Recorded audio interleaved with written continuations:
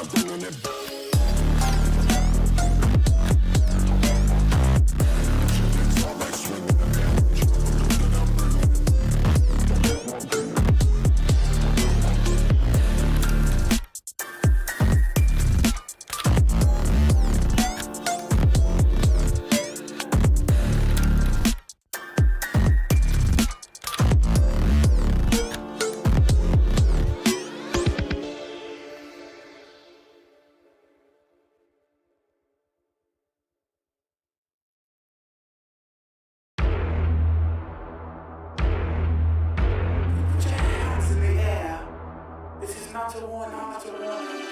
think that I'm running in place? Y'all really testing my patience. Right before I blow up the spot, I had to get back to the basics. What if my talent is wasted? And see what I'm lacking the placement. Thoughts as I rap in the basement, but my come up is legend, is greatness. I don't care now, it's pedal to the metal. I can never quit now, I will never settle. Puppet to the game, I'm pulling strings like Geppetto. We in the same game, but I'm on a different level. I passed it. Gotta keep grinding till I'm laid up in the casket. No fake round, but you feeling too plastic. Yeah, y'all feeling too plastic. They say my style crazy, but then it's straight jacket. Wow. Why you still testing my patience? Trying to turn me into something I ain't trying to be. All that hate is a heavy rotation. You gon' lose yourself, quit testing me. Don't make me lose my mind. Don't make me lose my mind. Don't make me lose my mind, cause I'm looking like Wesley, test me. Don't make me lose my mind. Don't make me lose my mind. Don't make me lose my mind, cause I'm looking like Wesley, test me.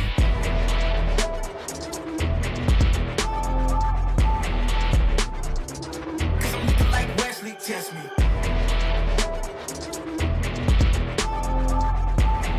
Don't make me lose my mind, cause I'm looking like Wesley, test me. Yeah, guess I know no better. I ain't got no chill, so they call me a devil, I know. Look, I am just a man on a mission. If I want it, then I get it, I go.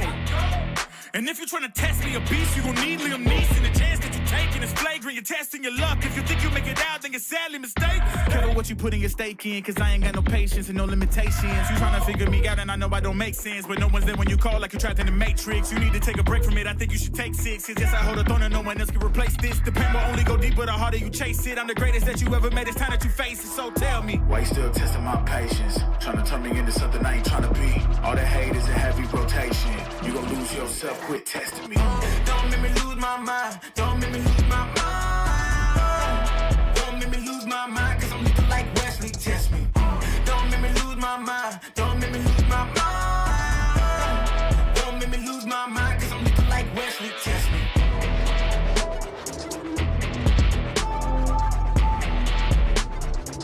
Cause I'm looking like Wesley, test me.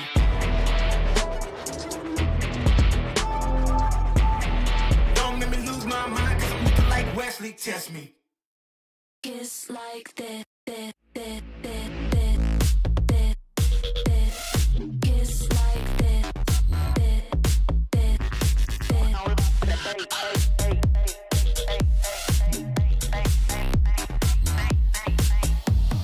Kiss like this, kiss like this, kiss like this, kiss like this, kiss like this, kiss like this, kiss like this, kiss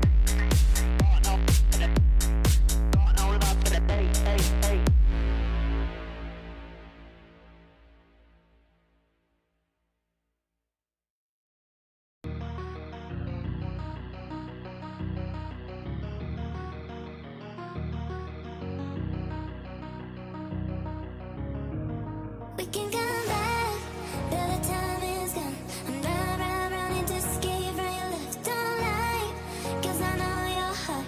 Don't try looking for someone to forget. 'Cause I gave you my whole life, and instead you gave me nothing. And you let me here lonely. Hey, hey. I was lost on my own way. I will never be the same girl. But someone told me never to stay. We can come back.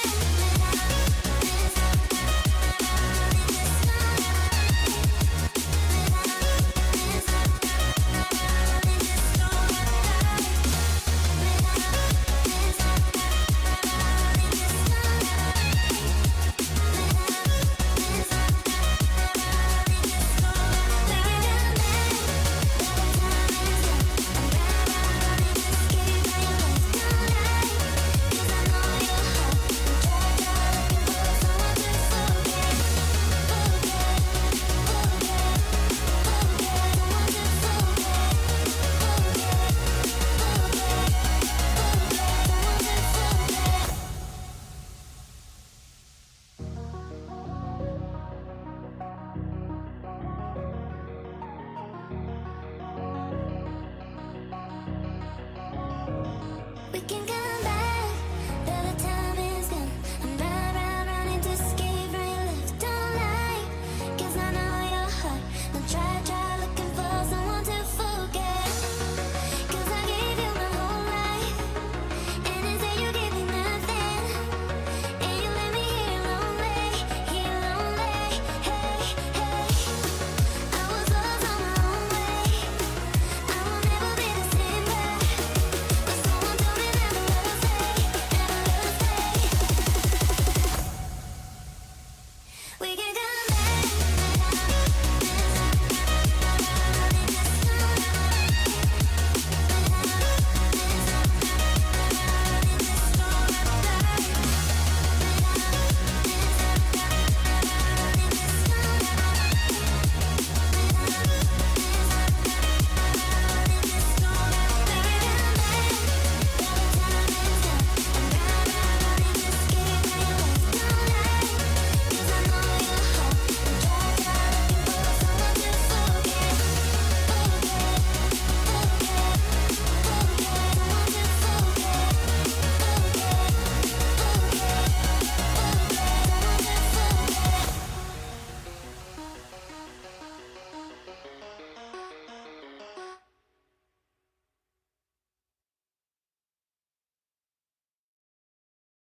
Cold like 0 degrees. I'm out the cage, gotta let out the beast. Revolutionary, gotta let out the streets.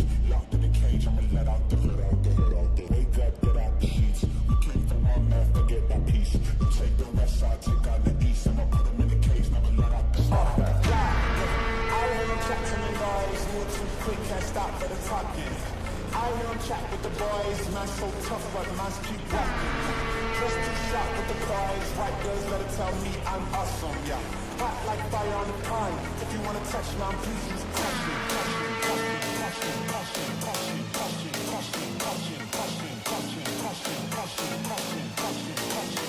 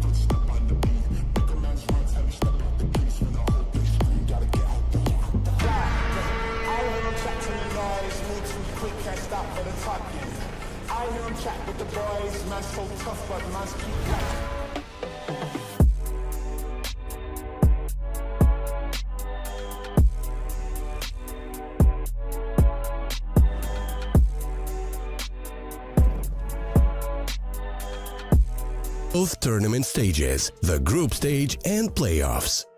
Get ready to join the action. Hello everybody and welcome back to the Hellcup. We roll on with the group stage and look to conclude our next group in proceedings. Group B has already seen one team through to the playoffs, and by the end of the day we'll decide another with two more teams dropping out of the competition. My name's Eternal J. I'm joined by Dweg as per usual for today's proceedings. And look mate, we're used to the higher end of the tier 2 space and seeing a lot of the well more known names, and so for us today it's going to be a bit of a newer experience commentating these three squads. Indeed, and there's a lot of history with the Hellcup and Hellcase together, and we are getting newer names. We're getting teams that are just starting to embed themselves in middle of the pack towards tier 2, maybe striving towards that higher end, and looking at the tail end of the year to just start being familiar in the circuit.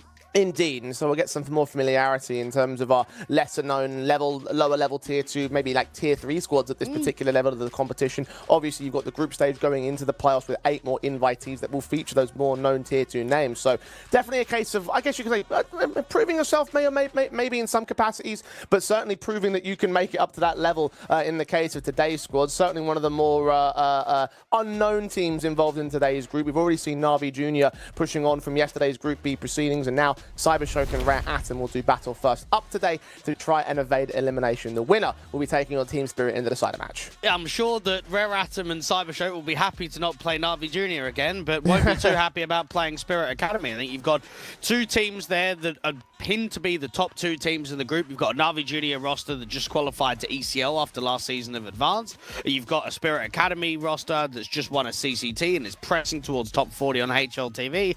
And they're going up against an outer region team from Asia and a Cybershock roster that grinds a lot, but isn't that successful in tier 2 in the current day. Yeah, needless to say, I don't believe that either of these two teams are going to be walking into the decider game later on this afternoon as the favourites. So it's a case right now of just evading the last place position. For a team like Rare Atom, that might be kind of important. I know that obviously for them, they are the Asian representatives of the competition, and they are already going towards the RMRs, and they'll have a chance to make it to the major. I think based on the fact of their regionality, they probably should make it to the major. The concern is the fact that we haven't seen much of them in Europe, and usually when we do, it's not a lot of success. Well, this is a Rare Atom side that unfortunately had to withdraw from IM Rio due to visa issues. Yes. So at least would have got an idea of what they would have been like against Tier 1 competition. I think locally they're very strong, beating teams like Tyloo, beating teams of Atox.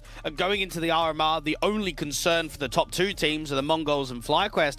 I would put Rare Atom as a team that could be in that 3rd slot. Now, you've got Lin Vision that's also there. You've got Drillers, and there may be Talon. I think there's a few teams that are all striving for that final push. And for Rare Atom, they've actually been in Europe for quite a while, boot camping. Yep. And I'm sure they'll use these last few tournaments, these last few officials with the RMR just next week to say, right, let's get as ready as possible. You've got to remember, home turf as well. China Major, this has got to be such a positive boost for Rare Atom to say, right, this is where we can actually make a statement this year. I'd imagine that they would want to, this is sort of like part of a wider game plan, this competition, as you mentioned, probably boot camping in Europe and doing a lot of practicing against the European squads. And the only real official we have on record against the European team in the last 3 months has been against FaZe. So want to see a little bit more consistency, and obviously you're not expecting them to reach that kind of level, but to get against these tier 2 squads, to get against these tier 3 squads in some capacities, get a little bit more practice underneath you and get ready for that play style is going to be key going into the major itself. Now, for Cybershock, very, very different in terms of their cohesion by comparison to Rare Atom, because they are all up and down the European scene. And they're players that aren't very familiar at the top end of Tier 2. You've got Fenomen that played on that Platoon beta roster. Lovicus, who played on Gun 5, who was actually okay middle of the pack towards Tier 2 on that stint. Notaneki played on Spirit Academy, so it could be quite nice to see if there's a bit of a rematch in that decider game. I look at Trunic, because he only joined, I think, 2 days ago. He's really recent, with Stinks basically being benched. Now, he's a guy that played in one of the very first iterations of 9 Pandas, the Seized and Co roster. Also played on Hydra and most recently Space, which is another one of those grinding tier 2 to 3 CIS teams. So you've got some names towards the lower end of the field. The one person that does stand out is the coach, though. Neva, he was the analyst on Windstrike. He was the analyst on 9 Pandas and was the head coach on Spirit Female most recently and Enterprise. So a Cybershock roster that aren't known towards a higher end of Tier 2, they'd like to be in that conversation towards the end of this year and moving into next year for sure. Well, if you keep track of the scene, you'll notice their names cropping up in many different CCT events and online cups of this kind of nature where they do make it into those top 16 positions. However, as of late, we have been seeing them dip out of those competitions in last place or near last place, so definitely to try and avoid that here today. Your head-to-heads, Child King versus Lovicus in today. Yeah, first off, you've got Child King, who's kind of one of the more up-and-coming players out of the scene, played on 1-3 and Wings Up before getting the chance of playing with some veteran names. And he's going up against a Lovicus player who actually didn't perform that well against Na'Vi Jr. yesterday. Only had 16 kills, 25 deaths, 74.6 ADR and a 1.7 rating. I know that he could perform at a much higher level, and I reckon he's got a lot to prove today. It certainly might be an opportunity to lay yourself up, if you will, for the Cybershock lads. I mean, I'm not sure how to weigh this up, Dwayne, because on the one hand, I feel like you've got a team that have a lot more chance to make it into the major because of their regionality versus a squad that have been on the grind of the European scene but not finding a whole lot of success. So which one would you rate higher by comparison to these two squads? It's very difficult to actually get a firm answer there. When it comes to the veto process, we know a lot of Anubis gets played here by the Cybershock roster, but it's like from both teams. Because of that, it's not going to get featured in the veto. Mirage coming through as a pick. I mean, we've seen Cybershock pick it, I think, twice in the last few months. Dust 2 being picked. Don't see that all frequently from Rare Atom. And then Ancient as a decider. You get a lot of officials played from Cybershock. I'd actually say they're a pretty good Ancient team. So I'm surprised that Rare Atom have decided to ban Anubis here and to go towards Ancient, because I actually think they give Cybershock a leg up in the veto. Yeah, I would agree, but I'm taking a look at the number of Anubises being played by Cybershock and wondering if that's going to be a good idea because of how well practiced they'll be on the map. Yes, there's not a whole lot of good victories on it as of late, but equally so. Like 48 maps played in the last 3 months of the Cybershock boys. Like that's a lot of Anubis to say the least here. Dust 2 on the complete contrary, only 5 times played. So I understand why the punish pick may well be the idea for Rare Atom. And you always carry that risk with a punish pick. I guess in these circumstances, do Rare Atom need to take risks to try and win out against Cybershock? Well, it's looking at 2 maps that are still being played a huge amount. I mean, one aspect you need to remember is that Rare Atom have played about 30-odd maps on HLTV in the last 3 months, and Cybershock are pushing 150. So no matter which way you go in the veto, you're going to get a lot of reps. You're going to get a decent amount of wins, because you are right. While this is a Cybershock team that isn't a top-end Tier 2 squad, they are still pushing for playoffs, which means they're pushing for a lot of main Swiss victories, which only, I guess, overinflates the map pool, maybe shows more wins than what it's really like against tougher competition. Well, look, you are talking about a team that have played in so many competitions as of late. Like, my note sheet, I tried to break everything down to 1 page, and like 3/4 of that page is just all of their tournament placings. Like, they are a lot of, there's a lot of things going on for these guys as of late. And not always successful, not always all that deep in their run. So a run in Hellcup is kind of what they're trying to aim for, to make it out of the group stages like a general position. I don't think that's going to be achievable, unfortunately, because of the group that they're in.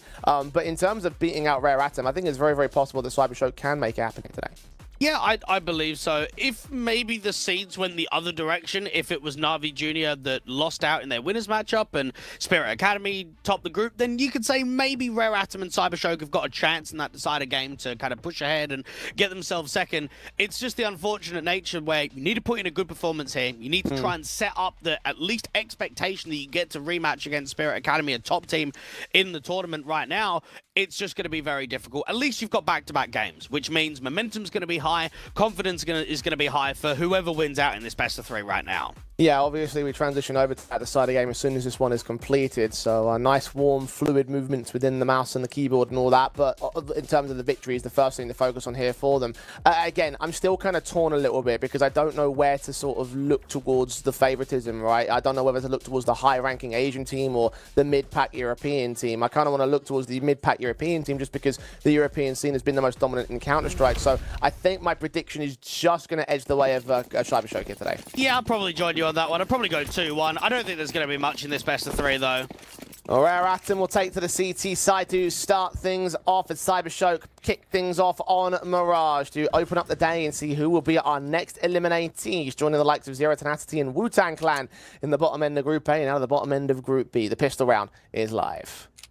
Somebody with a bit of an off angle out from short, waiting to see if there's a contact to come from the apartments. Now, something to always be on your toes when you're facing a Rare Atom or any of the teams from China is that they're going to be slightly wild. They're going to be a little bit more dry than the European and CIS squads, and they are going to hit very hard. So you need to be making sure that your trades are on point and that you're not missing util. Out towards the underpass, you do have a T-side player that's going to try and lurk. Push forward of that smoke, put one down towards the top end of Connector. Summer is going to be pushed out of the way while doing a little bit of damage early. Kaze trying to peek forward as well, spotting individuals, but chipping away the HP bars here. No opening kills. Somebody may well get himself one of them, and indeed, the good shot lands against the first man. Fenneman's on the corner as well, to the right-hand side. Headshots going to the P2K. Meanwhile, the teams have acted out towards the bomb site itself. Lovicus with a good returning kill, but Kaze straight back onto him. Bomb plant will just about be secure, but 2 versus 3 for the post plant here. Somebody's P250 picked up, Goosh down. Still got Liang taking Trunic back towards the back lines, and Notaneki cannot hold on forever. Overwhelmed by Liang. And a pistol win for Rare Atom. Lovely from Summer out there or from somebody, I should say, towards a ladder room. I mean, he makes that look just easy, doesn't he? Looking with the crosshair placement, 2 kills towards short. Yeah, the bomb goes down, so there's forced by the potential for the T side. But a good start from Rare Atom and a way to be able to kick off a 1-0 start. Opening stances of the CT side, and the rifles will be brought in by both teams. You would expect Cybershock did put the bomb down early, so they'll get the early set of Galils. No expense spared. None of those double eco things to happen in the early portion of this matchup. They want to get right into the fight. Indeed they do. And for Rare Atom, don't see many Mirage performances from them as of late. Only 1 win and 3 losses on this map in the last 3 months of HLTV. Let's have a see what they're going to be like on their opposition map pick. Child King with the M4 off angle, seeing quite a bit towards top man. The scout shot and the Galil's turning back from Notaneki. Fenneman and Trunic are going to go dropping in place. 3 versus 3 with a HP advantage to Rare Atom. Quite significant at that to the top mid player. The player on underpass also not going to be allowed much more presence here. Eventually caught off by somebody. And not looking all that amazing now for the Cybershock boys. 3 versus 2. It's a struggle because the CTs are still being active. They're still searching for a fight. And out to top mid, you've got a single Galil that's separated from the other one back at spawn. Notaneki might catch a timing against Summer, but it's tough on low HP. Does get the headshot, so the overextension individually means that Linghang needs to focus all of his attention towards mid now. A shadow advantage in that fight, but the triple is as far as Notaneki is going to take it. Now it's all on Lovicus to clutch at the round. A 1 versus 2. And time is still kind of with him. We'll have to make action sooner rather than later. The A site is open for the take. The problem is that short player, though. Got to get smoked off. Lovicus leaning in towards short instead. Going to have to challenge both of the CT players here. Liang finds the fight and just homes him down immediately. A quadra to 1 up the likes of Notaneki. Rare Atom take their second. Now, this is a Rare Atom side, Jay, that have played 11 best of 3s on HLTV in the last 3 months in comparison to Cybershock's 55. That just seems insane. Now, again, for Rare Atom, they're not participating in a huge amount of local tournaments. I mean, they topped out the IEM Rio closed qualifier. They had a local Chinese LAN that they lost out to Tyloo in the semis.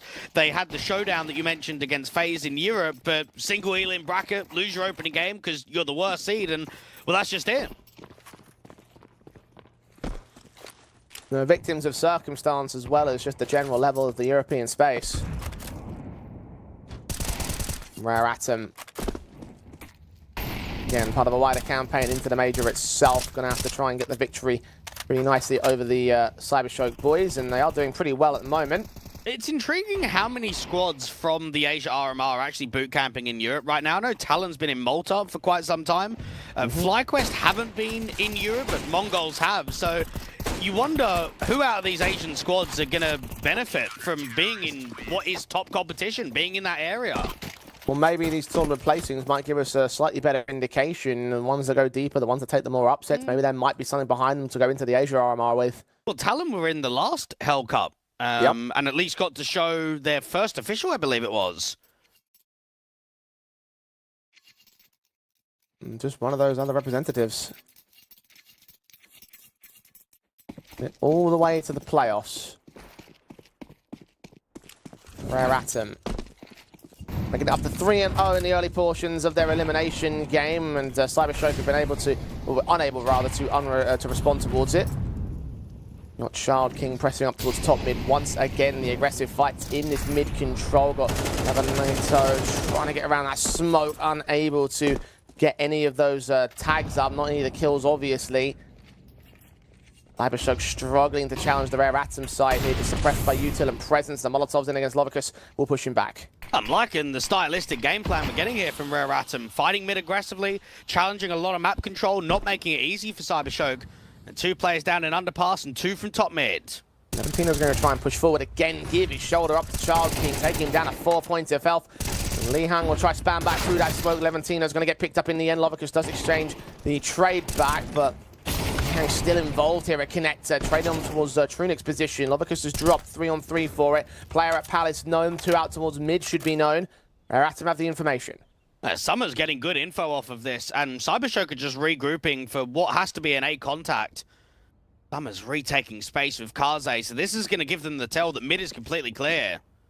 All 3 players peek in, and no one has been seen. They scatter quickly back to the defensive. They think it's a B play here. Gambling into the wrong bomb site at the wrong time. Summer will eventually break away, get back towards CT spawn at just the right moment, just before the execution comes in. Summer might have to get a contact kill, because you are right about the gamble. An over-rotation, a misread here from Rare Atom. 15 seconds, engagement's found. They've got to put that bomb down right now here. HE's on Notaneki, going to keep him suppressed. 9 seconds. Fenneman's trying to pass that bomb off to his teammates, but they're scrambled right here. Last second plant to come forward, open towards Connector. AWP if Fenneman's going to open up this kill on Summer, and the M4 of Kaze going to take Trunic right back. It's all on Fenneman now. All out towards ramp. Division vision on towards the bomb itself. Got 2 CTs inbound. He's so wary of that backstab, aware of only 1 player's worth of info. Smokes onto the bomb. Tap with the defuse on somebody. Kaze peeks to the right-hand side. The defuse will look to get stuck right here or win it. They can't find the bomb inside of that smoke. Rare Atom struggling to get the round itself together. Finally, they find it. And Kaze gets the kill on Fenneman. The defuse will come through. And Rare Atom will continue the streak. Yeah, that is just Asian CS at its finest. Takes 15 seconds to go and find the bomb. Rare Atom in the 2v1, though, don't give off that pick to the AWPer, so it's not quite a challenge. That's a winnable state for Cybershock. Rare Atom, though, just the mid defenses that we're seeing from them is actually testing the in-game leadership and overall decision-making on how they need to adapt on the T side. I expect they need to start generating a little bit more pace. They need more contacts towards top mid. Maybe more reliant on some of these lurks out A main. Have not seen walk attempts towards that area just yet. Li Hang blocking Kaze. Get up towards that boost position. Try looking towards short. Real action comes down over on Summer's part as he tries to push on and gets mowed down by the crossfire here. Good kill. Aggression punished. Child King is going to try and double dip back in, though, because they need to find a response somewhere. A lot of space is being taken from Cybershock right now. They've got Levantino all the way up here towards sort of that underpass outside B area. You've got a mid player of Lophicus. A regroup. Li Hang doesn't have a huge amount of support from mid, but does have a teammate close by at short at least. He's wary of someone being in a sniper's nest here. It was smoked off early, so don't have the information for the Rare Atom side now. Cybershock set up for the B execution. Somebody will need Liang to support him soon enough. If he can get away with a kill, that might still set them up, but still down by a man here. Preferably to go 2 for 1. They make their way out of a position. The flashbang does not affect somebody all the way. Able to get that kill in. Double up almost secured against Trunic. You got Liang that does find Lovicus in the end. Plant will be secure. Man advantage. Taken back to a 3 versus 3. But now Notaneki's the only player on 100 for the retake. And Li Hang's going to try and give himself a little lurk smoke by the seams of it. Needs to wait for some rotation room. Needs to try and get a dual swing that he can fire out on a contact. Engage to the back lines for Li Hang, not connecting any of those bullets. Notaneki going to be repositioning the incendiaries up towards the apartments, going to force that player back. Fenneman cannot stick around inside of that fire. And Li Hang close, but he check all the way at Van. He'll try to do so, but blocked out by the smoke. Notaneki's going to get that kill. Trin's going to get on Child King. Kaze under the fuse. He's going to get spammed down. And Cybershock will win their round. In one of the most unlikely of sequences, with Trunic and Fenneman being so low, you're not expecting that to be a successful post plant. The problem that Rare Atom find is that the rounds have been kind of expensive. You now lose your first one, and money is starting to basically disappear. Yeah, you can give yourself a full buy, but is it really a full one? Getting the rifles up, there's a lack of kits, there's a lack of utility, this could be a swing round. This could actually be a chance for the Russians to put their foot down. Yeah, Cybershock doing extremely well to get back onto this board and try and springboard momentum with it. As you mentioned, a round that they probably shouldn't have been able to win. But still, we're coming all together for them. Kaze tagged up early. Somebody engaging Levantino, but the AK goes one better with the headshot. Trunic's going to follow up on Child King. Summer has just missed his mark and couldn't adjust the crosshair accurately. Kaze and Li Hang are 2 versus 5. This is not going to happen. More like it here from the Cybershock side. I'll be very happy with all of the mid contacts that get one out there, because now it's a bit of a confidence booster. Even the AWP catches off the B anchor, and Kaze is low HP, and they know that he's going to be around market and on the B sites. They're sending players for the hunt. We've got all the info that they require. Should be knowledgeable of the fact that there is no retake on the table for him. Venom or posted still. Kaze repeats the angle and actually gets the pre-fire shot onto the man, so up to drop. Might want to go back into underpass and recover that for Trunic's part. In the end, Lovicus will get that kill. So no rifles will hold over from the Rare Atom side. As you mentioned, the money stake going to be leading to a straight eco for the CT side. Rare Atom have won 3 out of 15 games on HLTV versus EU or CIS teams this year. The only wins that they've been able to achieve has been against Nom, which is the Israeli team with Mesnal and Sushan. Ruby, who's sort of similar conversations as maybe Cybershock, middle of the pack tier 2 towards the lower end. But they did get a win against Sinners, which is quite insane. That is one that I looked at and thought, really? That's actually quite a good win. Demonstrating they have it in them. And the scoreline still has them in the lead right now, but that may be about to change. Cybershock again facing only the pistols in this follow-up round, so Rare Atom be looking for damage at most. Again, this is where the Cybershock boys can really come back into their own, really try and take control of this map up. Rare Atom, who had the lead early, may have to concede it soon. Levantino out here towards top con has got teammates in sight, so even if there's an aggressive contact from a CT, the trade back will be very easy from the rest. Molly's up. Ooh, they've actually evaded somebody here. Levantino's walked right past them, man. Going to get caught by Kaze, and somebody in this corner is going to turn back a secondary kill. A 5-on-3, making it 4 with Fenomen and HEs from Notaneki evening up the man advantage. Summers cannot connect a shot back here, but Kaze's AK can continue fighting. 5 points of health for the man, so shouldn't be able to get any more out of it, minus a very quick headshot, but he has control over the bomb.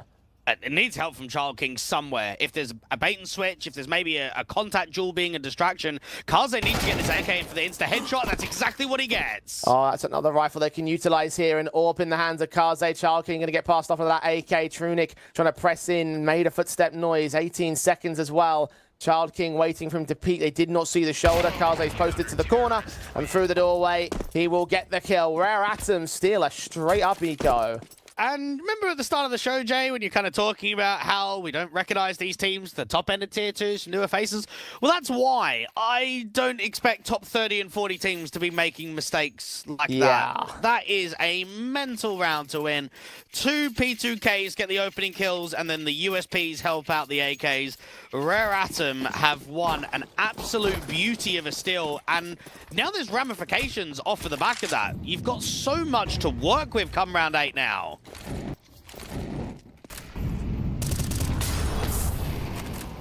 See Cybershock rebuying as best they can. The Galils on Trunic being a weakened element. Fast out of the B bomb site, they'll look to go. Levantino's going to catch somebody. Liang with that quick trade onto Notaneki.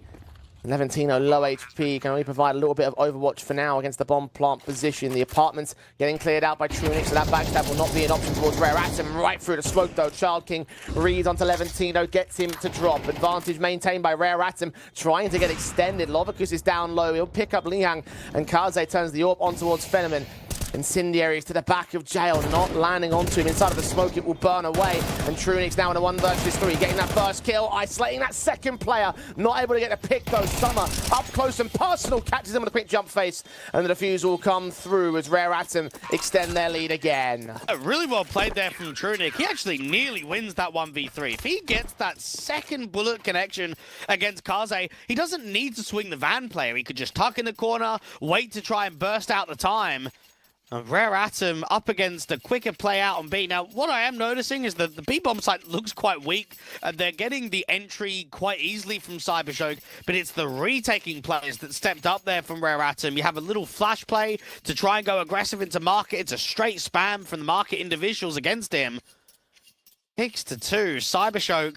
I mean, maybe it does come back to the conversation of the veto. Now, you kind of spoke about Anubis and how much it gets played. We have seen 46 best of threes where Anubis has been picked from Cybershock. They are one of the more consistent Anubis teams at the middle of the pack level of Tier 2. But because Rare Atom play and win Anubis quite a bit locally, they've opted against it. They've gone into something they don't normally pick. And now I'm looking at the scoreline and I'm thinking, they're not having the easiest of times. No, they're not. You guys talk about the possibilities of a punish pick for Rare Atom in the second map. Well, I mean, Cybershock picked into this Mirage, looking at the 3-map loss streak they've taken over the last couple of months here, and it's not quite working out for them. They can't quite punish as well as they hope to on the T side at least. 2-man advantage extended down to 1. Liang going to try and get it right back here towards mid in the underpass, but struggling with those sprays. 3v3 as Phenomen's allowed to trade him back. Get away with Levantino on half HP. Rare Atom had control for a moment, but lost it pretty quickly as well. Well, maybe that's the gift that Cybershock really needed. That should have been an easy kill there from Li Hang. Summer getting aggressive now. Everyone is grouped with the bomb out to Palace, and you've got a decent read on the scenario. Child King can play defensive in A main, or defensive in CT, I should say, while Summer can maintain A main, and because of that, it's going to be very difficult for the bomb to go down.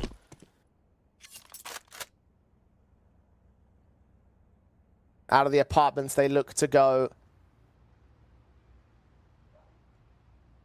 Only ramp defended by Summer. Have to swing back towards Palace to try and check the entrance. Or back to turn low. Timing could be everything, and he doesn't land the shots on Notaneki despite seeing the man. They now have the A-bomb site. The plant will be secured. Child King and Kaze going to try their hand at the retake here, but they're down a player, desperate to get that one half HP trade. Excellent clearance out there to ramp, and even an off angle being held from under dark. Child King is just getting no impact at all because no one's swinging out. Finally jumps up onto the ticket, sees one individual, and then the AWP is baited. Kaze might as well just save in the 1v3 because he's going to get hunted down. Cybershock get themselves up to 3. Not even allowed to save that AWP there. Phenomen ready for the jump up, getting a headshot. Kaze dead before he hits the ground. And even though Cybershock can't win this half, they're continuing to bring back the deficit against Rare Atom, can equalize at the turn. The Asian squad doesn't really have enough cash to go for the full investment. Despite that, they're bringing in those 2 M4s, and they'll buy anyway. Upgrade pistols of FAMAS. Not 100%, but it is an investment. And this is now a chance for Trunic to just get more familiar with the team. Again, he debuted yesterday. Only took 6 rounds off of Na'Vi Jr. So anytime you can get a map victory, you can keep a competitive game, it's going to give him more time and more experience to embed into this new roster. Child King's SMG all turned away for the moment. Timing is everything on his peaks towards that ramp position over at Palace. The body block of that smoke would have been heard, so those Palace players back away. The ramp walk continues up here though. Trunic seeing that bomb now. Phenomen going to try and support it, but with that information, the CTs are on their way up. Smoke to extinguish the flames in from Connector. Levantino's going to come up and support his teammate. Molotov's in towards CT spawn. Notanek is going to get found by Summer here, so that's a 4 versus 4. But a plant open can get secured. Somebody cannot deny from this position. They'll try and Molotov him away, but they're a little bit too late on that utility. A lot of util going down out towards Connector, and they just got to try and stall in the post plant. AWP's already taken a contact. Phenomen falling. Summer advantage for the T side, and Rare Atom a lot more early into their save this time, knowing they put so much behind this round. Will not have anything out for number 11. They'll keep their weapons. It will at least be something for the eco basis, and Cybershock will get to number 4. Rare Atom will try and contest against the 5th. Now, Rare Atom have Child King, who probably does as much as he can. He's trying to get a contact between both Ramp and Palace, and he knows that the Palace individuals are there because of the body block of the smoke. The issue is, what do you do with an MP9 without support? You try and stall for time, you try and play around the util, you're hoping that you can go 1-for-1, and it just doesn't quite happen. Cybershock, at least in terms of the kill distribution, it looks a lot tighter than it has been for Rare Atom. As a unit, they work together. Find impact across the board here, whereas Rare Atom have had some awkward moments. Child King, unfortunately, bottom of the board, 2 kills to his name. In various awkward engagements at various different points. Somebody's going to have another one there against Lovicus.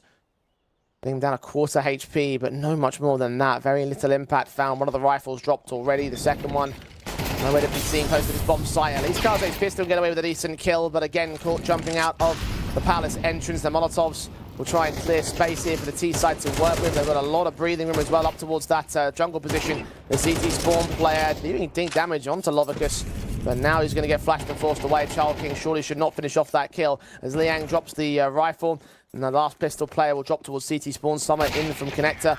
Not even going to catch a tag on towards Trunic. The Cyberstroke side will win this round. Rare Atom, one final bite to close the half. We did see a Mirage official from Rare Atom most recently in the 500 Casino Halloween Cup, and that was against Endpoint, where they didn't really hold weight. Endpoint's map pick, and they got 5 rounds in the first half on their city side, transitioned into the second half, and couldn't do anything. Really struggled to even get themselves in man advantage scenarios. So I'm looking at 6 rounds on CT, thinking you need to push for as much as possible, need to try and get up to 7 if you want to at least contest this first map of the series. Levantino getting involved towards mid early. Child King switching to the AK. Lovicus can take him right back. Fight on a second man towards mid and get him to fall. Trunic caught Summer elsewhere in the meantime. Kaze standing, burning to his death. And they have overwhelmed them here. Cybershoke, a 4 versus 1. Somebody, all of his teammates falling in the initial engagements. All he can do is attempt an impossible retake. Shut down at the first hurdle. And Cybershoke will even the board at the turn of the half. It just felt towards the end of the half, they got beaten by pace quite a bit. We saw good changes of the defaults itself, the slower plays out towards mid, but then the quicker B pops and out there towards A ramp. I mean, top mid in that particular round. Yeah, you might lose Levantino, but you start getting the traits back instantly. 6-6, Cybershoke, they'll be quite happy about that, because remember, they lost, what, a complete USP eco. If that round goes differently, could be an 8-4 half. It could be them looking to close this map out pretty quickly.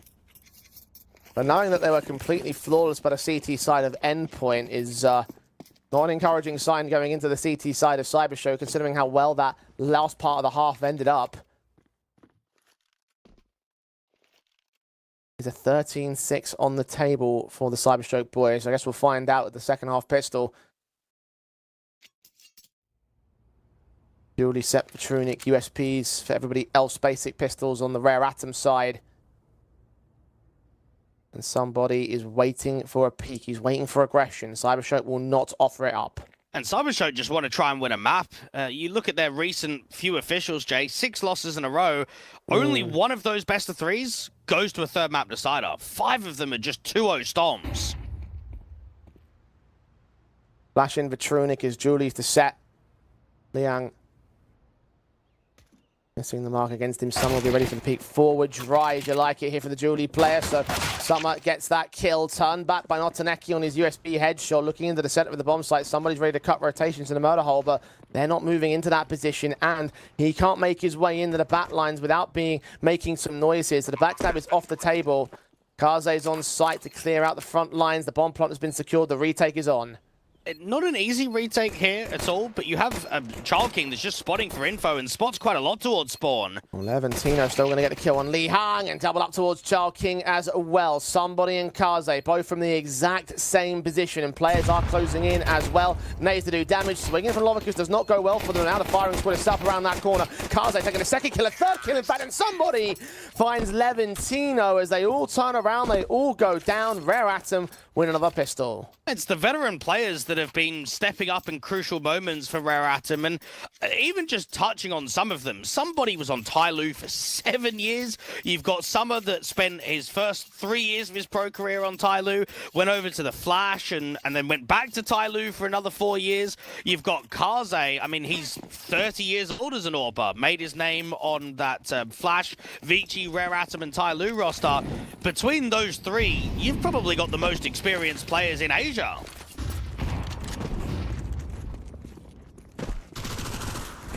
Cybershoke At times faltered to that experience, but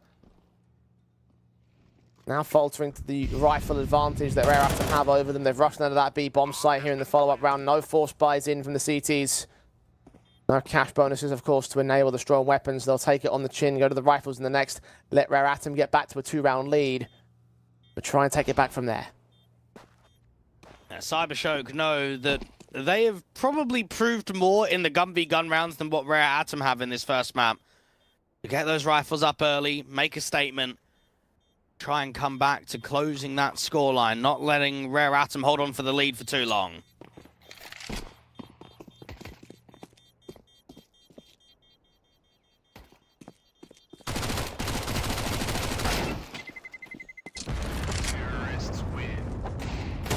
They get a final exit frag away from the CT side. They'll try. The Deagle not able to land the kill on Shard King, so not an massively expensive round there for Rare Atom. Keeping 3 players alive. Rebuys will come in for those AKs. And Cybershock will also get onto the guns. Their chance to strike back and push Rare Atom onto a back foot. 2 rounds in the lead for the T side at the moment. Let's see if that changes. Rare Atom will be looking for an opening man advantage out here from mid. You've got an opening challenge with nades towards Connector. Very aggressive play from the CTs, though.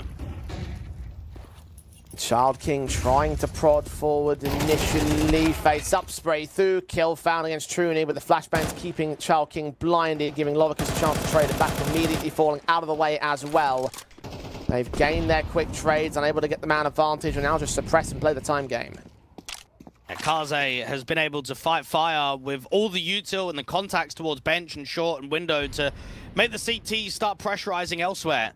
Got a bit of a walk attempt into A ramp. Summer maintaining both the palace entrance and bottom of ramps. It's all about timing on if there is a further push, whether he catches it or not.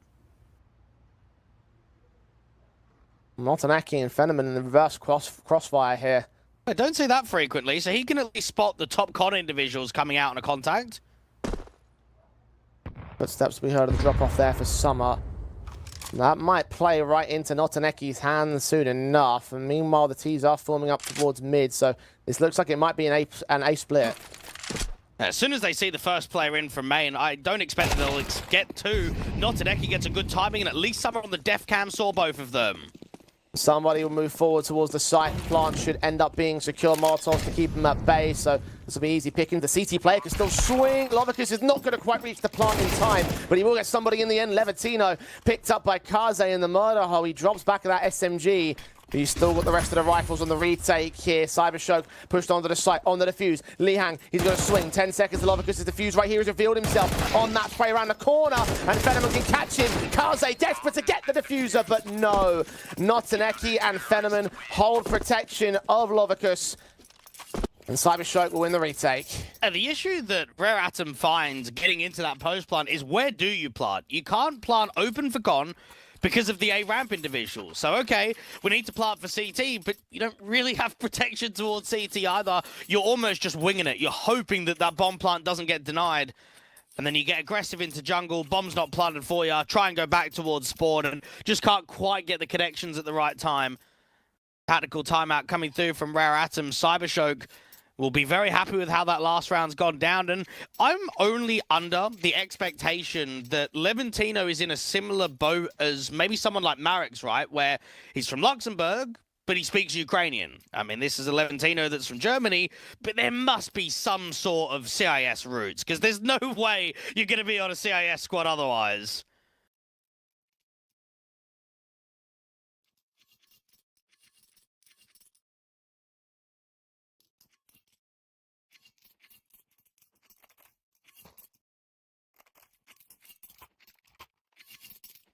His position on impact cannot be understated.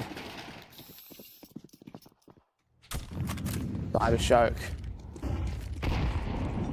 pushing Rare Atom back down to the force fight statuses. The M4 of Fenneman involved towards mid early. Somebody got tagged up heavily in order to engage against the man and trade it. Lovicus at dark being left unchecked right here. In that palace, an entrance can come through. 2 players seen. Li Hang and Kaze overwhelmed. Notaneki follows up. Child King down, somebody on 18 points of health. No way he wins this round. Cybershoker back to evens. Right there, just a lazy clearance of the underbout position. Easy trigger discipline for a multi-frag to come in. Somebody can't do anything. I mean, this is a force-up which actually feels almost kind of like a lighter eco. There's just been hardly any impact in the round. Yeah.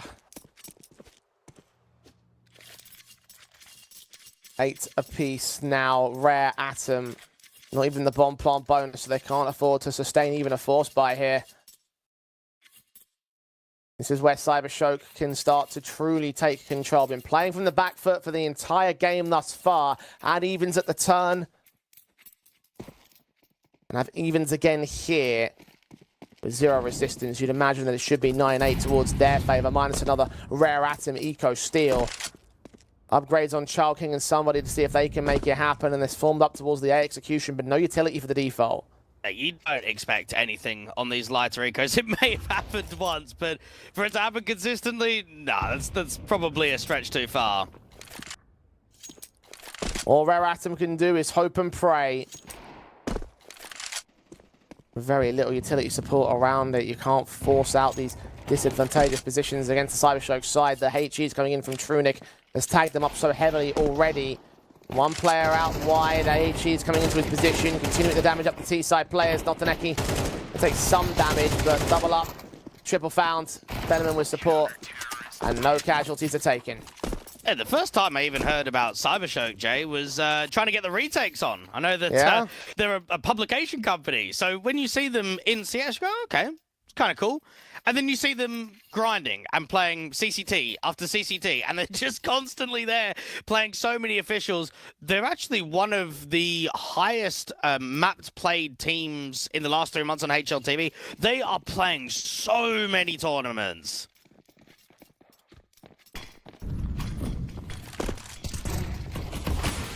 Hellcup just another one to add to their ever-growing list. Rare Atom so contrasting to the level of competition that they're playing. At the moment, somebody straight up forcing out the fights in from jungle is going to get put back in his place for 2 trades back at the CT side. Summer Spray, far more awkward. Charkin can take back one and double up onto Notaneki, who was tagged up so heavily by somebody earlier on the round. Now Levantino, 1 versus 2. The bomb not committing towards the A side, going to get picked up from the apartments area. I'm just seeing that gap. Child King is going to hold the clutch in and hold the triple for the round on Rare Atom. And that actually is just a mad round. You've got an aggressive somebody trying to press out there from window room, gets 2 kills. You're thinking, okay, maybe he gets the 3rd. Even if that doesn't happen, trades are going to come easily. And then somehow Cybershock get a bad advantage, and it comes to Child King to work 3. Asian CS can be wild at times, and Cybershock are going to be very familiar with that after how some of these rounds have played out in the first and second half. Rare Atom going to the set piece, it seems, here towards that A bomb site. Bombs ready to go and everything. Mission incendiaries will burn out quickly. And the smokes are set on already. 1 towards stairs, 1 towards CT. At least Connect Jungle pretty much opened up. Child King going to face in. Notaneki's going to burn quite heavily. Try to play at the end of the smoke. Someone's going to get that kill. Player at the end of the smoke back towards Jungle is going to get seen and pushed away. Fenneman with an AWP pick. Somebody so close towards Trunic. Trunic responds, or reacts rather, but unable to get the kill against him. Cybershock pushed out of the bomb site and down a player here for the retake. It might as well search. If they can get a kill, they can commit for the retake. If nothing presents, then you just opt for the save and you hold on to your weapons. Lovicus backed up into a cubby corner. Kaze on the stairs. HE on somebody, gets him. Hate shot comes in for Lovicus. Sees Child King as well. Bursting down to do some damage. He tries to fight onto Levantino and does get that pickup. Look for the second man. The USP round the corner of Fenneman picked up. Summer now known towards the bomb site. The defuse will need to come in soon. They're out of time. And Lovicus has the defuse get outside of the site. He's not got enough time for it. He backs away. Cybershock just took that little bit too long. And Rare Atom will hold the round. Rare Atom have been very aggressive towards A. And this is only surely where there's a change up in the CT setup of maybe starting 3 towards A, maybe having a bit more anti-rush util down there to the ramp position. And they are just being beaten by pace in these last couple. Much like how Rare Atom were being beaten by pace on their CT side. Cybershock weakening the rebuy back of Rare Atom. Yes, Mac 10 is in for Summer, but it's also an SMG for Levantino. Rare Atom not so much heavy-handed towards the A site this time. The Orb Phenomenon spam down by Child King, barely able to escape his eye. Will dish out damage to a second CT player. He's almost tempted to push the smoke. In the end, both of those CTs will get out of there. That is insane that it's a 5v5 there. Levantino with the deeper smoke out to the apartments has stalled the T's for a moment and dropped down. Another teammate out from short, recycling util. It's going to be the B-pop. Here they come. Molotov's out, flashes in. Summer Mac 10 close quarters against the SMG. Jumping Mac 10 even as well. Lovic is put down by somebody who swings onto the Orb of Phenomenon, trades it to a 3 versus 3, and they back off to regroup. The CTs are going in for the retake here. And this is where, similar to the last round, Jay, you've got to search. If you can get a kill, if something presents, then you can opt to go for it. Only got 2 entryways into bomb site, though. No one's up on short here. They're hiding away from the market door. They know that our AWP is a threat. He'll provide cover for the automatic rifles to push forward. Not an Eki around the corner. Somebody swings to the kill. Second player caught by Kaze, and his lineup comes up good for Rare Atom, who now extend to 11 and are closing in on the end of the map. Well, it's an unfortunate timing because both of those B players are just out of position, aren't they? They're sort of regrouping together to pass util between one another, and then bang, that's when the site hit's coming in. So you don't have a bench player. You don't have someone on the back site. You don't have a deep, short individual. You're just not set up to deal with that aggressive move. And Summer just immediately gets that close kill with the Mac 10. Trade is almost instant. The B players did as much as they can to make it a 3v3, but not enough. Rare Atom are coming extremely close to stealing map 1 of the series. Flash in on Child King. Pistols trying to push him, trying to get some sort of responsive generated, at least try and expense out this round. And from Rare Atom, set them up for some sort of reset in the follow-up round, because that might be the main way which they make it back to overtime right here. 2 versus 2 as Not Aneki continues trading. AK picked up, and Liang knows where that second player is. Rifles littering the floors, but all up towards mid, where Lovicus can't claim them, so his 5-7 will be his only defensive towards the B site. I'm not liking this from Rare Atom. I'm actually quite nervous in this 2v2. Yes, you've got info that there was a player top cod and 1 short, but there's separation right now. At least they're stalling the clock. At least slowing it down, it puts into question, should we gamble stack? Should we continue to search? How do we play the AK with no armor? Hearing rotations out from Murder Hole and the back of Market, so that's at least something to work with. AK on the bomb site. Liang could get caught looking the wrong way. Notaneki's got him, and he's looking up to Palace as well. Good reads on Kaze, but his AWP finds the headshot. Going for the plant. 5-7 to swing for Lovicus, and he gets his man. Cyber Shoke have just stolen the round back. And Rare Atom are not allowed map points. And it should be one of the easiest of rounds there. I think they're just doing a little bit too much. They come out to top mid, yeah, and they spot basically the entire team. Okay, it's a 1-for-1 trade. Just slow it down, regroup, and go together. Instead, you've got players that are trying to fight underpass. You've got an A player that's just running out A, looking to trade the con, but then just gets caught by CT. A Rare Atom were way too individual against the Light and Deco. And now, I mean, what money do you have to play with? Do you even buy here? It is so lopsided for somebody Summer and Lihang.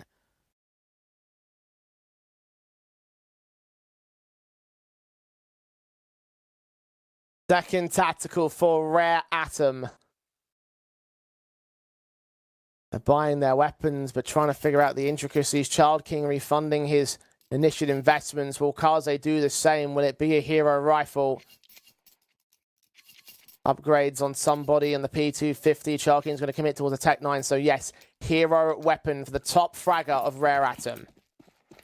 Now this is where Kaze needs to make damage happen. You've got to try and get at least 2 kills in this round, I want to say. With this level of investment, with round 22 on the cards, you can't afford for this to be an average hero. It needs to do work. Fenneman, AWP aggressive down here from underpass. Should be able to get first contact and then just fall away to con. Good to attention, but will not look all the way all the time.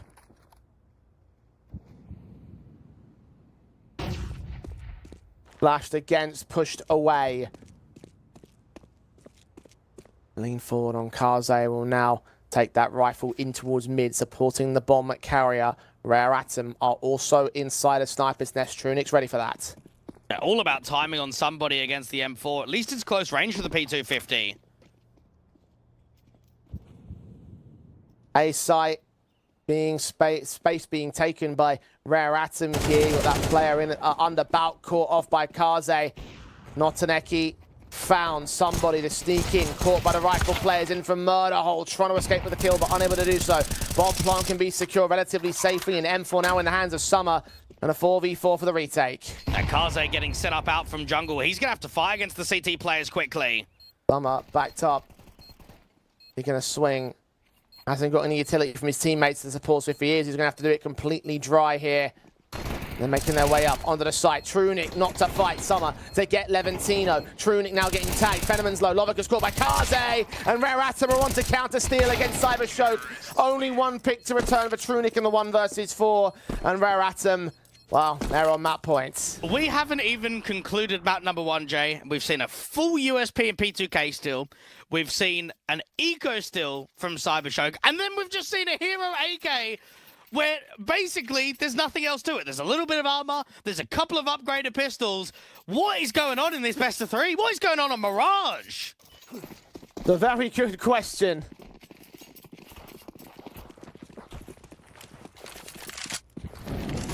Cybershock.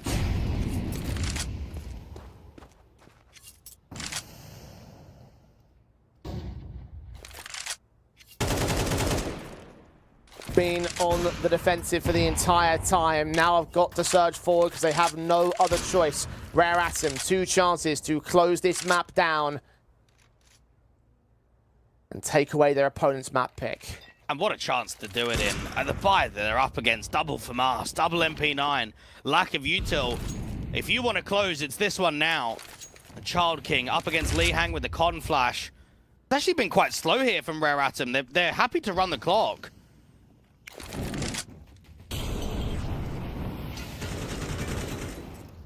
Fights on Fenneman, dishing out early damage. A lot more done by comparison to Liang. It's just a little gap in that left-hand side of the window smoke, so the CT try to work on the edge and gets punished. He's still alive, but for how much longer? And what more can Fenneman do here? Summer swinging forward. Lovicus has no idea of the flank. He gets out of the ladder room, though. Press onto the B-side play. Lovicus has caught off one player off guard and catches Summer all the same. Yes, he's low HP. Now somebody to move on towards the apartment to support that bomb's entry position. You've got Levantino right behind him, though. Molotov towards the balcony. He's going to force him out of the way. Tries to swing to get the kill. Back the AWP of Kaze, caught in the middle of the air, but still lands on Lovicus, and Child King's inserted through the murder hole. He's turned it into a 3 versus 3 with a massive HP advantage, but the MAC 10 is still involved. The MP9, I should say, back towards Ram, dropping the bomb at the 10-second marker. Child King and somebody need to trade. Plant safe. Set up the 2v2 post. Plant! And one player's going to fall. Child King. Now a war on 2 fronts to fight against. Notaneki pressing in. Fenneman is low HP still. And behind default, the AK fights on. Fenneman is caught. And so is the second. Rare Atom will close in a 1 versus 2 clutch. 13-10 over Cybershock. Yes, an insane performance, but for Rare Atom, I guess at the end of the day, no matter how wild it is, they pushed an uncomfortable map in the pool to a map victory, which only then drives that conversation about the weakened run of form for Cybershock. Those 6 losses in a row, the uncomfortable natures of consistent O2s. I mean, it's shaping up for what could be another one. Yeah, I mean, I can't really say much other than that. It was a wild sort of matchup, but it was still a map victory, I should say, for Rare Atom on Cybershock's own map pick. We're questioning the veto, wondering whether there were any punish picks involved, and you could argue this being a punish pick with the Cybershock side, it carries just as much risk because they could have gone towards that Anubis strength, and they opted not to do so. Here on Mirage, it has cost them. And maybe that tells you about confidence levels of this team. I mean, they pick Anubis against everyone. But then as soon as they're playing an out-of-region team that hardly play in Europe, that don't mind that map, oh no, we don't want to play it. We want to go into something else. So it gives you quite a bit to think about. Overall, from Cybershock, they probably were the better team. They probably showed more in Rifle v Rifle rounds. But it was some of the scrappy ecos and low buys and just overall late round situations that ended up costing them the map.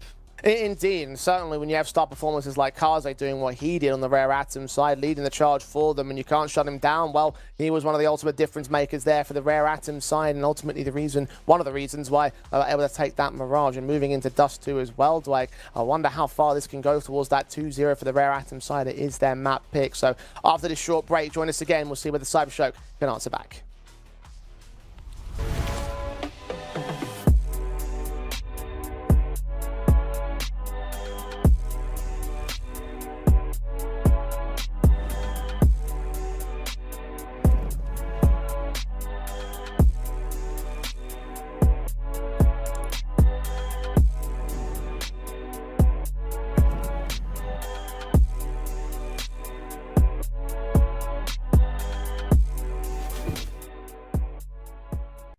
Come on, it's almost yours.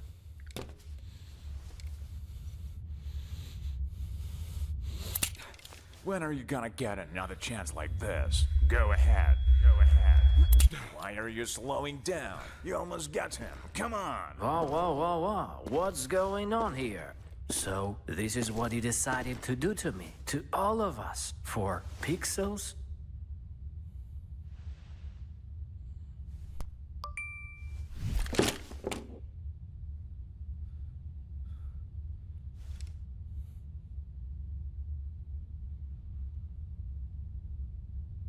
Fuck you and your Roland. Let's get out of here, bro. Have you seen how many scammers showed up?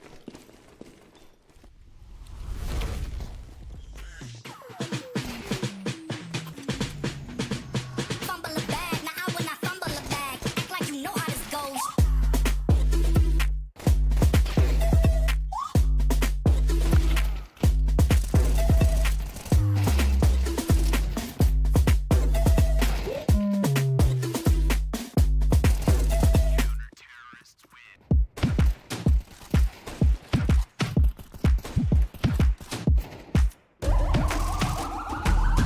This is the moment we waited for.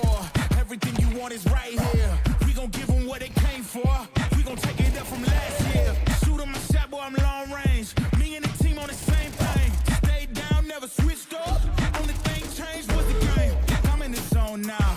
Nothing can change what we on now. When I pull up, know it's going down. Foot on the gas, ain't no slowing down. Aiming for greatness, no settling. Kick down the doors, they won't let me in. Taking no L's, yeah, I gotta win. Watch me kick down the doors, they won't let me in. Who running the game now? Foot on the gas, can slow down. No, my team, we holding it down. We know we running it now. Watch the game change. Watch the game change. Watch the game change. Watch the game change. Yeah.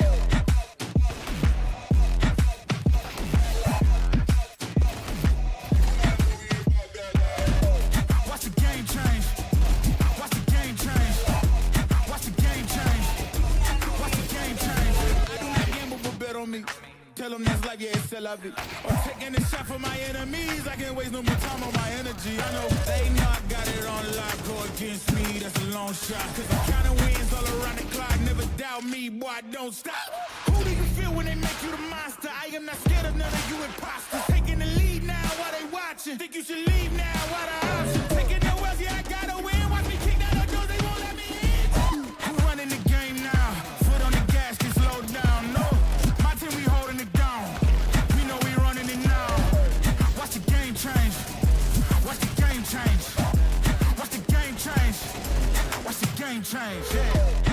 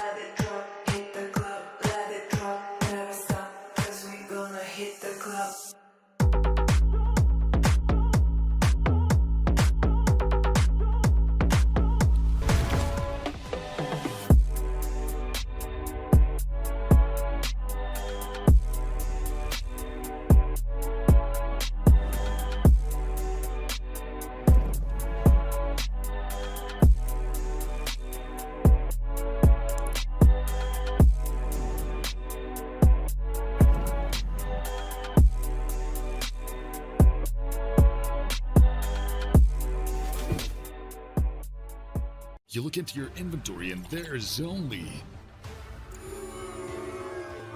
It's time to forget about this garbage. Here you will find everything to play with really cool skins. Open top cases.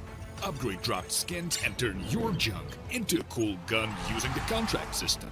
Every day, thousands of people upgrade their inventory with us. Hellcase.com. Look at yourself in a new way.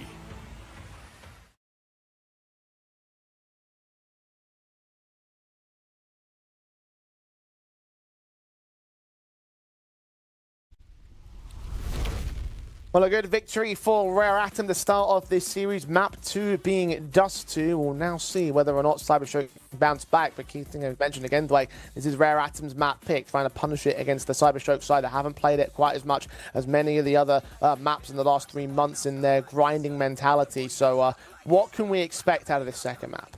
Oh, you expect Rare Atom should 2-0 here. I mean, this is a Cybershock team that typically ban Dust 2 on the second wave of the veto.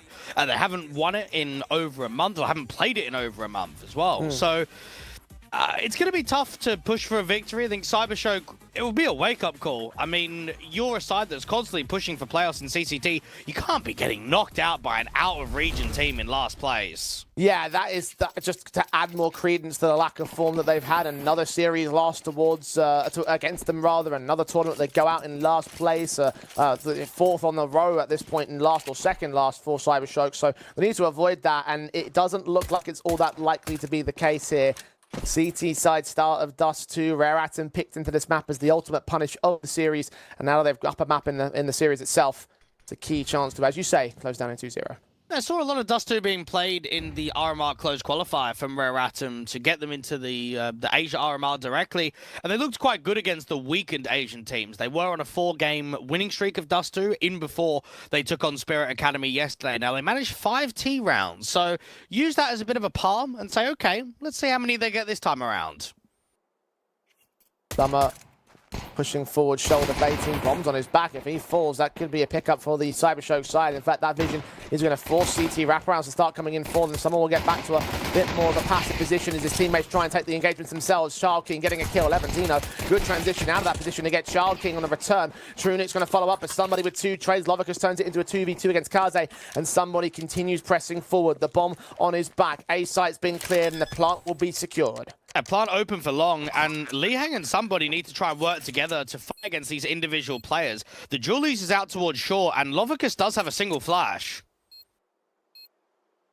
Pressing on, USP swinging for somebody. Has to be careful. He's on low HP in this exchange. His teammate will goosh down and take down Lovicus. Follow up onto Notaneki, and Rare Atom will claim the pistol. A good movement from Rare Atom to jiggle the contact in short. Realize the Julies are there, so we don't want to fight aggressively. And they end up just falling back, don't they? They wait for Cybershock to make the first move, and they wait for the CTs to get on the front foot, and then that's when they can capitalize with the height advantage out on the Xbox, the 2 players in at short. Good trades from somebody overall, and Cybershock take an instant tactical after losing pistol. I believe they're first of the series. I know Rare Atom took 2 in the last map, but I don't think Cybershock took any. Rare Atom certainly took all the pistols. 3 for 3 right now in this series, and the leg ups that's given them, of course, to reclaim the lead after Cybershock equalized at the turn of that second half. And the 4-0 start that Rare Atom had gained over on Mirage. Wondering if they can try and do the exact same thing here on Dust 2. And this has been a complete rebuild year for Rare Atom, because I remember earlier in the year, they had the European lineup. I say European. Core Asia, but with 2 Europeans. They had Corey in there, the Hungarian rifler, and then Fuzi, the Swedish AWPer, was also in the squad. They had Twixer, who's, the Finnish head coach, and then I think Peku was even there too. So had quite a lot of international spice towards it, but back into the local scene, and instantly looking on the charge to qualify to the major. Nice HEs on Summer and Child King. Levantino, damage up against them. Kill found on Summer. Unable to find the opening pick for the Cybershock side. They have forced the issue into this second round. They did that on the T side of their last map. Lovicus going to pick up Summer in that 5-7 in the end. The HE damage is going to compound eventually. Smokes involved to leave that CT player isolated. Fenneman still gets picked up anyway, and Lihang follows up onto Lovicus. Notaneki will also drop in the exchange. 1v3 down for Trunic. Trunic with the scout has basically got the impossible task here. and knows that the bomb's out towards long, knows that there's a mid lurk, but even with the gap in the smoke, might be able to get one kill, but get traded instantly here by somebody. A Rare Atom go 2-0, which will only be a 3-0, considering it was a force. Pistol conversion eco. And the 3 on the trot for Rare Atom to insert themselves into this team side and get off on the right foot against Cybershock. Not allowed to find impact early, not allowed to find damage early for that matter. Overall, the economy profiteers for the Rare Atom side, and weapons can still be played as bonuses into the next round and the round afterwards. A few upgrades still available for Notaneki, Lobicus, and Trunik. The Deagles trying to fight back on Child King, whose Mac 10 is so ready to get some cash together. 30 HP for him around this corner, however. I don't know if he's going to last all that much long. Molly's up, AK of Kaze to peek in first from range, fights onto one. Lobicus does take it right back. Liang's also going to get picked up, so Cybershock have forced out a 3 versus 3, but no more than that, it doesn't seem. Child King fire up against the short player. Seen him already and drop down towards spawn. They know exactly where last is. Not an Eki. 17 HP with only a real USP. No upgrade there, the Deagle from anybody else. So, clean round? Probably not. But it doesn't get too expensive, does it? Only lose a couple of bodies. You can focus up on the next rifle. And Rare Atom need to just be pushing for that first victory. I'm sure that going up against Spirit Academy yesterday, there would have been a lot to learn in that best of 3. And if they can get a comfortable 2-0, if they can't get tested a huge amount here by Cybershock, that actually will give them confidence to say it's not impossible for us to move into the playoffs.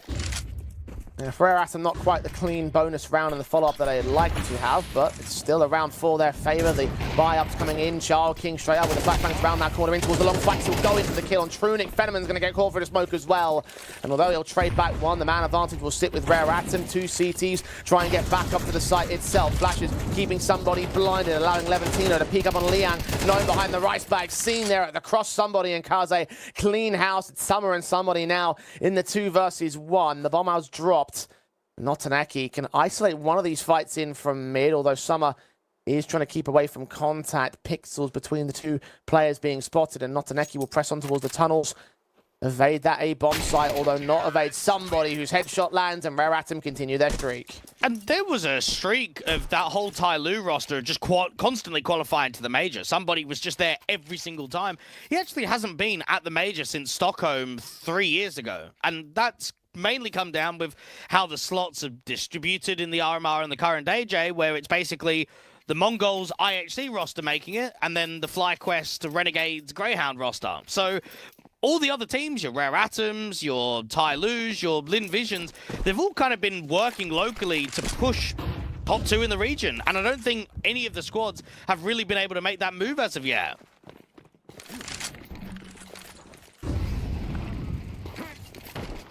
Levantino is going to challenge with these rifles and pistol combinations. The hero weapon buy actually forced out 3 kills, including the bomb carrier. They weren't ready for that mid-press, and well, Cybershock will seem to be the beneficiaries of that press on. Kaze caught with a dink down to that SMG now. Half HP, gets away with 1 pick, and Levantino has gone in with the knife kill and all. Couple of AKs held up for them. Liang, no way to work forward here. Going to get picked up by Trunik, and that is a steal and a half for Cybershock. I don't really know what happened there. I mean, we were watching it from the long POV. There's a single fight that gets lost to a Deagle, and then you look at the scoreboard or you look at the radar and you go, hang on a second, what's happening in mid? You've just got all of these fights being missed out. That is another eco being won, and maybe that's something we need to address as this series concludes towards the end, is how many ecos are actually being won? How many of these low investment rounds are being converted into round victories? Seeing a handful of them over on Mirage, and already one out for Dust too, only 5 rounds deep. Cybershock up to 4 AKs as a result on the CT side. A lot of firepower in their hands to convert it onto Rare Atom to try and build back into the scoreline, which has started off in the exact same way as Map 1 did. Cybershock get their 2 rounds and then lose towards an eco before Rare Atom pushed up to number 6. Try and avoid that here on all fronts. Yeah, somebody's looked excellent with these trades out towards the long area, so he's going to be the passive lurk this time. Summer Just sitting back at short defensively with Child King and Kaze close by. Levantino just wants to get on the edge of that lurk smoke. Try and see if any of the T-side players are going to scale. Re-smoke on to the short presence. Liang's going to get picked up. Notaneki and Trunic with those kills. 5-on-3 established. Cybershock finding individual fights in at Longhouse and at the tunnels. 40 seconds. Time starting to tick away on Rare Atom. Only one player with a full set of utility. Levantino starting to make his way away. Heard of those footsteps as the smoke starts to clear. He's going to get caught with utility in hand. That Molotov unable to go down towards him. Flashes unable to get towards Lovicus. He'll swing up from the ramp. Get two players. Triple sequence, not quite found. Kaze tagged up so low for it, so Trunic can take him down with G, and Cybershock can follow up. A bit of a weird round that they pressure two areas of the map at the same point. So you have an aggressive walk in upper tunnels and you have an aggressive fight. Somebody was sitting back on the car outside of the Longhouse, almost towards the T-spawn area, just waiting for a contact, and both come in. You mentioned they win both of the fights. A bit of a weird timing too for the short individual to just have the molly pulled out way too late and to strafe way too late. A Rare Atom though, off the back of losing an eco and now a gun round, they've run out of cash. Yeah. Oh, shot from Phenomen's fantastic. Cybershock. Light work of the counter pistols of Rare Atom, unable to find a similar steal that the City side did. Even with the aggression from Levantino, who set up that previous hero round. And does get caught off by Child King, so a bit of punish there. Lovicus could also get sandwiched, but no further challenges of the T side here. Child King might peek into suicide at the right moment. Lovicus is back his turn as the Eagle starts firing, and the Tech 9 does his dink damage, giving Summer a chance to trade back. Still 3 versus 2 here. Cybershock hold the advantage and extend it on Venom and his shot back Summer in a 1v3. It's not a country that you see AWPers come from, Belarus. I mean, you get a lot of decent riflers. We've seen that with Nemega. We've seen that with Lollipop 21K. But in terms of AWPers, none of them come from that area. Correct.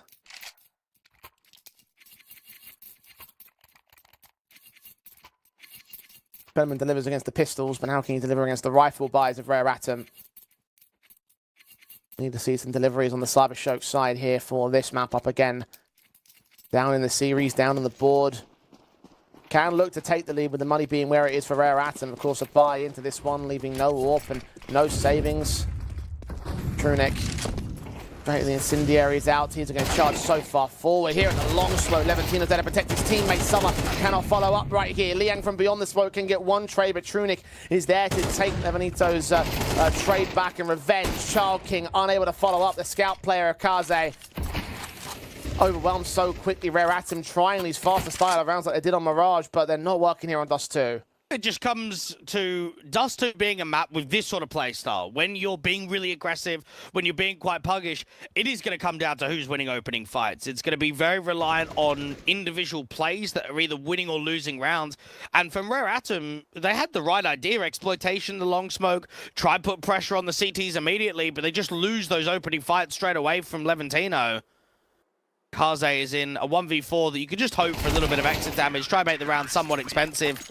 Cybershock have got themselves a bit of a round streak, and it would be nice to actually see Cybershock take the lead right here and right now, so then they're on top of Rare Atom. They're not always trying to claw back that scoreline. They're not always on the back foot, and that they can actually show us some of that quality that you expect from a team that's constantly pracking in EU and CIS. Yeah, with the exception of a single round where Rare Atom conceded the lead towards Cybershock, that has basically been the trend of the series. Constant deficits, constant fighting back for Cybershock's part. And considering the setups here, they should be able to take that lead away from Rare Atom.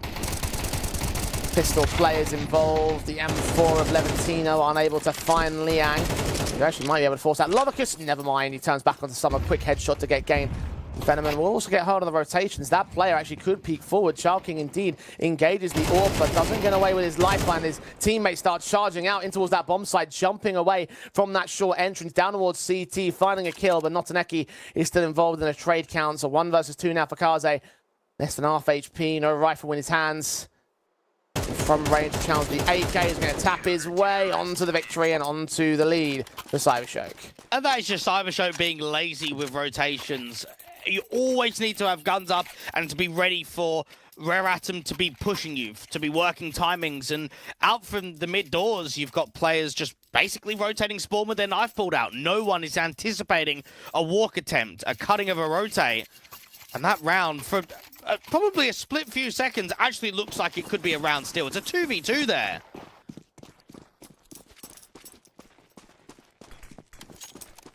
The 5-round streak instead for Cybershock that will continue. Damage done, removing those AKs from player positive against the CT side. The rebuy, the AWP will still be in effect, and there's now plenty of savings to go for another buy in the next round as well. So Rare Atom, a lot of work to do to try and reclaim control.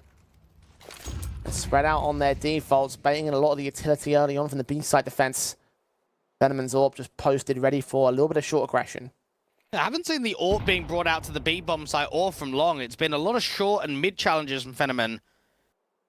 Bit of an off angle where he can spot the cross out from Xbox, but also focuses attention towards short.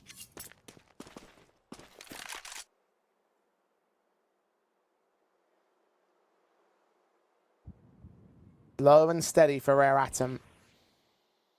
And passive on the response from Cybershock. No further presses in mid or short. Mid will be taken by the Rare Atom side as a result here. Up on the short catwalk, they look to lean forward. A site, it seems to be the target. Rotation room towards B, though. If they're going to have to go for that, they're going to have to go for it right now. Cybershock has to press that short entrance. Levantino in a similar position to where Lovicus was previously, where he did a lot of damage out from Rab. Being faked on that mid to B split, but Levantino's getting out here towards short. It actually is the mid to B. Molly's up, off shot from Fenomen, lands his 7th kill of the game, looks in for number 8, and he connects with prejudice. Takaze's casualty, and almost caught through the smoke. Notaneki is going to have to try and hold down the back lines, get both those rifle kills. Somebody trying to cut rotations has lost his teammates, lost the bomb. 10 seconds to recover, it's not going to happen. Levantino just drive-bying, blind spraying, or wildly spraying rather, and coming up with the goods here for number 6. Minimums hit by Cybershock. Yeah, Rare Atom won't be too pleased with how this T-side is going down. I remember back to that series that they had yesterday. They won Pistol, they won Anti-Eco, they were down 2-3, but then they were up 5-3. And there was actually a portion of that early half where they were putting a decent amount of rounds up, that they were making it uncomfortable for Spirit Academy. I feel that this has been anything but that. They haven't been pressurizing the opposition. It's actually at times looked quite comfortable for Cybershock. And a Rare Atom fast plays in ahead of the Molotov set. Easy kills for Notaneki. A hell of a triple sequence with heads rolling across the B-bomb site. Tagged up, yes, but backup is right here. Fenomen involved. Jumping P250 on Kaze as well. God, it just keeps getting better for these boys. Indeed it does, and you mentioned it earlier, 3 for 3 in pistols for Rare Atom in this best of 3. The one yesterday, especially on Dust 2 that they had against Spirit Academy, they won both pistols and both anti-ecos and still couldn't push to double digits. Now I'm thinking, even if they get another pistol, are we expecting them to be in a position that they can drive it for a 2-0? I anticipated it at the start of the map, but I'm certainly not thinking about it now. Yeah, big turnaround from Cybershock. Fenomen so ready for Kaze as well. Handed out a haircut. Darking also caught by Lovicus. Double up not quite secure, but Liang is still only trading to demand disadvantage. Levantino caught off towards mid. Somebody pressured, tagged up, dealt with. Player in its suicide, runs right into Fenomen's trap. And Liang, I mean, what can he do from here? 1 versus 4. This will be an 8-4 half. And even just considering the possibilities of the pistol for the Rare Atom side, I know that it's obviously been very high pistol percentages for them over the course of the tournament thus far, but this is a Cybershock that are playing a very different game on Dust 2 than it was over on Mirage. Well, this is somebody who started 7-0. He had a perfect beginning from the pistol win and the first gun round. He's gotten, what, 1 more kill from that point onwards? That's meant to be one of your veteran players. That's meant to be one of your important lurks. A Cybershock with a massive round streak, and yeah, Rare Atom won't be happy at all. And gave constant AKs, and maybe it does come back to that Eco still. The aggressive play out from mid, the Deagle kill out from Longhouse. Ever since that round got won, it changed the complexion of what the half score was.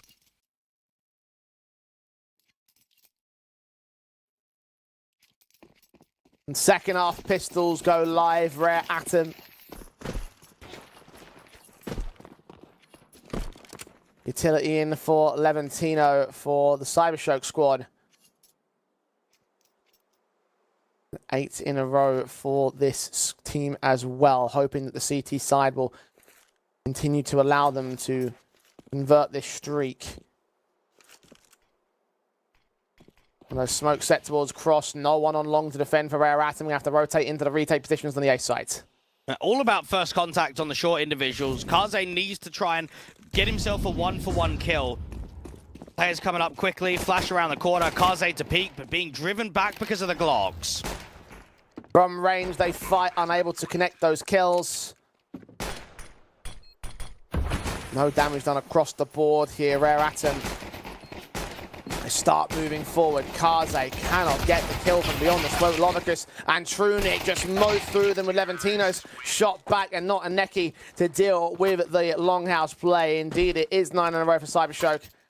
And Rare Atom, I mean, you can talk about the possibilities of turning into 2-0 even with that pistol. That pistol was the only real chance they would have had to maintain any level of comfort in this second half, and now they've lost it. And maybe it has to be noted about some of the younger players of the inexperience of playing against European and CIS teams.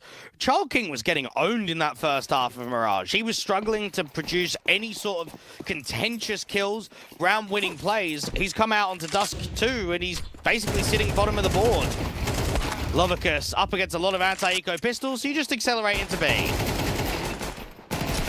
Young still gets a kill on the P2K, so the man advantage is held in by the CT side, but those rifles fall quickly out of their hands. Summer picked up outside of the longhouse. Trunic still waiting for Kaze to make his move. Somebody able to sneak quite close towards the bomb site, but they do check the tunnel's entrance, so he gets mowed down, as this Child King and its CT spawn, and Trunic, oh, just seeing Kaze there, catches him.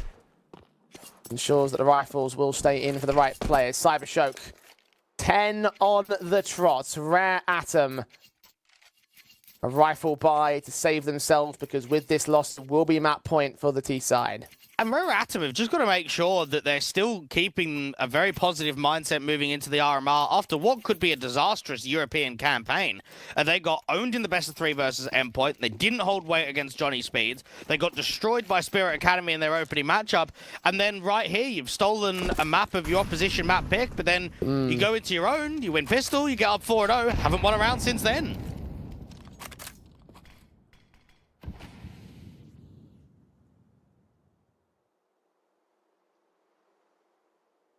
A 13 in a row return for Cybershock would be the most confident line of form to enter the third map with, when we were pretty confident that it was going to end up being a two-map affair.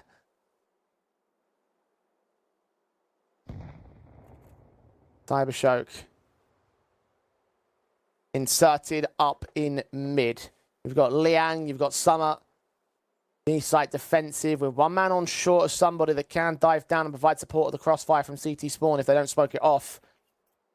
They're taking their time with this execution. The smoke start coming in now. Liang going to try and counteract from the tunnel's entrance. That will block the bomb at the very least. The Cybershock have to press on with a split anyway. Flashbangs do not connect towards the CT side. Levantino is caught. Notaneki and Fenneman take 2. Summer burn in the back of the platform. And Lovicus there to cut rotations from mid to B. Bombs on site. Will get planted. Swing drive from Child King goes absolutely nowhere.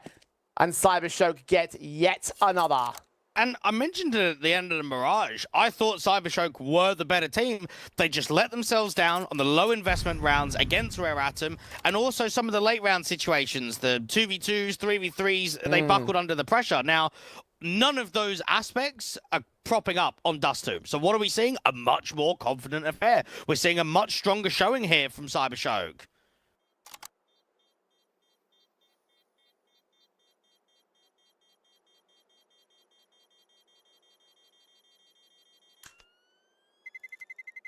The streak will not stop. Rare Atom almost certainly will not win on this map, and the buy state around the FAMAS is just not great. Kaze hasn't even had the ult very much on Dust 2. Not to say that he didn't have it a lot on Mirage, because he was only really picking it up in the second half, but he was being an impact player. Ended up dropping, what, 25 kills, almost 100 ADR, 1.41 rating. Without his individual moves in rounds, there's no way that Rare Atom would have been able to close map 1. Really led the charge for his side, but not so much in this map up.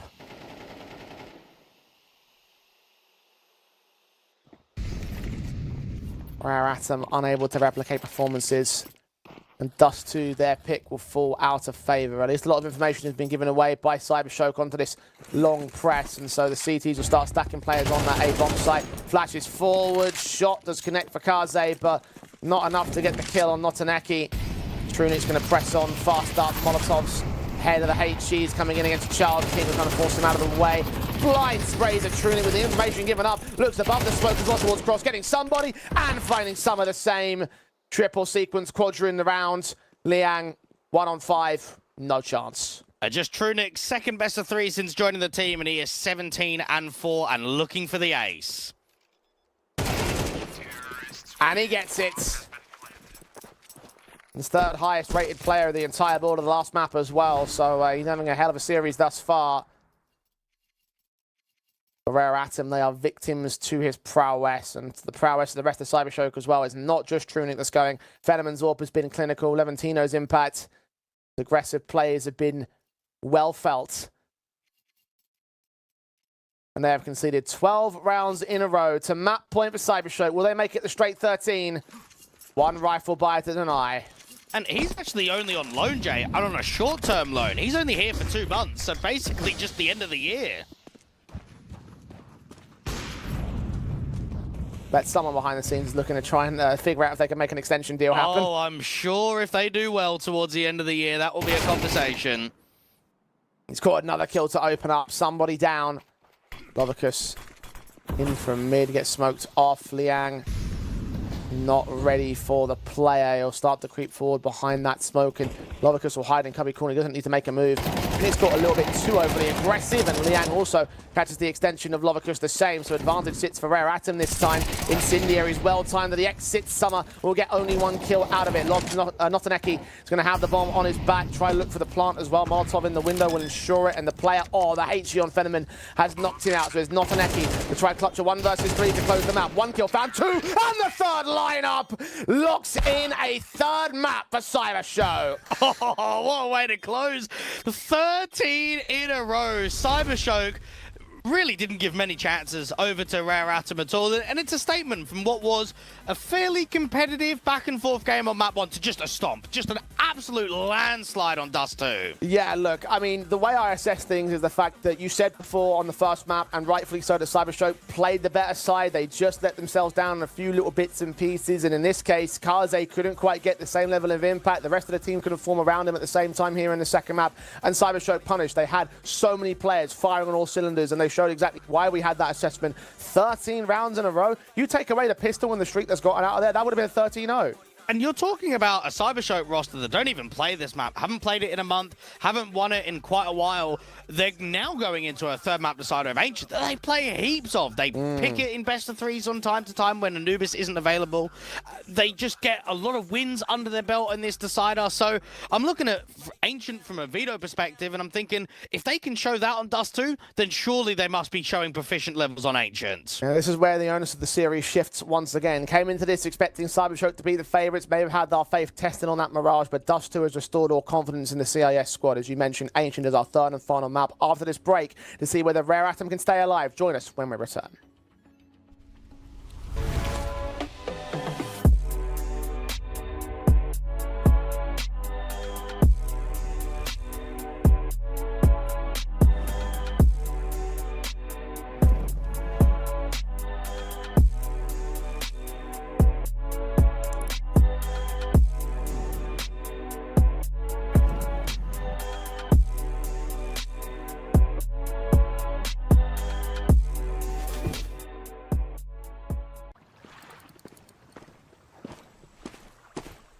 And how long have you been here? From early morning.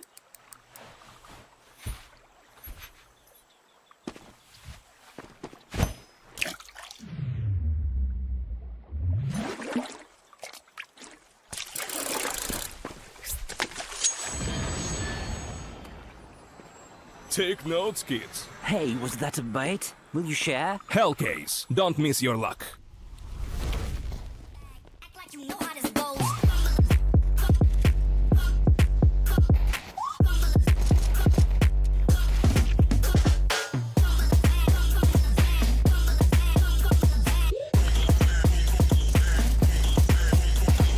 Fumble a bag, now I will not fumble a bag. Act like you know how this goes.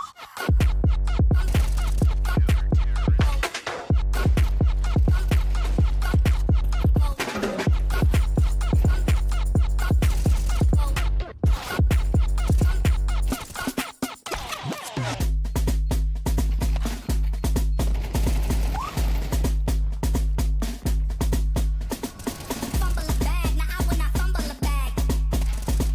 Fumble a bag, now I will not fumble a bag. Act like you know how this goes.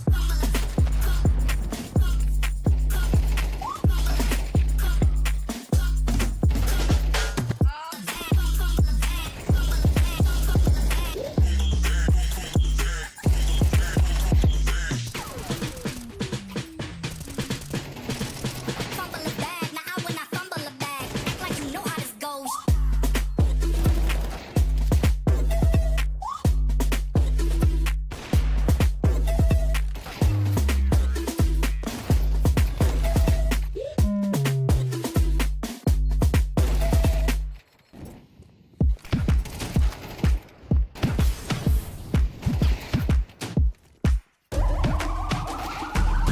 This is the moment we waited for. Everything you want is right here. We gon' give them what they came for. We gon' take it up from last year. Shoot on my shot, boy, I'm long range. Me and the team on the same thing. Stayed down, never switched up. Only thing changed was the game. I'm in the zone now. Nothing can change what we on now. When I pull up, know it's going down. Foot on the gas, ain't no slowing down. Aiming for greatness, no settling. Kick down the doors, they won't let me in. Taking no L's, yeah, I gotta win. Watch me kick down the doors, they won't let me in. Who running the game now? Foot on the gas, can slow down. No, my team, we holding it down. We know we running it now. Watch the game change. Watch the game change. Watch the game change. Watch the game change. Yeah.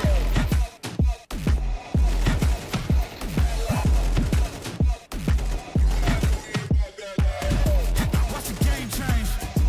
Watch the game change. Watch the game change. Watch the game change.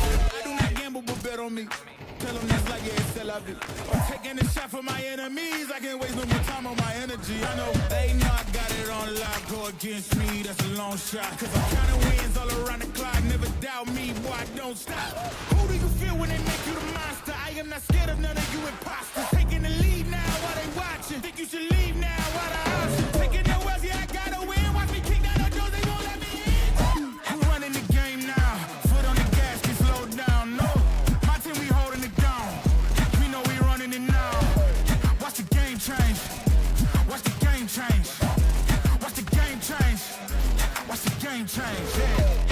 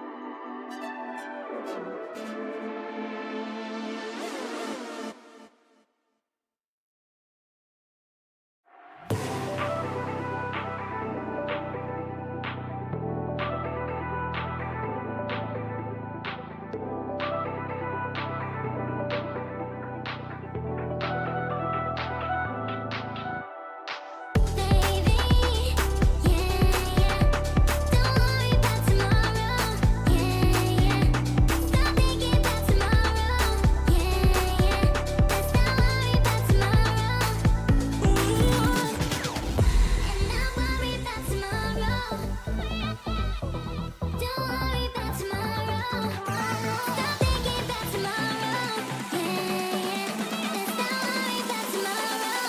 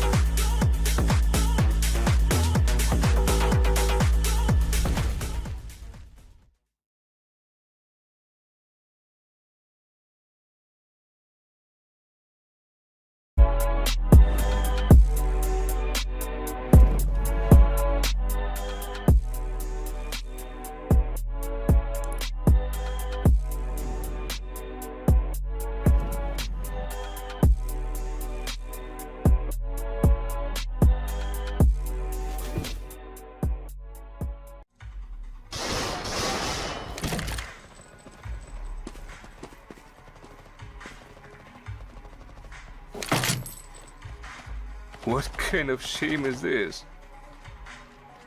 Are you new? Have you heard of Hellcase? Best cases in the world. Book a rookie on me. Don't be shy, come on. Haha, newcomers are lucky today, huh? Hellcase. Well, here we go. Last map of the series. Cybershock take on Rare Atom in a game for elimination. Winner will proceed to our decider match against Spirit Academy later on this afternoon. The loser will be out for good here of Hellcup number 11. Rare Atom started off strong, taking their opponent's map pick, but Cybershock have restored a ton of confidence in themselves with how dominant Dust 2 was. We talked a little bit about Ancient before the break. Dweg, how much did Rare Atom need to do to try and pull this series back from the brink? They're going to need quite a lot. They proved a good result against Endpoint, but even locally, this is a tough map for them. You compare that to Cybershock, who's pushed 3D Max to the verge of OT. They're one of the best teams we have in Tier 2. I think everything is going the way of Cybershock in this decider. I have no reason to disagree with you right now as the pistols get set in. Cybershock straight up and out. Somebody involved. The defensive, and Lovicus is there with Fetterman to mow through them all. A TK involved. 1-on-5 now for Kaze. That is a hell of a pistol setup for the CT side of things. Cybershock to end the Rare Atom win streak of pistols. You see quite frequently the double Julie Stoner. That's a bit of a different setup. You've got the double USPs in there, and there's just so much damage being done on first contact. You've got multi-kills sending it. As soon as there's a TK, everything just gets out of hand. And Cybershock couldn't have asked for a better beginning, not just on the way that they finally won a pistol round against Rare Atom, but they've won it convincingly. They've given themselves confidence. They can get the rifles up straight away. And for Rare Atom, I mean, it could be a slow start to at least the first few gun rounds in this first half. They're finally not allowed the leg ups that they've been gaining over the course of this matchup. Won the first 3 pistols, had the second half taken away from them on Dust 2, and here very confident trying to mow them down. The Eagles will be out for summer as the upgrade of the basic set of Glocks, the harsher eco for Rare Atom, trying to break into this B-bomb site here. Yeah, Fenneman just jiggling ever so slightly down on the ramp contact. And Truenick and his teammates slightly further behind him have got 2 in cave, flash around the corner.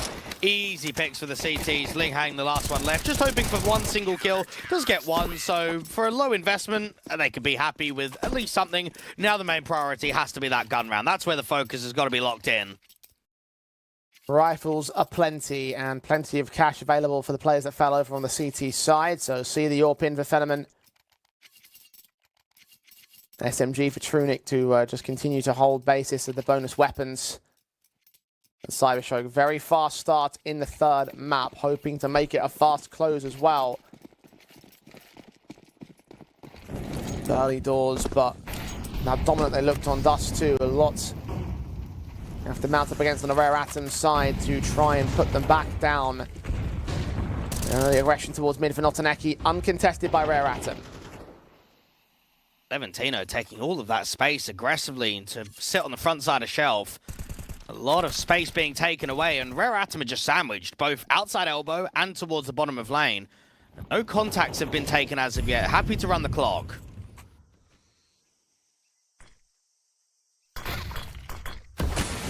Fenneman.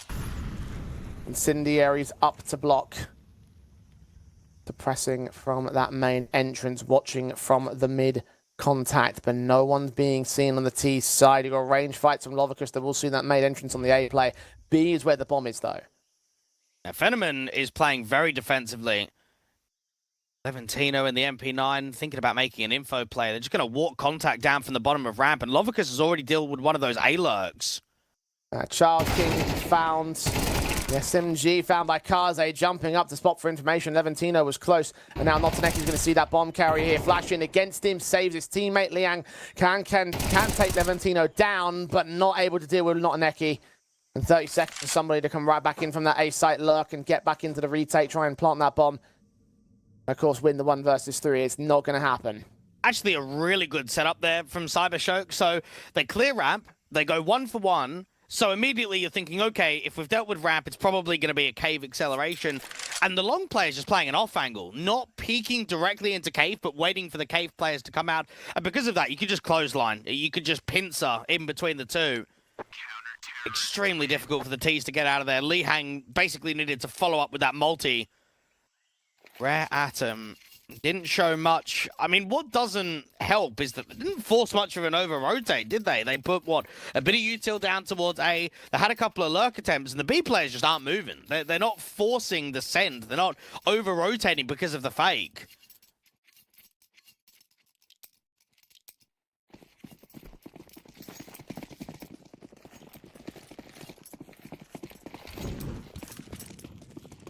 Cybershock will continue to build upon their basis.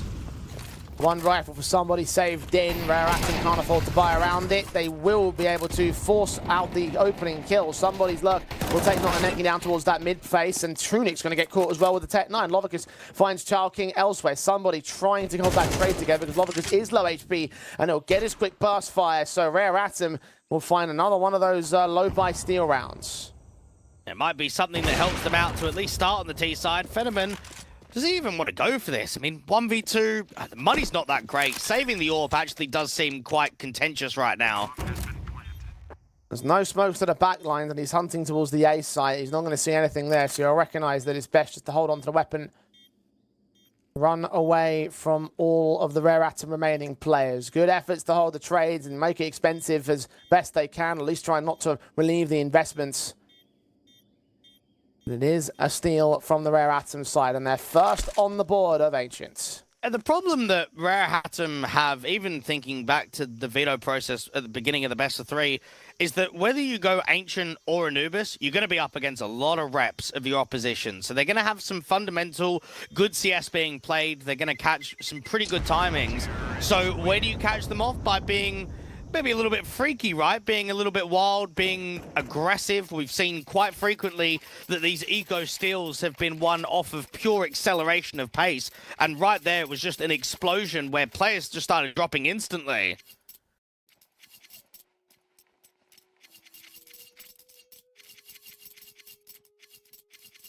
Cybershock.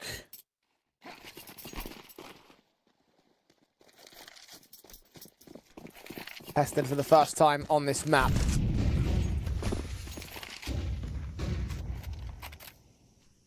The SMG is brought in from Levantino, and Trunic will be the weakened elements of their buy. Rare Atom press quickly into the A site once again. The utility, they're ready for Kaza. This could be a very fast take and no defensive to resist. It makes it very difficult with a 5v5 retake. Rare Atom have not smoked down Donuts. They're going to try and take that space instead. Child King trying to lean forward here. Molotov's with his teammates in support. The bomb will now get planted, not suppressed and not resisted, not challenged by the AWP while blinded. And Child King will get Lovicus to start things off. He is low HP and continuing to fight for that donut presence. This could be an easy trade for Notaneki. Levantino's going to catch Liang from that mid lurk. Advantage tips the way of Cybershock. The retake is in full effect, and Kaze is waiting for players to wrap that corner here. AK versus SMG, flashing from the AWP. We peeked ahead of it before it even lands here. Kaze with that kill to return to evens. The CTs now make their way up from that donut position. Dom somebody in a tree, cannot land his shot. Venomman comes up good with the trade. Levantino back onto it. The Molotovs, the incendiaries on Summer. He'll get that kill, but Venomman's good for the trade, and the retake is successful for Cybershock. Actually, a very questionable rounds from Rare Atom. I mean, even just to break Ancient down in a very basic ordeal, Jay, you want to try and take space on the A execs. And anytime you're not smoking Donut, that tells the City side that they're going to try and exploit us for space. The weird thing was, they just never really took Donut, did they? They sort of tap the bomb, they draw the fight, Child King was playing an off angle, and then as soon as he gets that kill, rather than 2 or 3 players sending it into Donut, they just send in the low HP player, Child King, and no one is there on a trade. A very strange fundamental from Rare Atom, and it cost them massively.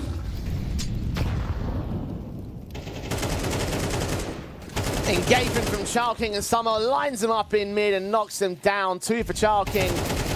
B-site's been taken in the meantime. Levantino cannot get a trade, and that is a very overwhelming round from Rare Atom. Yeah, it is, and maybe that's how they realize this is where we work kills. I mean, first off, the red smoke doesn't even land. It's down there on the bottom of the steps, and it's just Child King working out mid, being aggressive, being dry. They need to try and channel that to be more consistent on how they can work some of these first contacts. Looking to take Fenneman down as well. Good shot from somebody. All 5 alive. All can get saved by Summer as well if he decides to dive in. Nope, they're going to go full AKs for the next round. There's not a lot for Cyberstroke to buy in with. They've still got players at double eco, so should be seeing those investments regardless. Probably a lane crunch. This is where Cyberstroke should be getting quite aggressive from the start of the round. And the weaponry sets are still not ideal. Eagle on 2 players, 5-7 on 2 more. Fenneman the only man that can afford the M4. Novicus not pressing in from mid. It will not be a lane crunch. You will be seeing one of those 5-7 players try to get involved with that position. Leventino not even able to fight. Fenneman comes up with the kill out towards mid. The player out of elbow almost got caught off guard. So much damage done towards Charking, but Summer through the smoke can take Leventino back down and protect his teammate. Summer going to try and break open the ramp smoke and just explode up on B. Lean forward, pistols at range. Deagle and Lovicus saves his teammate. Linghang can just take the trade back with a Molotov Akaze in support. Bomb plant will be secured. 3-on-3 for the retake, and it seems like Cybershock are going for this as well. Through smoke, they spam. Fenneman's going to get caught. M4 back in Otaneki's hands. Even the boost up towards long isn't generating anything, and that's because there's no cave player and no movement towards the back of default. Everyone's protected. Flash keeping Cyberstroke blinded. Child King considering a swing, but low HP on that one, opting not to go forward. Footsteps heard as Kaze bait into a fight, wins out one of them. Damage done by Lovicus. He takes that 3rd player out for Rare Atom.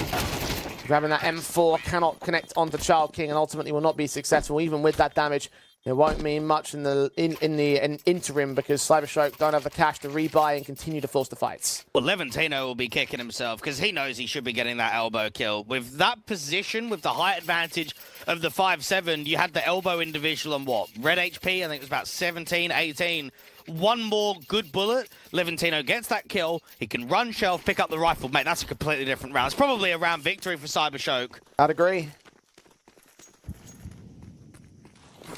One position, one frag, one unchecked angle, one play that goes right makes all the difference because with that victory for Rare Atom, with the eco from Cyberstroke, it means that we go 4 apiece. And it's Cyberstroke starts to get equalized quickly by Rare Atom this time. And it'd be nice to see if Fenneman can finally get enough money where he can impactfully put the AWP in good positions. Now, on this round, no armor, probably a bit more difficult to get raw impact out of the AWP, but he looked fantastic out on Dust 2. He was hitting good connections in mid, he was being very consistent with a round deciding sort of kills in the gun-v-gun rounds. Fast to play out to A, and Fenneman's hearing everything. Dots on, Ling Ang's in it, picked up, 2nd man flicked upon, but Summer, his Mac 10 runs down the AWP very quickly and he doesn't take any bullets worth of damage. 4 versus 4, bomb being dropped, needs to get picked up there and planted soon enough. Cybershock going to put utility down to try and suppress as Trunic is going to get somebody with a quick kill back. Molotov's landing inside that smoke. Look at the SMG player pressing. This could be the backstab of ages right now for Leventino. Summer has got the bomb on that position. The knife's coming out. Oh, the kill's going to come in. A 2nd one in the series for the man. And he turns up the SMG for a triple. Cybershock have the round. Well, it's the right idea there from Leventino. As soon as you start spamming, the return spam's going to be back. So get out there with the knife. You're right about what he was able to do on Dust 2 previously. And just the guts to go for that. I know that they've created that path because of the lurk smoke and they've thrown another one just on the outside of Donut. But that is such a risky play. Leventino, man. Doing work for his side once again. The impact to be felt. With an MP9 and all. He's dropped weapons over to his side. The AWP can come in from Fenneman once again. 2 AK saved. Plenty of equipment for Cyberstroke here. And this is his first pro team. He has come out of basically nowhere. Making a name for himself on this Cyberstroke roster. Joined the boys about 3 months ago. And maybe one of the reasons why they were able to push Rare Atom to a 2-1 win. restarting B early round. You've got Rare Atom with quite a lot of players in lane looking to contest. Child King out from mid to get the opening kill straight away. Done extremely well with opening these rounds in from mid fights. Lovicus and Fenneman take those trades back though. Child King down from mid, Liang down over towards this ramp position. CT players considering the pressures through those smokes. Eventually they'll start to clear and they'll back away to passive positions. Orb shot from Fenneman landing. Tag damage. Levantino is picked up by somebody. Him and Summer are low HP in this 3-on-3. And they're working these aggressive fights nicely, Rare Atom. It's when the site hits come in where things get more difficult. 2 players on B, and the Orb's going to try and take attention away from this Cubby Wood angle. Back is catching Trunic completely blinded. Fenneman can take the trade back. Needs that secondary kill though. It's a 2 versus 2. Lovicus is closing in from the back lines. I know the bomb is on the bomb site. HE's evaded the majority of the damage for player just barely seen towards Ram. That'll get called in for Lovicus. He's going to try and challenge someone directly and win that fight with ease. It's all somebody. Back turn towards at least one CT player. The fight back towards Ram, unable to connect damage. And Cybershock connects 6. And the only thing that I'm actually noticed that is consistent for Rare Atom in terms of success is Child King getting picks out mid. At the moment, he's running out elbow and he's always getting impact. Now, yeah, you could say it was a bit lucky there from Lovicus who just spams the red smoke to get the trade, but I'd like to maybe see a bit more exploitation towards mid. Maybe a second player with Child King, because if he's generating those opening kills and he's got another player with him, that should be able to press them towards Red Room, take the likes of Donut and just overall put more pressure towards the CTs.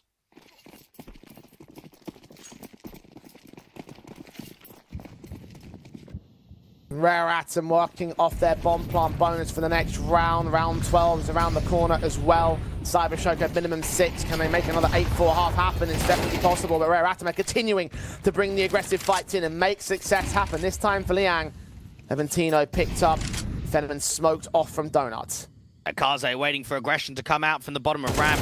Trunic focusing his attention towards the top of lane, so Kaze can get in with one, and then not really give too much of a chance over there to Lovicus. Just jiggling, instant swing. Fantastic round 11 individually from Rare Atom. That's brilliant stuff from Kaze, and a big moment considering how things had dropped off from him over on Dust 2. Want to see more of that here. Cybershock, just no savings in the bank, no loss bonus. Has been whittled down quite a bit with their 2 in a row. And these weapons need to stay in to give them some level of decency in the buy-up for the next round. Even then, Fenneman is being hunted here, and he just peeks right into somebody. So sharp on the shot. Not an Eki, even he might not stay alive. And for Cybershock, even though they've worked really hard to get themselves up to 6 CT rounds, the economy is not in their favor for round 12. This actually could be an even half. No challenges from the CT side in this round, all 5 alive. And you're right about that assessment. Rare Atom will face the very broken force by Cybershock and look to go 6 all at the turn, like it was on the first map. Trunic didn't have the best of outings against Na'Vi Junior yesterday when it comes to Ancient. Started on that CT side, couldn't win a single round, went into the second half and got 13-0'd. A lot more of a positive mindset on how the map's being played this time. But it still looks to be 6-6. Rare Atom have got a pretty easy one to close.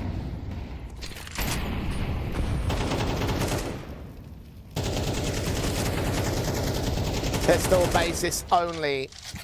Except for Fenneman. Levantino with the 5-7. Already tagged up early in this round. Looking at him and that one opportunity he had over at the shelf position. Many more T-side players to deal with, and with the Molotovs coming in, he doesn't want to stick around for too much here. Another Molotov out towards his red position. Fenneman does find the kill, looking to swing on a second player. Sponges the damage of the Molotov and does force that player to go back into elbow. So no chance for Child King. Nothing for Liang as well. Summer will have to trade back on that 1D with another pistol player right around the corner. And Levantino strikes too early. Summer almost got caught quick switching. And he does get some damage off before he drops. Fenneman has maintained a man advantage here for Cybershock. A good work there. Good timing's being exploited out towards Cave. A bit of an info play from Notaneki, sees nothing out of A. So that gives up the B players. Get ready. Get ready for a strong crossfire. Low HP on that M4 though. The Deagle needs to land the first shot and he's gooshed down in an instant. Now they're both low. Smokes out towards both the entrances. Phenomen flash blinded, caught dead to right. The Deagle will fire away, but get very little in exchange. Plant secured, 2 versus 2. 5-7 and Deagle. 5-7 just recovered an AK back from K position for Notaneki. A couple of players fell out on that angle. He's trying to press in with Trunic making a ton of noise. It's really on Notaneki to try and make the clutch happen. Kaze, is he going to get seen to that corner? He may have just been spotted. Faced upon, kill found, quick swing back from Child King. Deagle needs to hit ahead, he just can't do it for Trunic. On the bomb site, no kit in play, and no chance to clutch. A 1v2 for Child King instead, and it's 6 apiece at the turn of the half. Now, in my eyes there, Jay, I think the Wood player needs to be playing anti-flash, because that's twice now in the span of probably 4 or 5 rounds that they have come out cave and they've had a flash ready for that Wood side corner. And both times, the CT's just been completely blinded and cannot do anything in terms of the round victory. The Rare Atom, I don't think they'll be too pleased with how they've played, but they'll look at the scoreline and say, mate, we've gone 6-6 and we're transitioning into a second half. We actually do have the building blocks to close this series down for a win. And just considering how dire things were looking over on Dust 2, that in itself is a positive sign for Rare Atom. They just need to find the closing blows on the CT side, the final half of the series. Next one to hit 13 stays alive in Hellcup. The one that doesn't will be out. Summer taking fights from the corner. Levantino jumps round said corner, gets his kill in. The CTs that pushed in from lane will now go back in towards that B bomb site. Bomb is on site. Somebody's going to get cut off in the rotations, but these K players are the next big threat, or they wait for players to back them up. They'll try to do so, but Notaneki continues fighting back to that red room. Meanwhile, Child King does start pressing with Kaze, but they get nothing done for it. Pistol win for Cybershock again. So we've seen 3 pistol rounds being won from the start of the series from Rare Atom, and then basically answered back by Cybershock, showing, yeah, we can do something in pistols. We can actually give a good fight to you. They will be very happy with the start on the T side because they know that Rare Atom don't force buy frequently. So look at round 14, should be a freebie. Okay, let's now focus up on the rifles. Let's give ourselves that 8-6 difference.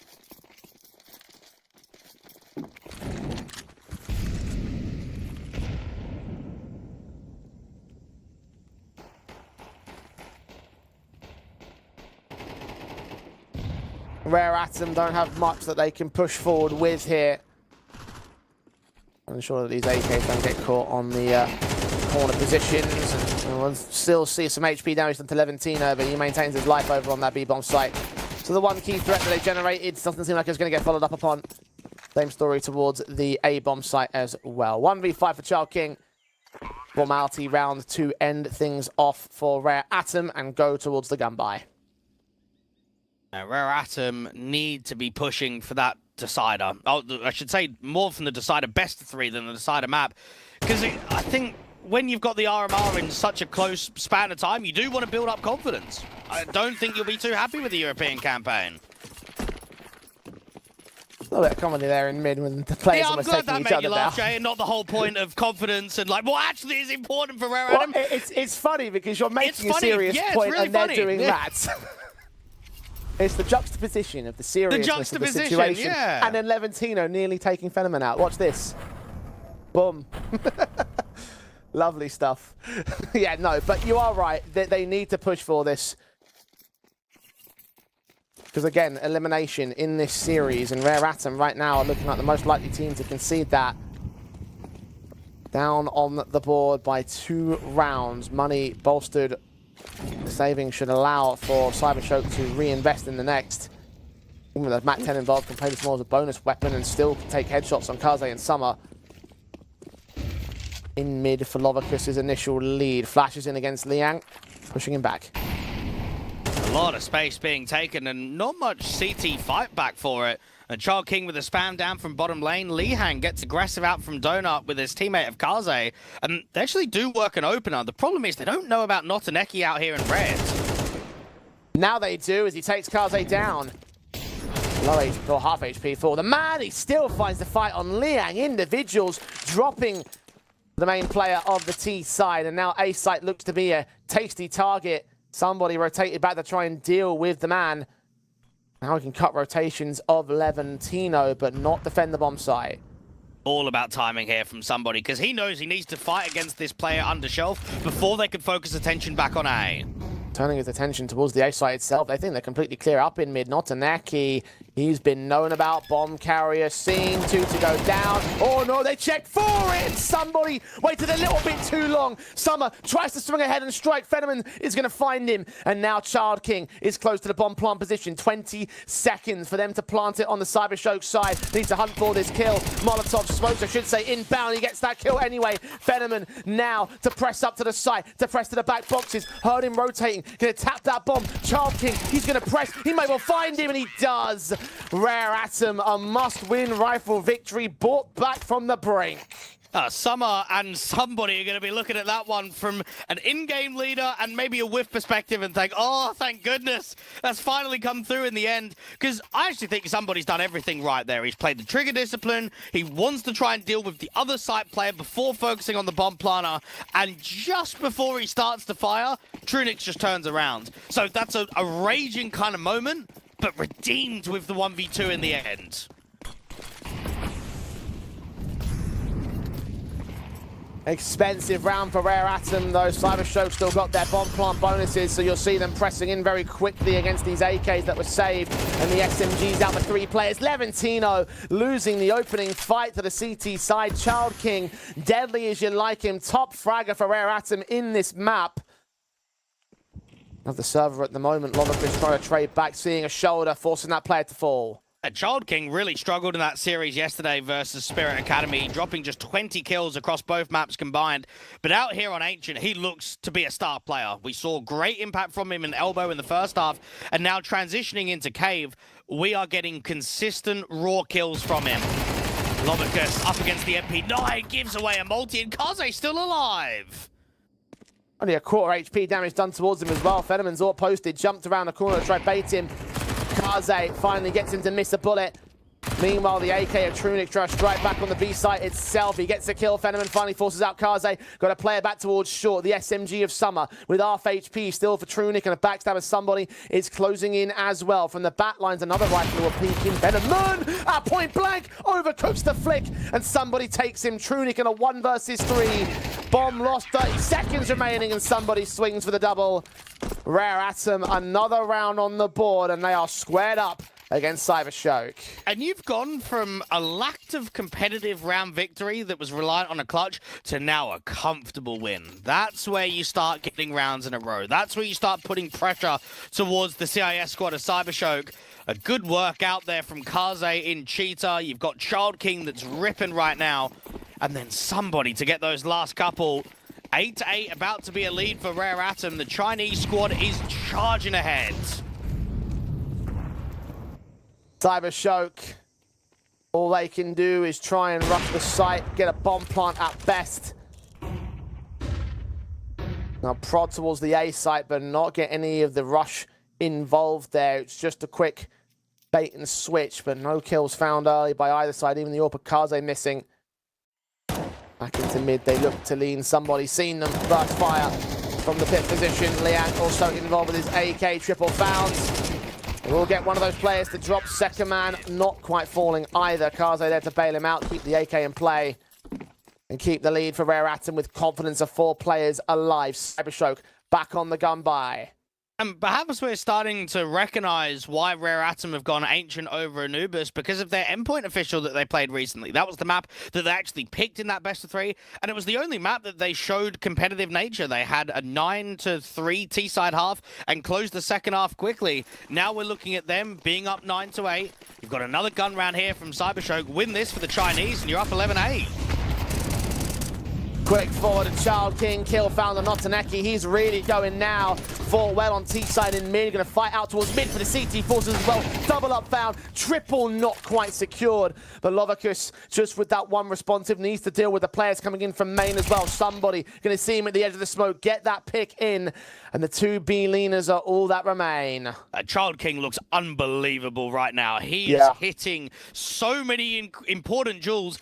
And if you're the in-game leader of Summer, you're just thinking, right, wherever he wants to go, aggro mid, aggro cave, set him up with util and debate distraction because he's going to deliver damage.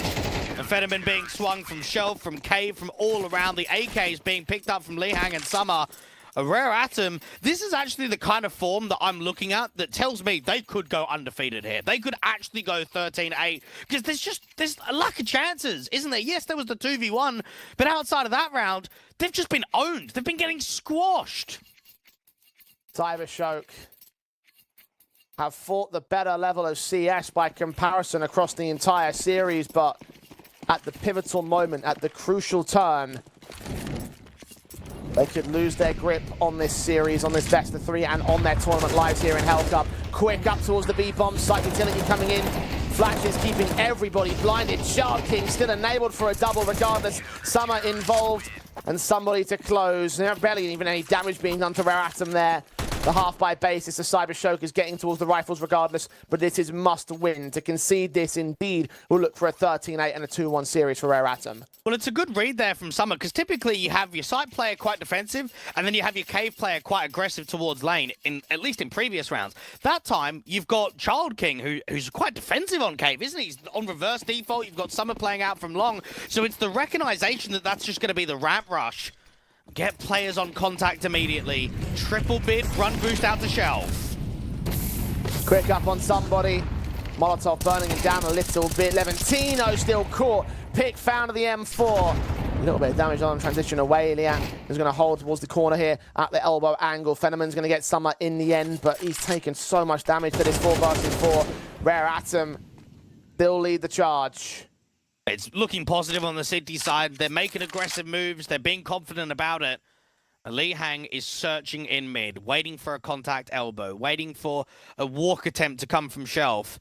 And they've got 2 on B, and the A player of Kaze, who's just posted on the outside of Donut, just waiting to see if any util's going to come, maybe if there's going to be even a play out from A main. Bit of a spam out there from Cave, deals with somebody, so it's a return there from Cybershock. Still got Child King pressing the try-hold, the trade. Liang's going to get Lovacus in the meantime towards mid. Child King does strike and double up as well. Notanaki over towards elbow, known about to the CT side. Bomb dropped in at Cheetah. And Orp posted to cut him off as soon as he takes that face and fight towards me. Got to hit the headshot on Kaze quick, which he does. Child King is low HP. He's still pressing for an aggressive fight and damn near wins it, but not quite able to finish the job. With 4 points of health, Notaneki holds the clutch and holds Cybershock's lifeline. Indeed he does. Survival at the bare minimum. Good 1v2. The issue is, where's the money coming from after that round? You're going to have players down on Galils. If they go towards the AKs, there's going to be a lack of util for Levantino and for Truex. This is a rough one. It's even a Mac 10 being invested. No such expense issues on Rare Atom. They've got plenty of cash, and even Summer, $7,300 to buy into the next round with as well. Easily bring that AWP back if they wanted to. Levantino at the shelf position, somebody he's so watching for this elbow angle of hair shots being heard, engagement defined at range, a player gets caught up on the wall, and Lovacus and Levantino can put double L's on the board of Rare Atom. AWP from Kaze sees a lot of players out there from mid. At least they've got a rotator from Summer quickly. Quick engage, Fenneman's too quick to the shot. Kaze does get that returning kill, and Child King is nowhere to be seen on this A bomb site. He's expecting a lurk to come forward, a wrap around towards mid perhaps. They've got their attention turned away from the mid entrance at Donut as Kaze clears up that red room and realizes that nobody's there in a 2 versus 4 situation. Rare Atom are looking to opt to fall back, but can they even survive?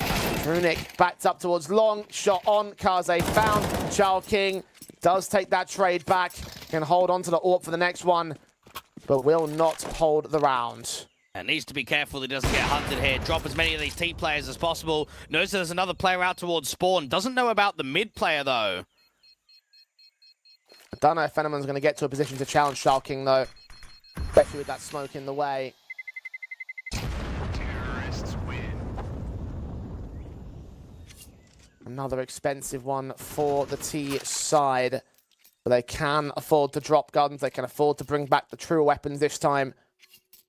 Not quite as limited in this round as they were in the last. Rare Atom, now they're being tested at the tail end of this series. And despite how good their money looked only a moment ago, You can see how those savings can whittle down with just a couple of good rounds on Cybershock. The AWP staying in for Kaze does a mountain of help right now. But look at Liang, no utility on his part. Child King has posted more kills on Ancient than he did on Mirage and Dust 2 combined. That's the kind of star player that we're talking about from Rare Atom. Holding on to those last little bits, hold that AWP, bring it forward. But now he needs to step up. Now he needs to be the closer. Make sure that this Rare Atom side give themselves that decider game against Spirit Academy. Push themselves, at least with a series victory here in Europe. And Cybershock probably shouldn't have been playing on, considering they had to win a 1v2.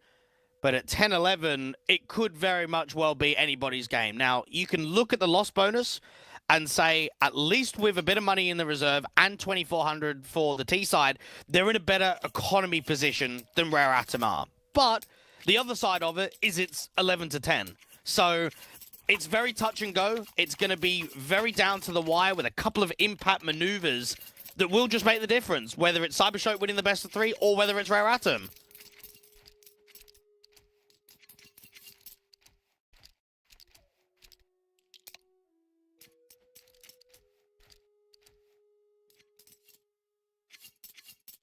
One round separates these two teams.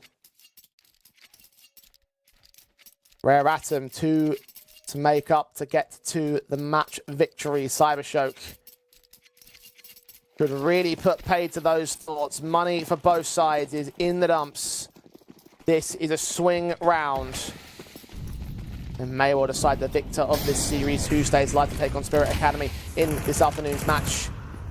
Benjamin Orpin for Kaze's receival, and a great shot lands from the Belarusian. Man advantage maintained. B looks to be the target. A secondary kill would all but confirm their push, but they have been stalled and backup has arrived to the back lines. And they cancel, and they're sending a bit of an over-rotation. Somebody's maintaining almost none of mid because of his move out here to long, which means Li Hang needs to focus about everything. He's worried about Red Rooms, worried about Donut, worried about A main. There is a lack of info from Rare Atom on this B stack. They're starting to move that stack away, or at least it looked like it. They were backing up towards CT spawn, but no. They press forward towards that B site again, hold their defensive lines. Cybershock are still playing their default, though. I wonder if they're going to get information or some sort of inkling to wrap over with the flashes coming in from the CT side. It might start to prod out little bits and pieces. They are going to press on, though. Child King's AWP smoked off from Cave. And they're going to try and aggro ramp. The bomb could get dropped out here in the doors. HE down, Fenneman seen, swing forward to Summer, gets Notaneki. Seen a trade back from the shelf position. Trunik's going to find Summer, and now that bomb has got to rotate and find a different angle of attack here. They're continuing to fight. They brought it into a 3 versus 3, and Child King's AWP in at red, being flanked by Levantino. They have no idea. He snuck through the gap, and he's just opened up the A-bomb sites. And this should be an instant save. Should be no way there's even an attempt at this retake. Excellent timing from Levantino. Child King thought that he was in a perfect position, and it makes you wonder, how has he gotten there? Because you had a lot of players on B, you've been pressuring ramp. The obvious answer is that he's come from Cave, but just in the notion, you don't anticipate that someone can flank out B, that they can wrap in from spawn there. They put a smoke down at short to allow him to put forward the cave smoke and evade the majority of vision. That's my theory, at least. With the push that came in towards ramp, no one in the back lines of the bomb site to spot the man. So that kill, all important, and everything now starts to look the direction of Cybershock. Can they get the kills to the exit frags? Can they make it look like an expensive rebuy now for the CT forces? Levantino does not quite peek into cave, so it looks like they'll keep the two weapons. But Cybershock are all the way back, 11 apiece. Rare Atom, what do they do now? Well, there's not much that you can do except facilitate somebody in Li Hang to get as much damage to turn this into an eco steal. Now, we've seen both of these squads winning low investment rounds over all day. Now, this one is actually becoming quite heavy in the end, with Kaze and Child King basically buying down to nothing, but they are giving themselves money in the reserve for a few. Testing the economy somewhat here. Rare Atom Somebody to engage past the smoke here at Shelf. Levantino right behind it. Flash forward. They'll hear those footsteps. He's got information to play with, but an insertion out towards Shelf. They will try and find blind shots. In the end, will not get anything. They've lost lane control, but they haven't lost the man advantage. There's been damage done to Levantino. But he's alive at 61. Kaze hearing these players coming in towards Donut. Somebody's going to get caught. All their backs to turn of the 5-7 player. He'll double up. Look for the triple on Fenneman. Oh, Kaze doesn't need an AWP to strike. It's a 2v4 to his and his efforts alone. Charking's picked up a rifle but misses that duel out against the elbow individual. Levantino and Trunix have got time to play with, but they need to fight against these Donut players to get the bomb back. The problem is they're going to get stalled for time. They're just blocking with util. The re-smoke's only just gone down. And they have no information to the other CT players. Kaze did that all on his own. No flash support, no trading potential, no bait and switch. Just right place, right time. All their backs were turned, and time is being stalled out on Cybershock. And AK and an AWP to crossfire. Molotov to force Kaze into the open. Quick shot from Trunix. And now Liang's right back up with a spray that takes both players down. Recovers the AWP and everything. Oh, what a round for Rare Atom. The Eco Steal in effect, and it is map and match points. And that has got to be one of the laziest checks you are going to see all day. How is that the case? They're out mid, they're running 3 Donut, and no one is checking back Donut. They haven't mollied Kaze off. There needs to be someone to clear it. That is just complete tunnel vision. That is losing your head in a high-pressured round. Kaze should never, ever be able to get that 5-7 in with backs turned. That cannot be the case.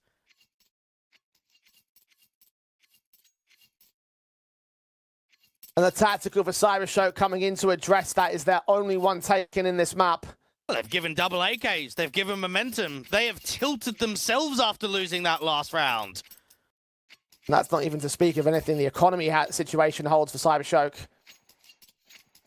Broken investments for Rare Atom. Now going to see some force buys back on the Deagles for Trunic and Fenneman. That deadly AWP not available to the T side. Levantino, Notaneki, and Lovicus are the 3 players with the rifles. Those might have to be the 3 players that find the ultimate plays to win them back to overtime. Chalking's going to burn significantly here. Lovicus getting challenged up towards mid. His shadow seen, but Liang is going to get picked up. Fast plays in towards Donut. Somebody, is he going to push the smoke? Fenneman's got utility out. His pistol pulled into the back lines. Fire back at the M4. No one's got their head turned. The smoke comes up in the end. All 5 players are in a Donut, and the rest of the CTs are back towards spawn. Summer gets caught by Levantino. They're down to 3 men, and the bomb plant will be secure, and low HP is across the board of the T-side line for Levantino especially. Rare Atom, 2 men down on the retake. Beaten by pace, 5v3 at the post plant. It looks so promising for OT. Or backed up, Notaneki waiting for a chance to swing from big box. None of his players out there at Temple. Man, at CT spawn as well. Molotov start coming. Flashbangs evaded. Notaneki waiting for the swing. Chalking got hurt. Got caught in the corner. Jumping into Kaze. Gives up his life. Somebody through the smoke is Levantino. But as Kaze drops, it's all somebody. Well known to Cybershock with very little time on the clock. Cybershock will mow him down, and we are on for overtime. They just accelerate out from mid. It's an incredible shot against the Donut individual. And players just aren't getting into position quick enough there from Rare Atom. And Cybershock, it's unlikely they win that round. Again, you start thinking about the tilt factor, the idea that you're up against double AKs, the also consideration that you've got double Deagles. There was probably a 10%, 15% chance that Cybershock win it. Now they've been pushed into OT. I mean, they don't have to really worry about economy concerns. They could just prioritize gun round after gun round. We've had a chance. We're still fighting. Let's go for the win now.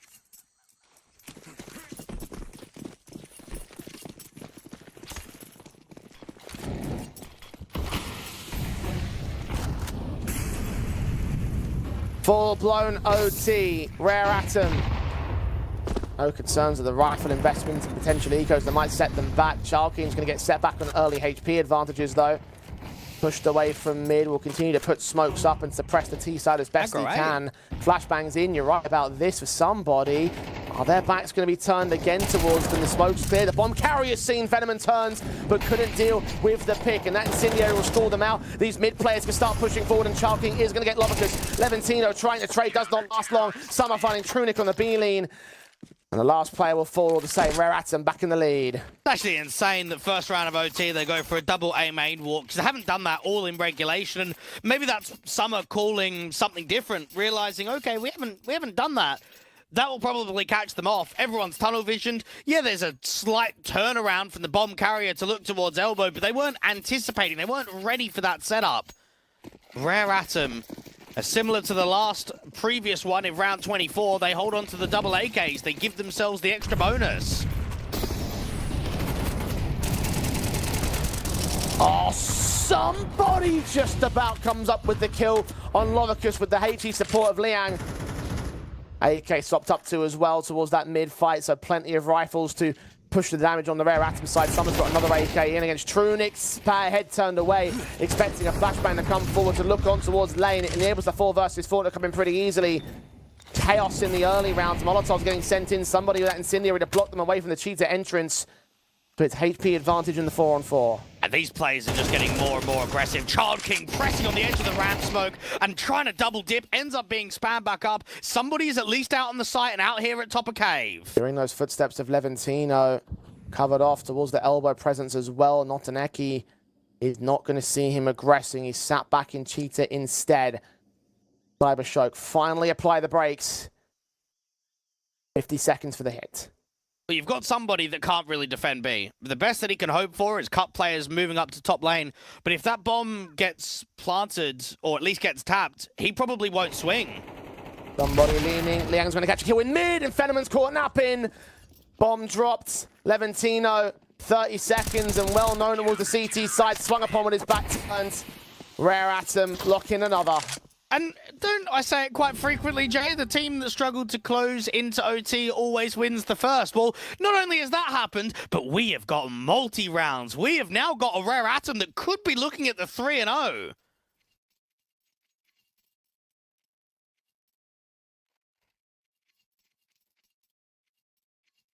One more to get there and get up to their next 3 match points.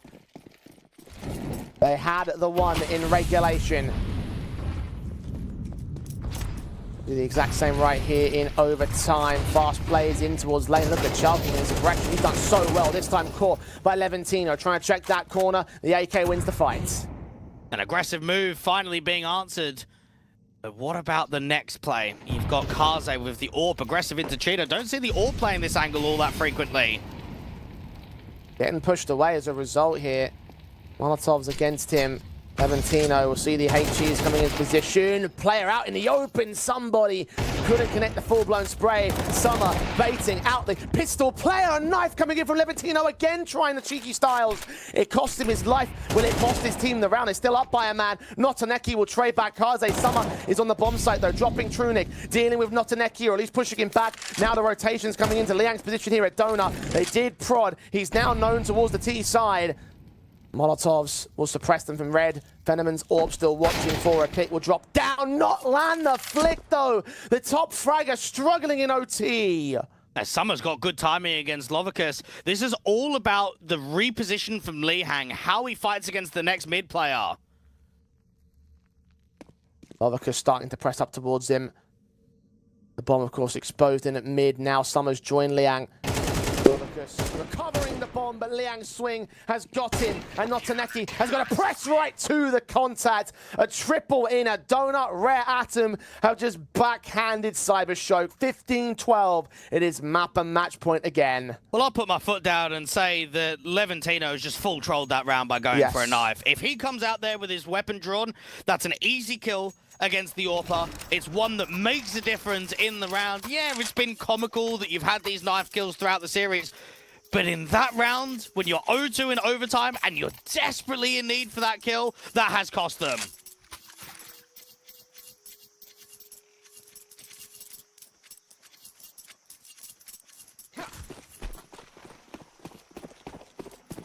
Two-man advantage that could have made a difference, even with that trade of the M4 player. And watch out for Child King and Elbow. Remember all of that in regulation. 24 kills deep, truly MVP of this map. Fenneman's caught him though, trying to make his own case for MVP. He's top fragger of his side. Switched off in that T-side half. Turns up with an opening here for Cybershow. And Kaze's hoping for a swing towards Long, and the M4 does give it to him. Doesn't quite get the shot, but Summer's there for the help. Low HP on 2 players at a T side, though. Levantino's going to start pressing with aggression. Going to catch Liang. Summer, low HP, adjusted towards the same. And the AWP's got to back away. They'll hear those footsteps. They'll know that they're back there in at lane. The press on from Fenneman's AWP may well be able to cut those rotations. Rare Atom down by 2 players here in this exchange. They tried to go execute heavy rather than default heavy, which is what they did a lot in Reg. Somebody scaling with the AWP. Now, there is a chance in the rounds because the CTs are so defensive. They've given the T-side players a lot of respect on B now. Lovicus. First contact man towards Long. You've got Levantino's AK close range at the short position. They are prodding dry. Smoke, flash, molly for Kaze and somebody to execute into the bomb site. The smoke will come down towards that short presence. Levantino will get forced to force forward. Flashbangs in against the long player. Somebody moves up.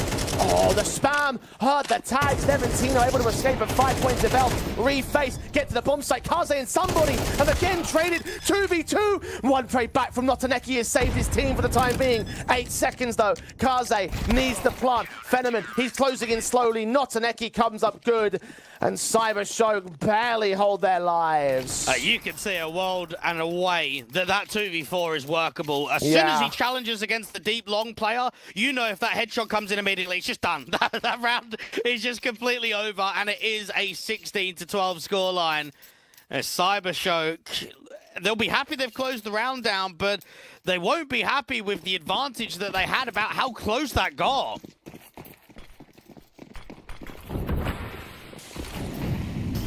Cybershow have got a lifeline at the least. Look at the mid plays from King. Not contested by Cybershow. They know he's a deadly element. They don't want to deal with him today. Levantino may have no choice in a cheater. Meanwhile, the T's formed up mostly towards the A half of the map. They'll start to take mid control, so this could be the split. I haven't seen a tree individual all game so far. Could this be the off angle that catches off Lihang? It's going to be an A split. They're just going to try and pressurize the red room area. Should take Donut and converge towards A.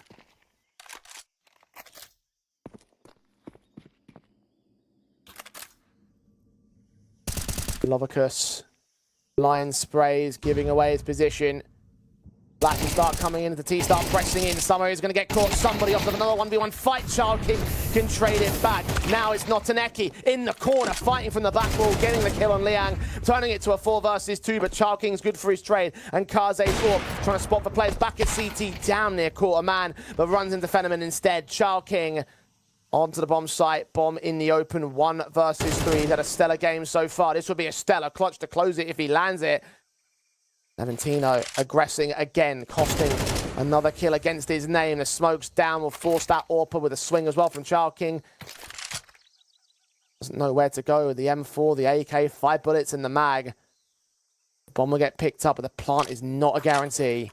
I might have to tap and draw the fights in the open. Taking it. Fenneman pressing, footsteps heard. Doesn't quite win the fight. The USP comes up better, and Cybershow continue to hold themselves together. 14 on the board, 1 more for a second overtime. It's a tidy donut hold from Loficus, isn't it? He's a bit of an off angle, out in the open, gets 2 kills. The one that is surprising is Notaneki on A. He's in such an off angle there. He's not back at CT. He's not in the default box. He's just out in the open, and it actually confuses the T-side players trying to split. And gets that 1-for-1 trade, and then Kaze can't quite get the smoke down towards spawn. 2 out of 3 chances wasted already. Will it be a 3rd waste in a row? Or will they close a 16-14?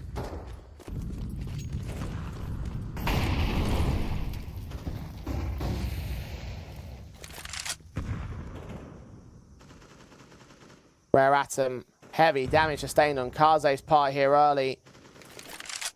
Can let your damage spam done. Nothing seen towards the A half of the map. Child King also getting legged up by Fenneman in the back. Here they come. Fenneman kill on Kaze. Child King close range against Trunic. Levantino's going to get picked up by Summer elsewhere. advantage taken by Rare Atom. And look at Liang's extension. The HG's coming in. Sharkin's going to get caught through that smoke. They're not accounting for this long presence. They're going to start pushing him from short. And Venom's exposed. The AWP is caught. Liang's backstab. Now looking to close. And close he shall. 16-14 as Rare Atom eliminates Cybershock from Hellcup and progress to the decider match of Group B. A tough series coming through from Rare Atom. They would have been fuming that they lost 13 rounds in a row on their map pick. But they have shown, I would say, larger X Factor. I'm looking at Mirage. I'm looking at Ancient. Key rounds where a Child King stepped up. Maybe a Kaze's been able to deliver with an AWP. And Cybershock will be kicking themselves because they know it shouldn't be a last place. We shouldn't be getting knocked out by Rare Atom today. Especially after that dust too. I genuinely believe that they turn momentum back towards their favour, but just not able to convert upon that. And to level some criticism in the other direction, I don't know what Levantino was doing in a lot of those rounds in overtime. I think that he gave some key opportunities up that allowed Rare Atom to convert upon and ultimately take the map victory. There was some serious concerns, I feel, over the course of that one. And for Cybershock, it does show why they are a grindy team that doesn't find all that much success at times. Well, I want to say it was a great call change for Summer in that very last round to close, because in regulation we saw Child King just absolutely mowing in mid out from elbow. First 2 rounds in OT, he just didn't do anything, did he? First one he got caught straight away. Second one there was no mid player, so it's like, okay, let's try and get Child King in a different position. Let's put him up towards lane. Let's accelerate for a B pop. Let's do something different that we didn't do. And then that's just the closing elements. Very good site take came in from them. They get the job done. They'd love a rematch against Spirit Academy because they probably showed maybe what 50% of what the team is made of. They didn't show the full capabilities. Well, Rare Atom will get that chance to face against one of the better Academy sides over the last few years. A very different formation of it, but still our group favourite at this moment in time. As we're down to 2 teams in the group, we'll find out after this extended break who is going to be joining Na'Vi Jr. in the playoffs, as Rare Atom will indeed take on Spirit Academy.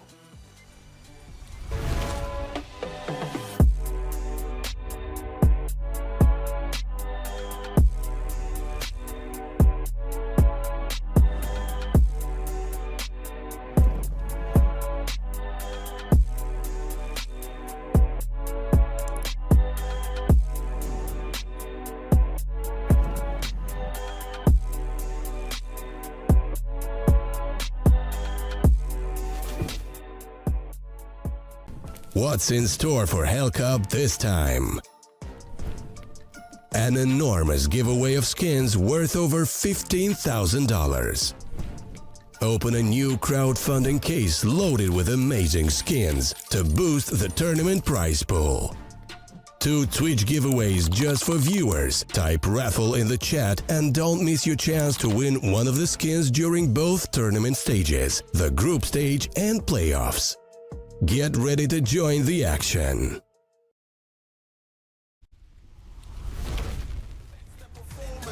But I dance in the rain and the thunder, the drums, so I keep going hard. I won't stop till I'm done. From the bottom to the top, I'm the one. I can drop in a month, I'll be back at the top. Let's go.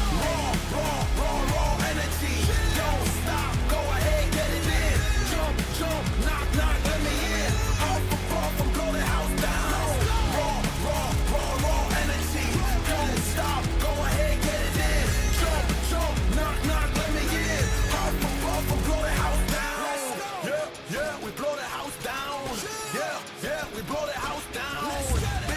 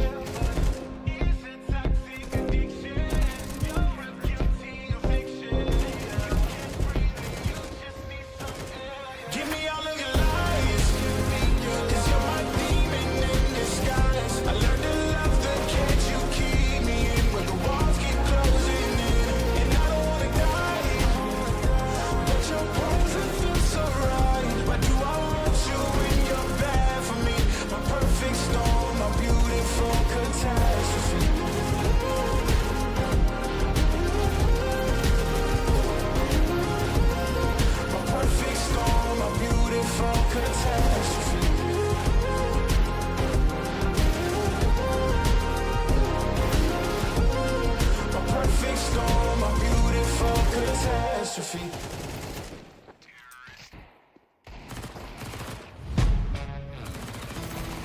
Yeah. Let's go. You just gotta go hard. I go the hardest. I bring the pain. Not what you used to. It's all part of the game. Yeah, I just gotta go hard. I just gotta go hard. Go hard. Go hard. Yeah. Oh yeah, the beast back. Adrenaline pumping through my veins, can't relax. Original, I am not the same as these cats. I sting them if they never ever mind and they beeswax. I don't ever cap, but I'm wearing like 3 hats. Never been a rat, but I know where the cheese at. You'll never get a trophy cause they all here where we at. You better believe that. When it's all said and done, I'll still be here standing. Never took a loss and it ain't something that I'm planning. I dare you to say something, my focus is A1. Every dog has his day, it's been mine since day one. This is real grinding, I'm still climbing. While you still trying, I'm still shining. It's real blinding, and I'm getting hotter too. Talking top 2, I'm not a 2. You let the pressure bother you, and I do what I gotta do. Let's go hard. I just gotta go hard. Go hard. Go hard. They ain't coming close to me.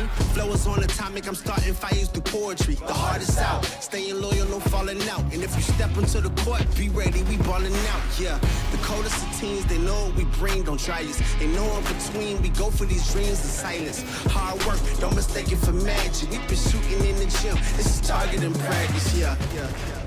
And I'm just getting started, getting my feet wet. It's all in repetition, ain't a secret. All facts, all black dress code. Pay me my respect, collecting every debt. Oh, the hardest. I bring the pain. Not what you used to. It's all part of the game. Yeah, I just gotta go hard. I just gotta go hard. Go hard. Go hard. Go hard.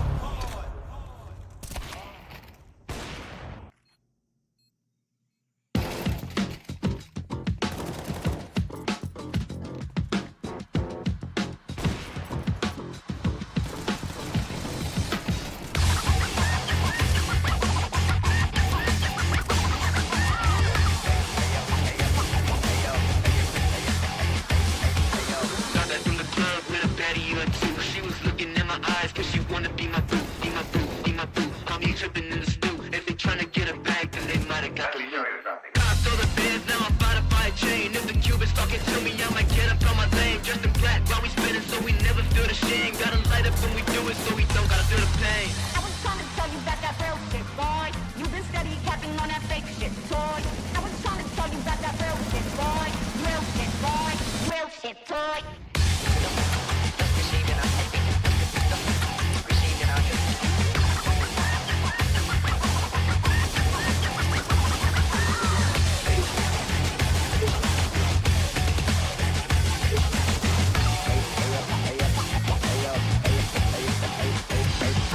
Spin around, burn out, blow it to the penthouse. Shotty's going crazy, then they quiet like a church mouse. Land up with the cousins, then we never get to get it out. Nitro when the edges, so we see what it's about. Always wanna talk, but you never want to smoke. And you flashing all the guns on your live, you a joke. Closing up with bodies when you never ever roll. I'll be pressed to find a shooter who be lacking in the soul. I was trying to tell you about that real shit, boy. You've been steady capping on that fake shit, toy. I was trying to tell you about that real shit, boy. Real shit, boy. Real shit, toy.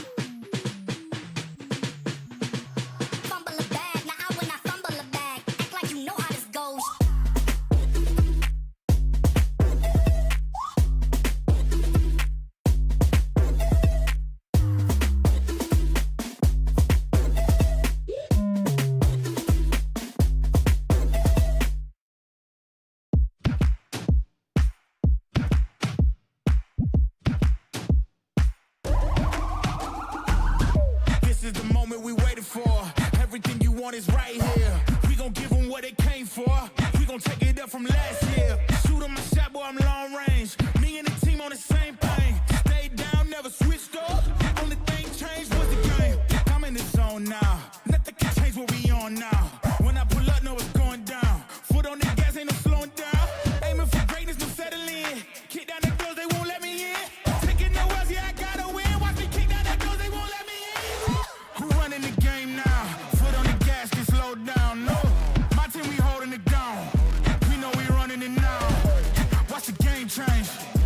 Watch the game change. Watch the game change. Watch the game change, yeah.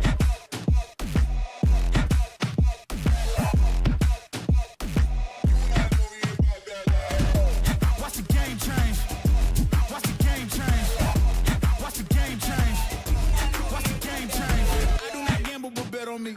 Tell them that's like, yeah, it's still of it. I'm taking a shot for my enemies. I can't waste no more time on my energy. I know they know I got it on lock. Go against me, that's a long shot. Cause I'm counting wins all around the clock. Never doubt me, boy, don't stop.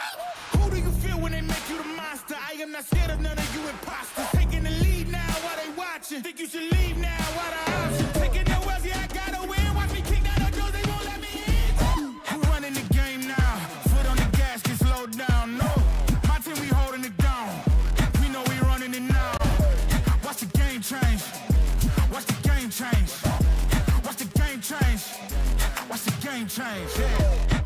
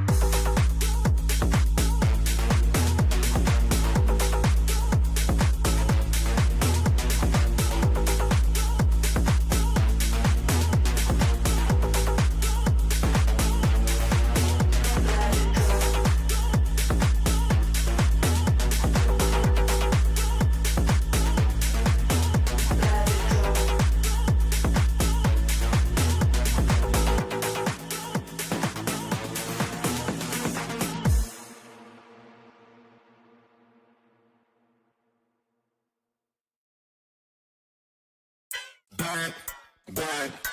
Keep bringing it back, back, back. See, I'm bringing it back, keep bringing it back. But you can feel my swing.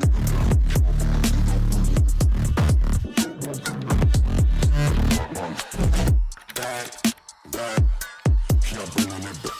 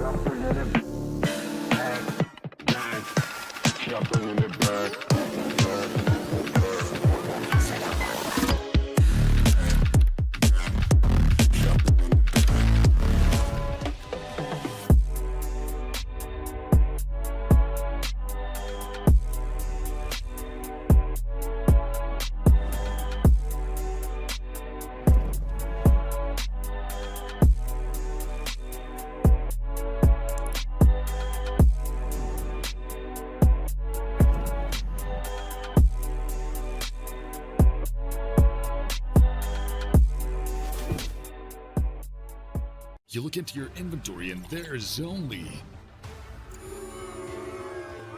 It's time to forget about this garbage. Here you will find everything to play with really cool skins. Open top cases. Upgrade dropped skins and turn your junk into a cool gun using the contract system. Every day, thousands of upgrade upgrade their inventory with us. Hellcase.com. Look at yourself in a new way.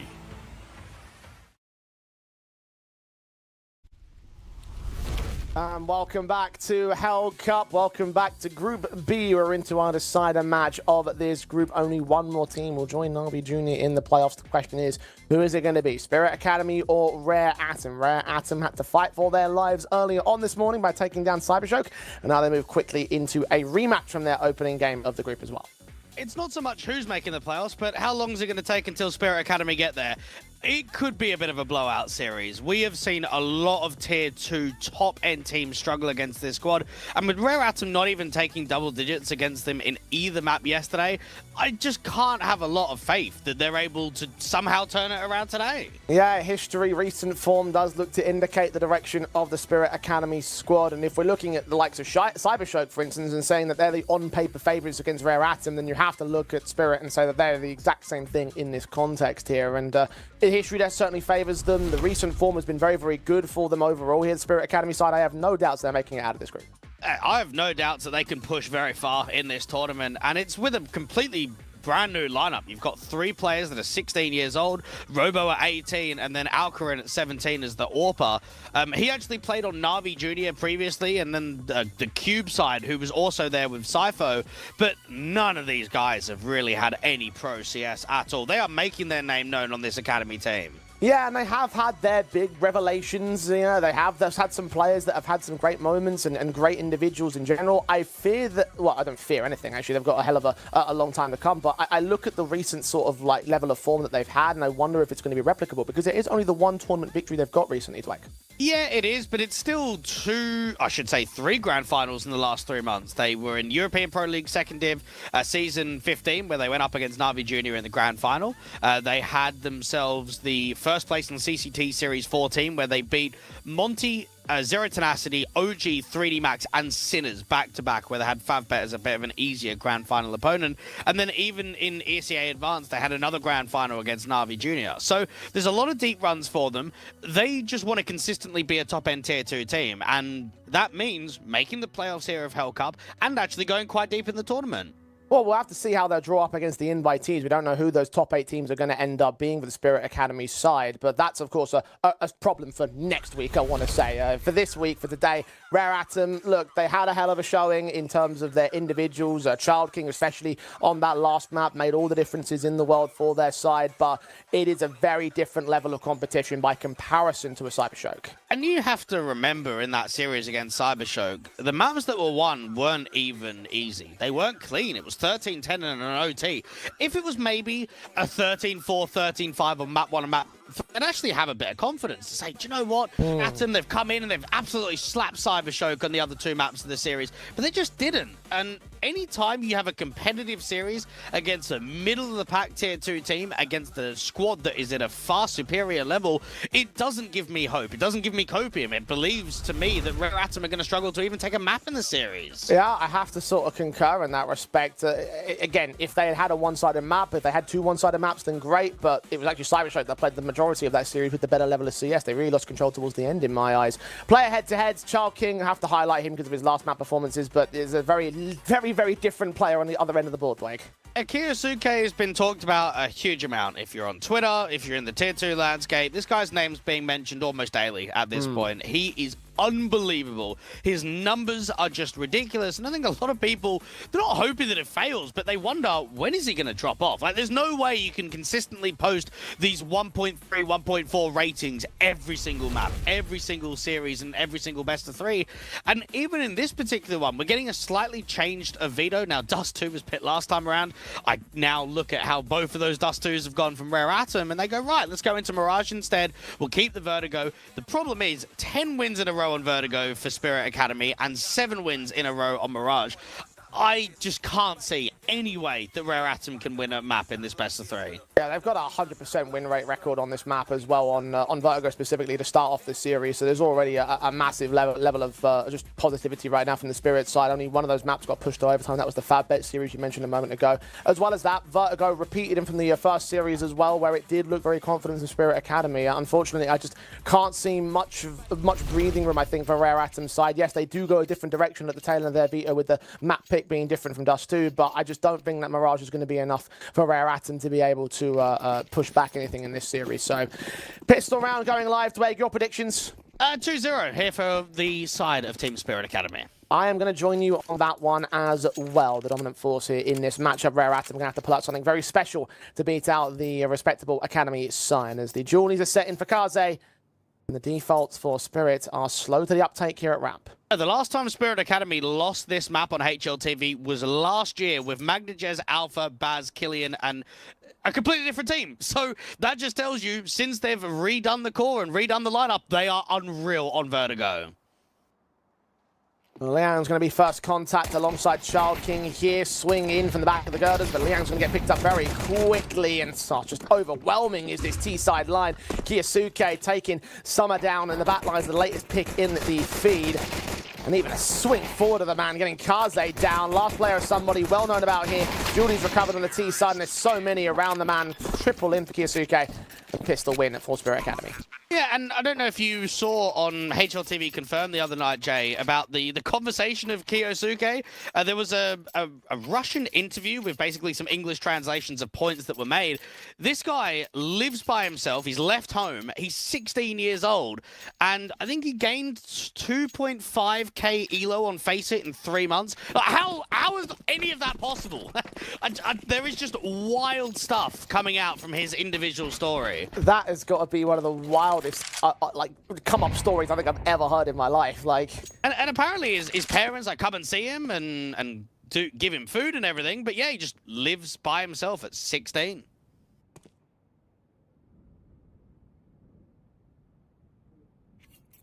Mental circumstances, a mental player. Not so mental in the pistols as they fight back against him, although he's got backup there to try and trade all the same. The one casualty should not be recovered by the CT side. The MAC-10, even from range, can fight back and remove that AK from play and deal with Kaze all the same. So, outside of one hiccup, it's all positive for Spirit Academy. 2-0 on the board. Rare Atom buyback. And I think a lot of credit's got to go to Sofix as the head coach for being here so long and picking up these new talents. I mean, even Magnajez was out here on Spirit Academy. He went over to play with BetBoom. You've got, I'm trying to think of the in-game leader of Alpha, right? He's now the in-game leader of Paravision. So, yeah, everyone's going to say, oh, Donk and Zontix and Artfrost. But even the generation after that, still producing top names at the higher end of Tier 2. Bit of a talent factory, if you will. Probably overtaking Mouse NXT, honestly. That's certainly an argument to make there. We'll see how the new generation of Mouse NXT will do and hopefully compare the pair in 6 months' time. Oh, well, there's no comparison there. That's for sure. I want to see where that team rises to, but focusing on Spirit Academy, who has been doing well recently and obviously doing well right now. M4s to fight against the AKs. Child King able to combine with Kaze to take down Robbo, but the trade is just as good here from Spirit Academy, so they maintain the even man stance. It gets quite slow here in the first gun round. Rare Atom haven't made too many info plays. They've got a gap player, a player towards the top of the ramp sandbag, and actually a bit of an over-rotate to keep 3 on B. This means that somebody needs to both defend the Guardian angle over mid and the B stairs at the same point. Typho. Molotovs towards the quad position. Somebody's being challenged by other individuals first and foremost. We'll get one of those kills. Trades are decent enough for Rare Atom as they go back and forth. Another 2 for 1. Man advantage reclaimed by the Chinese squad. But Alcaren's going to take back Summer to a 2 versus 2. They're unawares of Liang as well, pressing in towards quad. And the AWEP scoping into the wrong side of quad will give Rare Atom their first round. A good timing on an info play. So not only did Rare Atom gamble 3 players towards A, but they got quite active with it. They jiggled down gap, they jiggled down ramp, and they saw nothing at all. So before the XE even got set up on B, look on the radar. CTs are just running. They know that it's going to be a B lean. So you get mass players out there, you get a strong crossfire. Spirit Academy may have been able to have a start with the trades out to ramp, but it is the first gun round going the way of Rare Atom.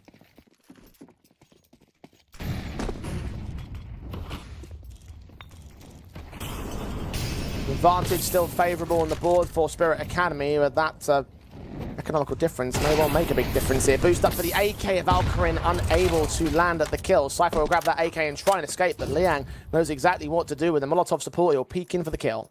Looking positive here from Rare Atom. Kiyosuke trying to see if he can make impact happen on B. He catches the first player out to danger. Didn't spot the player at the double stack, though.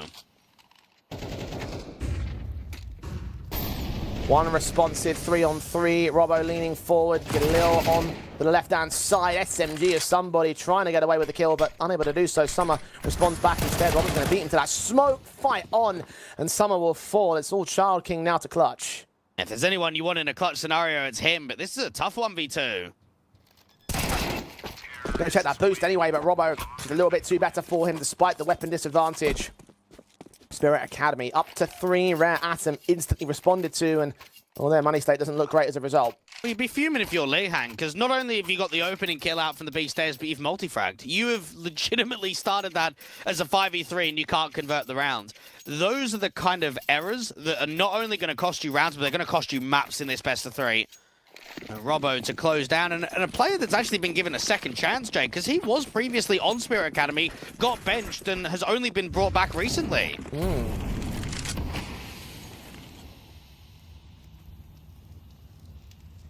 Make up the better of this new addition of the squad. Shots on from Summer. Kiyosuke is going to get picked up, and Mokujin is good to return back at the AK.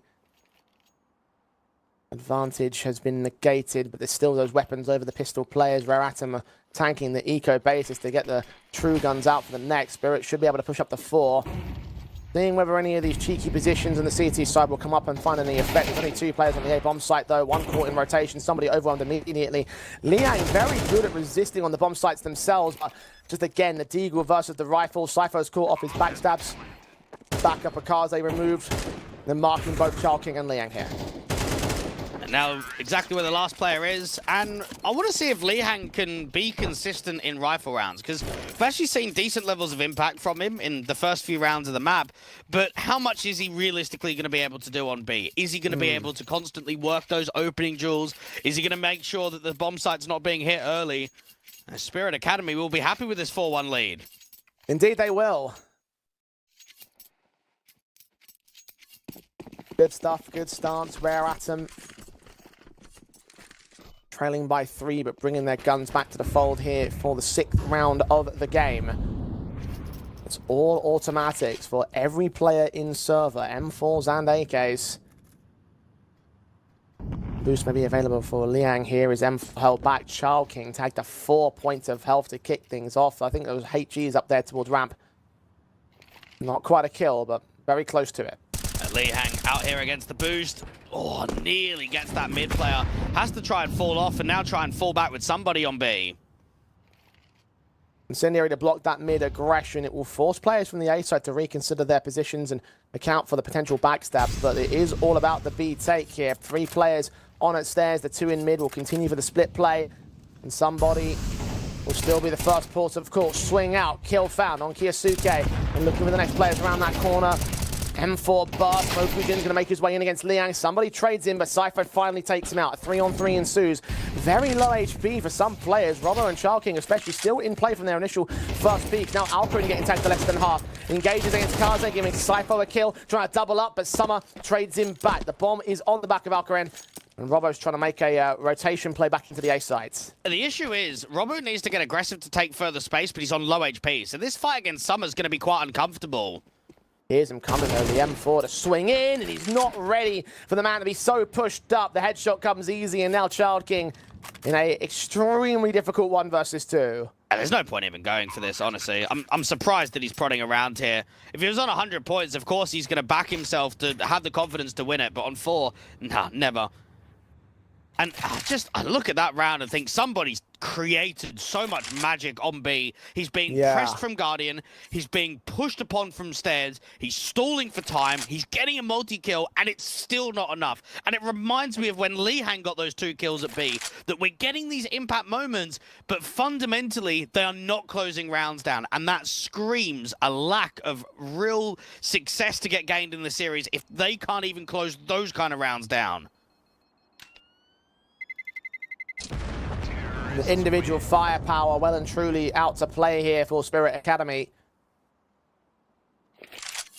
Just compare the boards at this moment. Some players just pulling ahead of all elements of the CT side. Child King yet to start up a kill here in this game. He'll be on the hero weapon, save from the previous half buy around it for the best case here for the CT side. And they've got max loss bonus. This will not be a strong round, and for Spirit, this could be 6 taken. And is this maybe Rare Atom just getting humbled and realizing that we might have got a win in the last best of 3, but this different caliber? Yeah, try something a bit different with Child King looking above the danger boost. Towards mid, this could get caught on timing. Oh, Mokujin's caught the only angle of exploitation. Kiyosuke is going to find somebody as well. That rifle dropped so quickly by the T side, and they're pushing on towards B real quick. Nothing that Liang can do. He's going to fall back behind the smokes. Try play the outside angle towards quad, and Kiyosuke will fall for that. The bomb plant can be secured. The retake is going to be borderline impossible. They might as well go for it because they have the buy in the next round here for Rare Atom. But they are so confused as to where to even begin on the attack. Well, they need to wait out the util and then eventually crunch their way in. They've got a decent amount to work with in this 3v4. Smoke for Kaze. Liang peeking in. Cypher's going to cut him down. Nothing else presenting. No further presence of Rare Atom, who do end up backing off to hold on to the Kevlar into the next round. And I would certainly say that Kiyosuke's had a bit of an average map so far. He's not farming, and they're still not winning rounds. I just want to take note to his average HLTV ranking, Jay. This is the 2.1 in the last 3 months. He averages a 1.65 rating on Vertigo and a 1.52 on Mirage. And he's just average right now. And you're still 1-6 down. That shouldn't quite be the case. You'd think it would be the other way, wouldn't you? You'd think, okay, if we're neutralizing the star player, then we're the one that's 6-1 armed. the fact that you're not is a bad sign. Child King was incredible on Ancient. What's he done here on Vertigo? Basically Nothing. buy M4, buy armor, and that's it. And by utility as well. Yeah, the odd kit, yeah. Yeah, make sure you get all of his achievements in. Yeah, true. Just spend money. Need him to turn his form around because he was one of the winning elements of Rare Atom in that last map. The in-game paycheck stealer, Jay. Somebody again hunkered down towards the B site. Again, he'll open up the kill counter. Kiyosuke neutralized again for the CT side line, but the other players right behind him got those smokes coming up. Somebody tagged up as well. HGs and flashes coming in. Robbo into the bomb site. A spray down with Sypho through the smoke will find Summer as Liang catches Mokujin. It does mean the man advantage can maintain itself for Rare Atom, but not for long. Robbo's extension, somebody peeks right into it. 3v3 for the retake. A very difficult retake because players aren't in the best of positions. And where's the util? They've got a single incendiary to get them in. Shots are ringing out. Alkaren finding Liang. 2 players remaining for Rare Atom who want to go back and save their guns, and right to do so as well. Money's not great, and this was their chance to try and turn things back, but Spirit have overwhelmed that B site so well. Unfortunately, with the save call, it means that Spirit will have themselves the full-on half advantage, and there's nothing that Rare Atom can do about that. Just getting farmed at the moment. And even somebody's been performing at a decent level. He's done well on B there to get one kill, to try and fall back. So there's certainly no concern about the opening man advantage department or the individuals defining plays. It's just the mid to late round where things are showing signs of struggle. And for Spirit Academy, they went 7-5 on their T-side half yesterday against Rare Atom on Vertigo. Man, they're going to push for a lot more. They're going to be looking at 9, 10, just giving hardly any chances, any breathing room for Rare Atom come this second half. Young Guns showing no mercy. Rare Atom showing no resilience at this moment in time. Trying to press towards this ramp position. Sypho backed up. Mokujin in from mid. Going to need Robbo up to task as well. Kaze trying to take fights against him, but knowing the right call to make is to peek in, get back out, trying to flash his way forward. Mokujin just evades that completely. Well responded to, as Kaze gets nothing. Well, they're just getting desperate now for Rare Atom. They're making individual fights out from Guardian, out from Elevators, because you have to adjust and you have to adapt somehow, and you're thinking, right, let's get a bit looser, let's get a bit more individual, but then every time you're doing that, you're losing fights. Out of B, Linghang gets caught by the stairs players coming up, so then Summer and Child King are in just yet another safe position. That was a clinical round from Spirit Academy. And it's nice to actually see some young Kazakhstani players come up, because we haven't had any for a very long time. I think the majority of that scene are all veteran names, aren't they? You used to have your Mo and your Adren, your Hobbit, your Buster. Neelan's still kicking around on one win, but in terms of the newer faces coming up, we don't really know about many of them. This is a team that will allow them to really strut their stuff, and they're strutting it pretty nicely thus far. Child King to hold his rifle back out towards Ram will not be challenged in time by the T-side forces. They did take Summer down. And again, just a wonderfully played round there by Spirit Academy.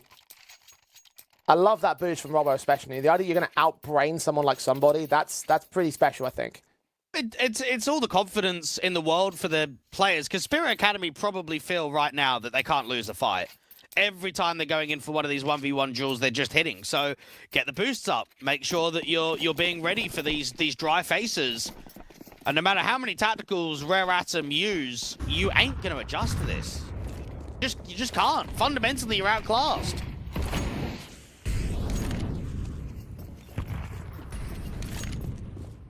Down by 7 rounds. Desperation building higher. And no opportunities opening up in the early round. Spirit not even offering up chances to get those kills in. They are going back to the passiveness of their default. Careful to the uptake, and there isn't much of a reason to be, but it's more than fine anyway for them. They will start to wrap their way up to the B-bomb site. Child King, one of the top performers on Vertigo for the likes of Rare Atom, just can't do anything towards ramp. Another play out to B. We've seen a lot of B-site executes from Spirit in this first half. Oh, Kiyosuke, wonderful shot. Kaze has just been taken back to school. Liang removed by Saifo. Alcaren's AWP shots in mid, doesn't quite land that second, but doesn't quite need to. Hokujin, look at his aggression as well. Past that smoke, Summer and somebody will be spammed down. They'll be heard of those tags up, and Mokujin continuing to hear them. Maybe catch somebody on the reload. Summer is dead. Back to turn, and somebody will punish that aggression, but Saifo extends back to catch him on the return, and Spirit Academy. Wow, this team is just looking on like a different level, a different class to Rare Atom. Indeed they are, and it's not unexpected. Again, this is a Spirit Academy side that's been working hard behind the scenes for quite some time. I mean, the core dates back to the 26th of March. So what's that? 9 months ago? It's a long time to be working in and around basically the tier 2 to tier 3 cups. It's only recently that they've actually started making a name for themselves towards that higher end of tier 2.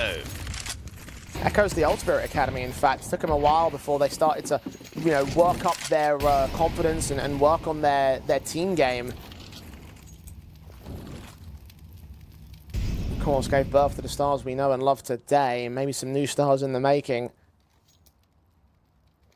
Very little reason to doubt that against the Rare Atom side, who are consistently struggling to get picks. Somebody has opened up again against Kiyosuke, but nade right to his head.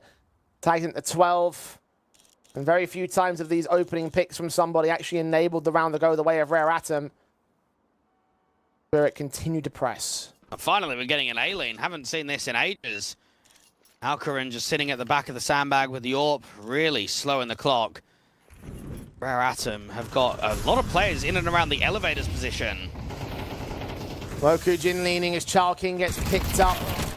Still, he is fragless in this map up. Kaze can take Mokujin down and try and maintain the man advantage for Rare Atom, peeking in, getting the pick and getting back out. Somebody, flash assistance from Kaze will get Robert. Alcarin good to respond. He's low HP as well on that M-Pulse, so he needs to back away, take a fight from a different angle and lose his life, lose the man advantage. Summer peeks back forward from the short entrance, and now the bomb will look to get planted. But Saifo will be receiving contact very quickly here. Incendiary is on towards the bomb plant position. He's got himself back behind the orange boxes, swinging forward on Summer. Kill found. 1v1. Liang hears those footsteps and does catch him with a headshot.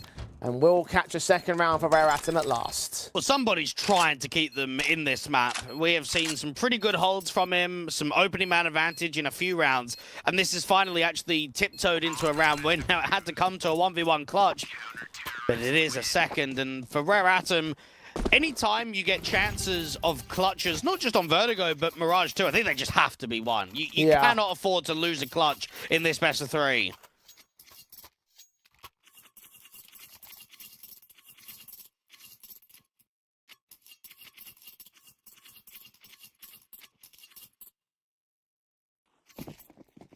Seven to the good on Spirit Academy. Still looking to make it 8.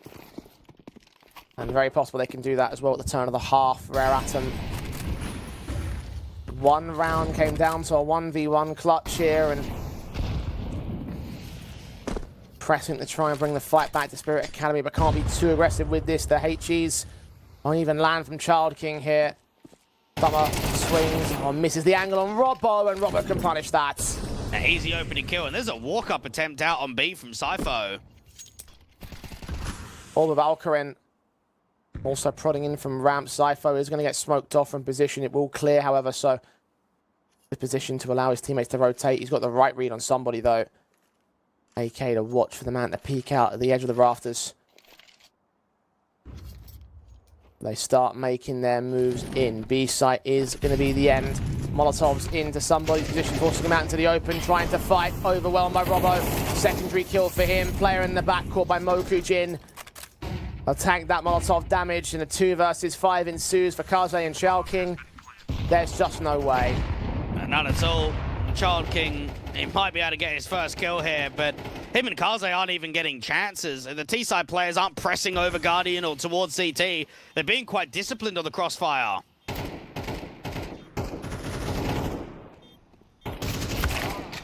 M4 leaning, Saifo getting Child King. Orbs ringing out for Kaze, desperate to get anything out of this round. It's not going to happen, though. All 5 alive, Spirit Academy. Look at that half. 10-2 on the board. Rare Atom have been utterly decimated thus far and will probably continue to do so in the second half. It's a shame for Rare Atom that they can't show something, because at least they did last time around. But it's best of 3. They have just been smoked. And that means that confidence is probably going to be quite low going into a very strong map of Mirage for the opposition. Just give us a pistol win. They've shown over the course of the last few days that their pistols can be very good. So at 2-10 down, at least give us something. Give us a bit of a game here in the second half.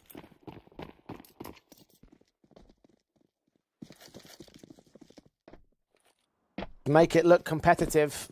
It's a very tough ask for them to come back and really return onto this T side and bring the comeback on Vertigo.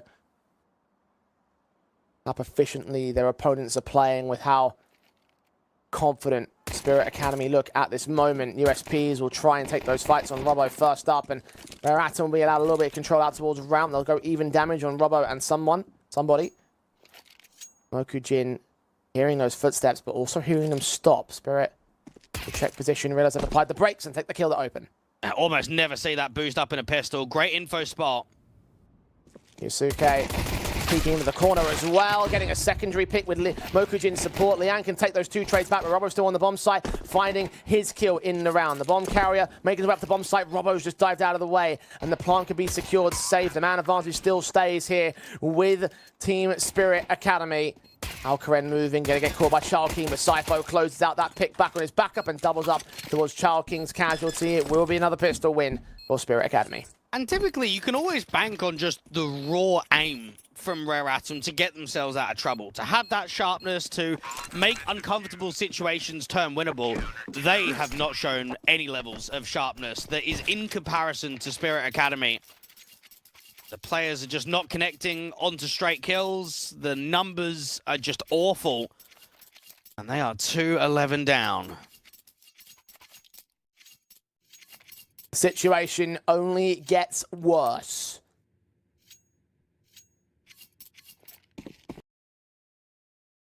Now, of course, Rare Atom will be forcing the buyback because there's no way you're bringing back 10 in a row to overtime. Need to shut down Spirit here and now, and if they can't do it, then it'll be lights out for map 1, a very quick end to map 1.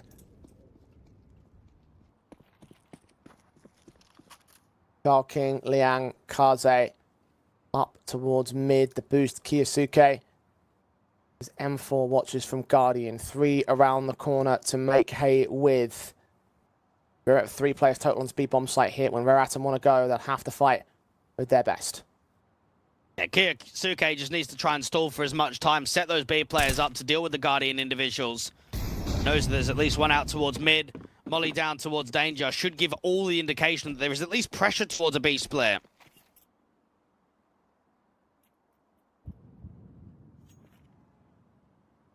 Robbo on the M4. Watching the gap in the top, so eventually make his way towards the centralized bomb site positions. 50-second marker. He'll start refacing, see those pistols, and be like, right, okay, well, I'll call for backup because there's a lot of you out here. Mark call to make. Bat lines will get held. 40 seconds on the clock. Those Molotovs will not actually land to where their intended positions were. Liang will get the kill, but Alcaren trading back will lose his life. Robbo behind the smokes have to maintain the 3 versus 3. Kiyosuke trying to find access beyond the short smoker elevator. Somebody, his Tech 9 starts pushing. Is he going to catch CT members off guard? I don't think he will. Trying to make a move. Cypher's going to look towards that smoke. See his contact. Spam his kill. Child King, Galil with him, and for Liang as well, protecting the bomb itself. Child King starts swinging, seen on the shoulder bait. Kill gets found. Kiyosuke trades him, and Liang now to defend the bomb defuse. They'll see the first couple of players. They'll go down extremely quickly, though. And 10 seconds to the stick. I think Robbo's going to be close to it, but I think he's got enough time anyway. Spirit Academy will just be a little bit too late. Rare Atom maintain a lifeline. It's a survival round. It's decent time stalling. There's no investment in the kits there for Spirit Academy. They've tried to invest into pretty much all rifles. Get the round over and done with as quickly as possible. And yeah, there is some breathing room. Double eco status will be the buyback in. Rare Atom need to jump on this opportunity because this could be at least them getting up to what, 7-8 T rounds? Just with how the economy game's going, with the double reset, go in and start getting a round streak. Start putting pressure onto Spirit Academy.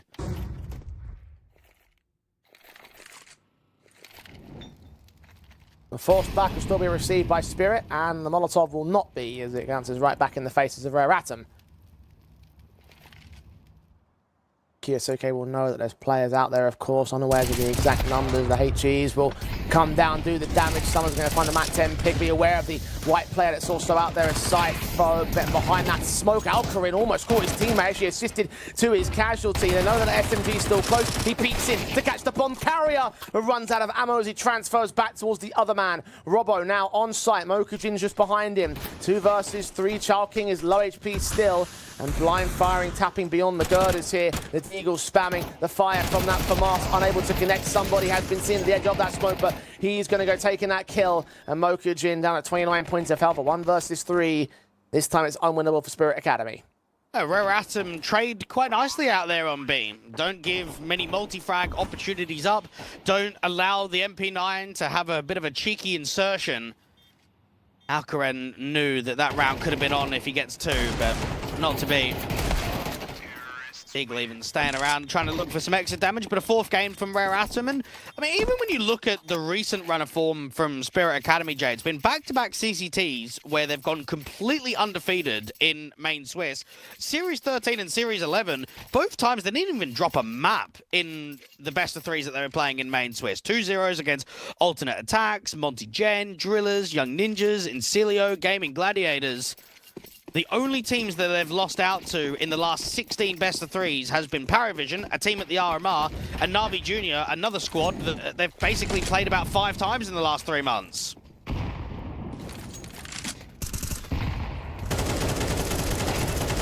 Rare Atom will not hold a candle to those kind of elements.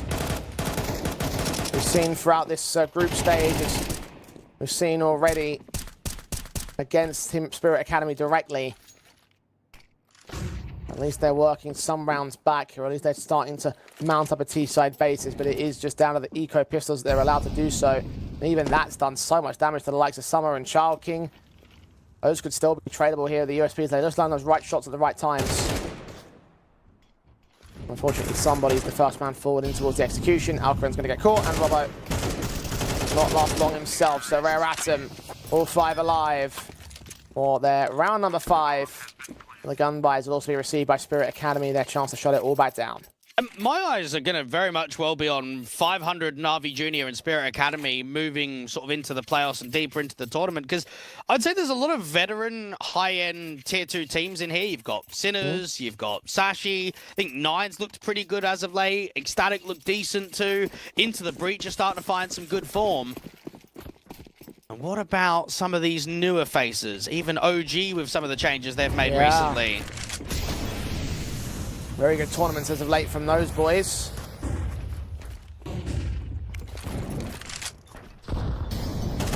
Plenty of elements that have already made it into the playoffs that you have to watch out for, and Spirit Academy is still set to be one of those, although they are continuing to face resistance from Rare Atom, trying to close the gap to 5 rounds to the good. Started things off on Robbo. He's been tagged and dealt with, and they've taken 3 players worth of damage to trade, but not the kills on any of those 3. Cypher swings out a little bit too wide. Liang's going to punish that. Somebody's seen behind the generators. Kiyosuke will get pushed back the same, and the CTs will opt for the safer and smarter call to hold their weapons into the next. Just some good timings being exploited. You've got Robbo that loses the fight to an aggressive Child King who's actually been able to increase his performance in the second half quite to a high degree. As somebody, we saw a lot of impact from him out on B when it came to the CT side. Now we're seeing it on T side from him. The Hunts of Rare Atom will actually take down all players from Spirit Academy, so rifles will not be held over. Loss bonus will not build into another investment. Take a half buy at best for the CT side as Rare Atom are starting to mount up a few more rounds, and on the scoreline perspective will certainly make it look competitive. Yes, a number of those rounds were ecos. But 11-6 is far better than the 11-2 that we saw only 4 rounds ago, so at least Rare Atom can have those positives about them. Yeah, Alcarin's going to invest into the LWP next round. You're going to get a good buy, decent amount of util. There won't be that many more survival rounds to come. This one should be okay, but even with the boost up, you've got an opening kill for the MP9. Kiyosuke starting things off against Summer. Robbo baiting the AK shots to come in from Child King. Molotov sent out towards the sandbags. Robbo going to back away. See the headshot, the boost attempted. The 5-7 unable to swing forward in time. We'll get their man advantage back to evens. Child King, we're hearing those pistols getting thrown out, hearing the footsteps coming in against them, and we'll mow down those two players. As Kaze takes down Kiyosuke to remove the last element. Rare Atom. 4 more to go before they're even up against Spirit Academy, but this will be their next line of resistance. And that was a decent bait setup there for Spirit Academy. It was well handled by Child King, because with the attention being drawn towards Crane, you expect the MP9 to get the reboost up from Yellow and to get that second kill, but anticipating it and being ready for it means that Rare Atom don't quite crumble to the lighter investment. Finally, Alcarin can get on the NWP. Didn't see much AWPing from him in the first half.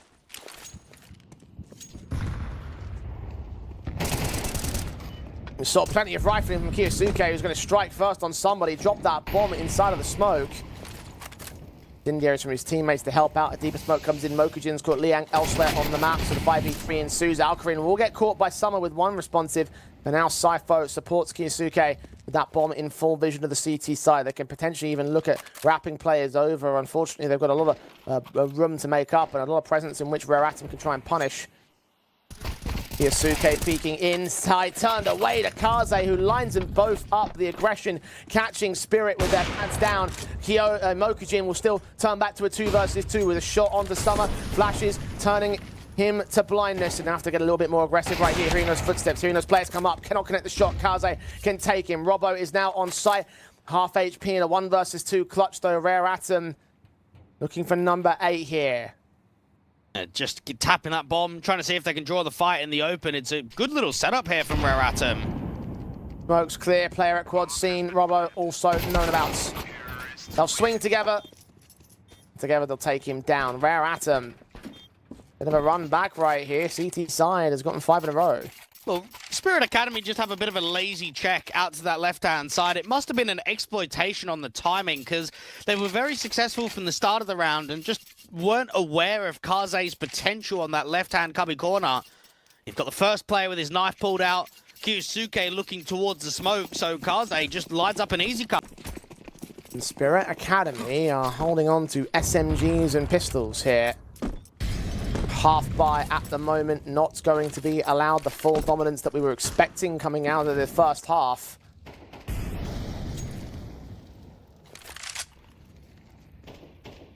It's slow to the uptake for Rare Atom, suppressed behind this smoke in at ramp. HG's coming in, engagement for Child King. But that kill onto Robbo from beyond that smoke, he will fall. Smoke's will clear through on the second man. Kiyosuke is good to get one pick out of it, but no more from him and no more from Mokujin. Alcarin. Next player up towards Ali, but 2 versus 4 for him and Sypho. And maybe there are some important tactical timeouts to get called here from Spirit Academy, just to mentally be in a position to close this game down, to not push Rare Atom to double digits, or even to a scoreline that makes the Chinese believe they've got a chance of winning map 1.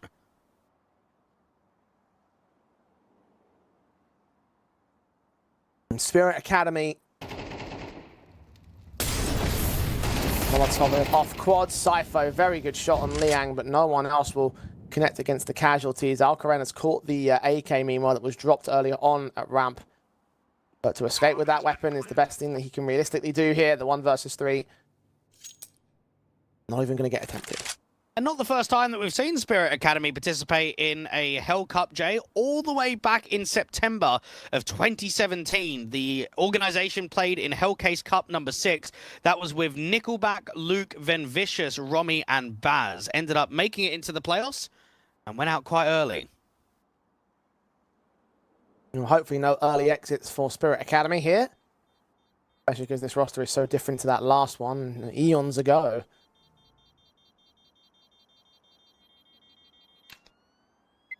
It felt like eons ago where Spirit had this dominant lead over Rare Atom, but the Chinese are bringing this back. 2 more to make up on the Spirit lead here. The rifles will get afforded. Rare Atom. Very, very close to making this workable. I don't know if I actually agree with that. I mean, They've looked decent, but there still haven't been a lot of rifle rounds. Spirit should... they're still easily the better team, and they had a 5v3 in the last gun round that just with what? An unchecked position had cost them. So, yeah, I don't know if it is actually doable. I mean, look, I definitely think you made a good point there. You are right. I don't disagree that Spirit Academy have been the better squad.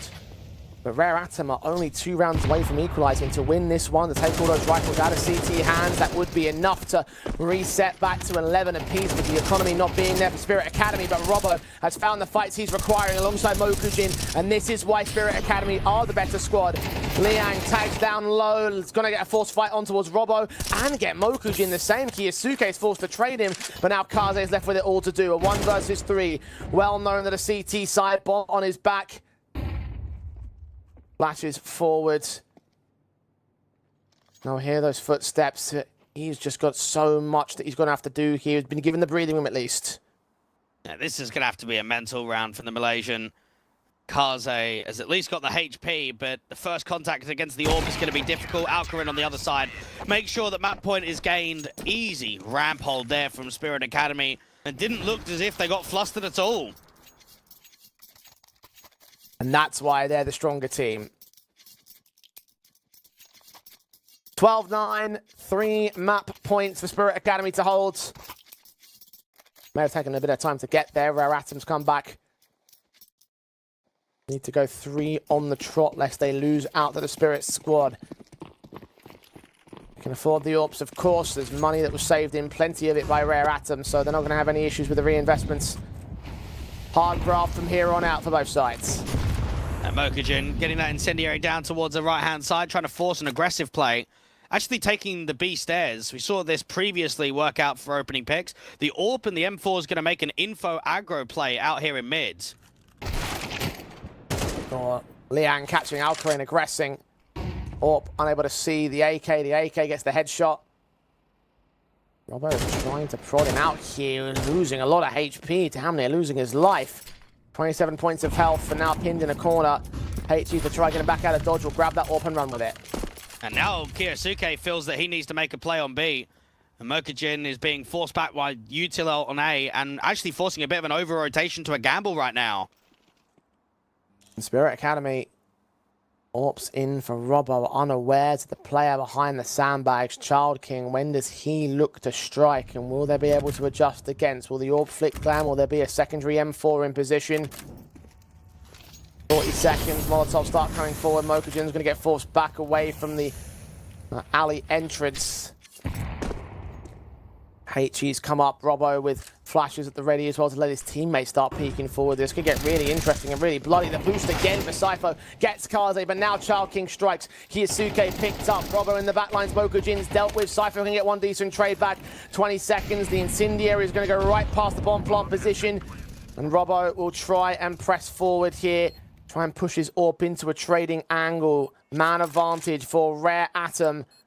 Robbo catches his man. Somebody caught on the plant position. Look back towards Shaw. Sypho has that control. Summer ready for the swing. Sypho gets caught. And Robbo, 1 versus 2 without a kit in on his pouch. There must be some dropped on the site somewhere, but time is too far ticked. Rare Atom are offering him nothing more.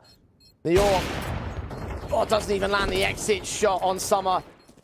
He'll give chase to the AK. The AWP will run for it, and Spirit Academy have got to play on. A real good position coming through from Child King, and you're right, how late in the round does it get cleared out there from the sandbag? The problem is they get the boost up out there. It's actually good exit damage, but doesn't really make a massive difference. At least the AWP stays in play. It's the knowledge there that Spirit Academy get the boost up, focus all their attention towards Crane, and then that's when Child King comes in. That's when, from that deep angle in the sandbags, he's the difference to basically close the round down. And a tactical called in by Spirit Academy, their first of the game. Haven't had much need up until these latest few rounds, and Rare Atom again are trying to press this scoreline to a threat. They are 2 rounds from equalizing and going to overtime.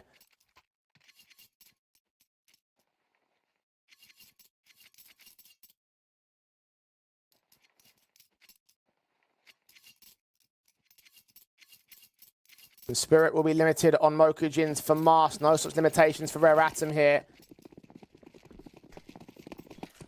How will that tactical affect things? What confidence will be applied by Spirit? Well, it's really impressive that Child King has gone from 0 kills in the first half to posting 17 kills in the last 10 rounds.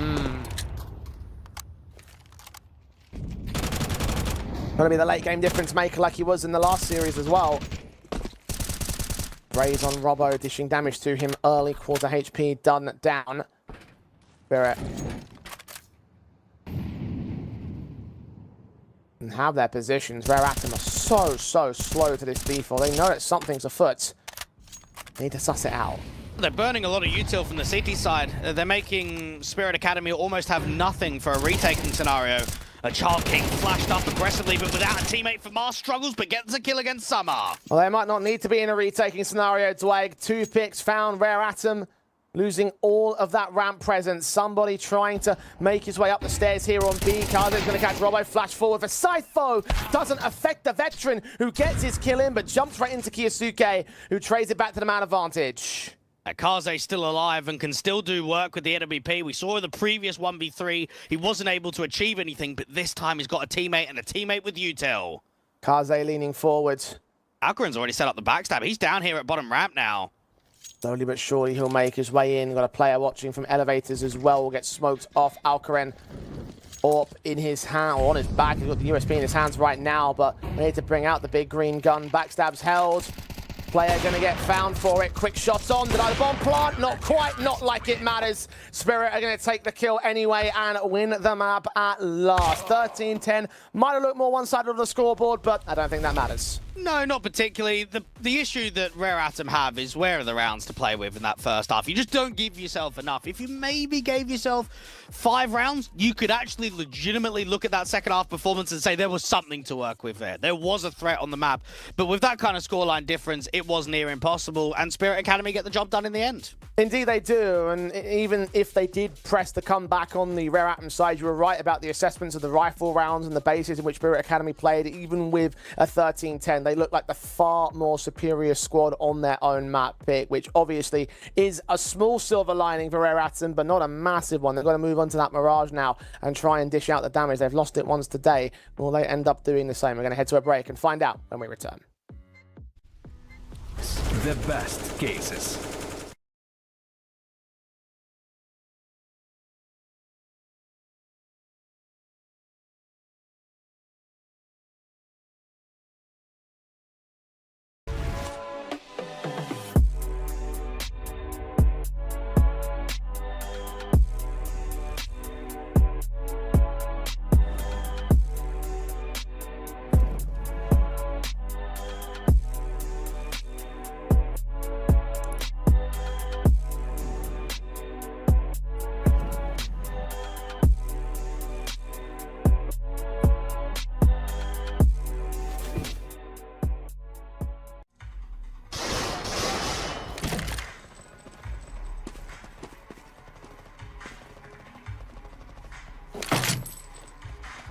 What kind of shame is this? Are you new? Have you heard of Hellcase? Best cases in the world. Book a rookie on me. Don't be shy, come on. Haha, newcomers are lucky today, huh? Hellcase, the best cases.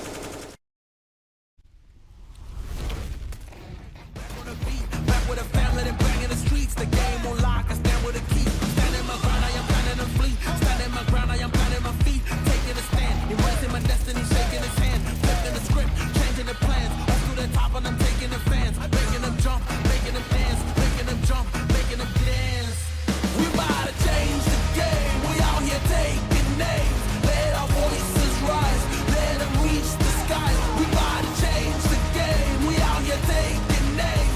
Let our voices rise. Let them reach the sky. Hickory dock, giving them all that we got. Kick on the door, try to knock, but nobody answered. I'm going hard and taking my chances. I keep it moving, I keep advancing, keeping it gangster. Getting the perks and I'm happy to earn them. Mr. Ambitious, kill it, I'm vicious, Mr. Determined. Riding the storm, but focus on rainbow connections like Kermit. The water on my shoulders, it was a burden. Now I don't notice it, everything turning, everything shifting, doing it different. I'm floating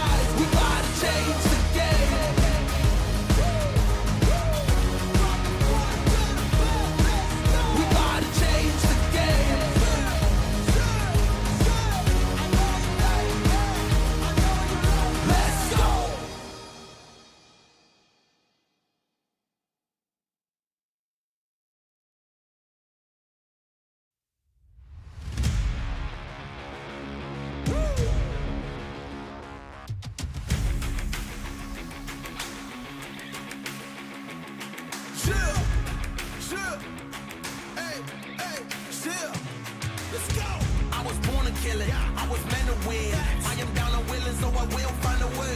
It took a minute, now it didn't happen right away. When it get hot in the kitchen, you decide to stay. That's how it winners made. Stick a fork in the hater on my dinner plate. I walk into the fire like it's just a bit of flames. I switch my style up, watch the money pile up. I'ma get rich or die trying, want me switch lanes. I'm always getting better, I'ma be on 5th place. On this one, then 4th on the next. 3rd, 2nd, 1st, you and Paul with the best. She showing love, give me all the raw energy. Don't stop, go ahead, get it in. Jump, knock, let me in. Huff and puff and blow the house down. Raw energy. Don't stop, go ahead, get it in. Jump, knock, let me in. Huff and puff and blow the house down. I do it for the love, they perform for the checks, and I still get more. They be bored by the rest. I done put the work in, wasn't born in success. See the storm, it affects the performance. But I dance in the rain and the thunder, the drums. So I keep going hard, I won't stop till I'm done. From the bottom to the top, I'm the one. I can drop in a month, I'll be back at the top. Raw energy. Don't stop, go ahead, get it in. Jump, knock, let me in. Off and puff and blow the house down. Raw energy. Don't stop, go ahead, get it in. Jump, knock, let me in. Off and puff and blow the house down. Yeah, we blow the house down. Yeah, we blow the house down. Big moves will shake the ground. All the greats who came before us, we about to make them proud. We've got to make this count. Take the ball and raise it now. Make noise and crazy loud. It's all moment, let me hear you shout. Don't give up, we can turn it round. We got the fire, we burn it down. Then we'll pop champagne at the back of the club. Then we're back with a sweat, tears back with a blood. How to get it out of mud, kinda like Predator. Get to the chopper, pockets getting fatter, so she call me Big Papa. Raw energy. Don't stop, go ahead, get it in. Jump, knock, let me in. Off and puff and blow the house down. Raw energy. Don't stop, go ahead, get it in. Jump, knock, let me in. Off and puff and blow the house down. Raw energy.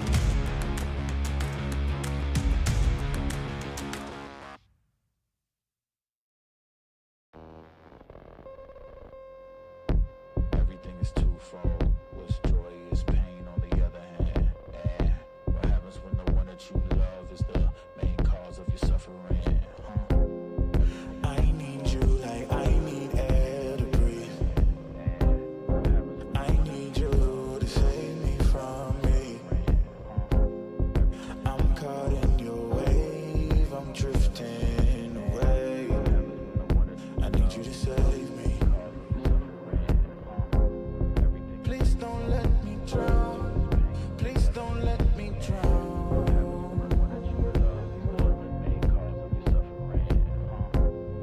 Please don't let me drown. Please don't let me drown. Whoa. Give me all of your lies, 'cause you're my demon in disguise. I learned to love the cage you keep me in, but the walls keep closing in. And I don't wanna die, but your poison feels so right. Why do I want you when you're bad for me? My perfect storm, my beautiful catastrophe.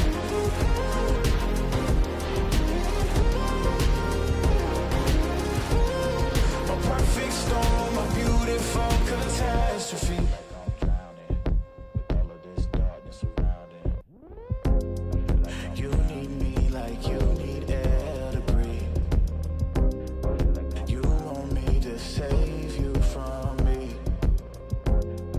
I know that you're trapped inside this wave. Who's gonna save you? Who's gonna save you from me?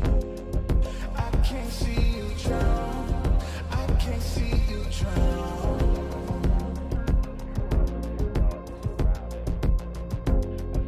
I can't see you drown. I can't see you drown. Whoa. Give me all of your lies, 'cause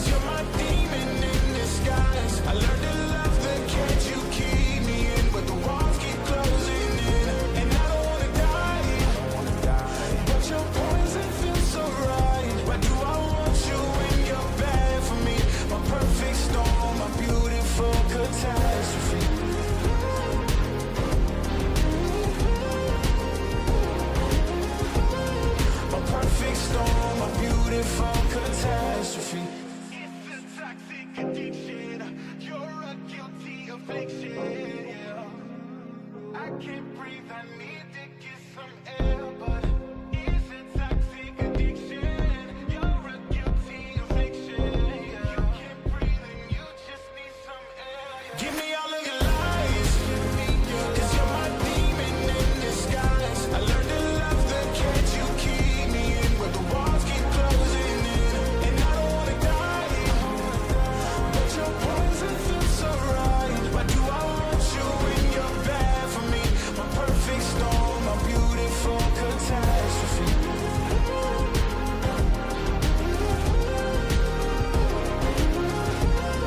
My perfect storm, my beautiful catastrophe.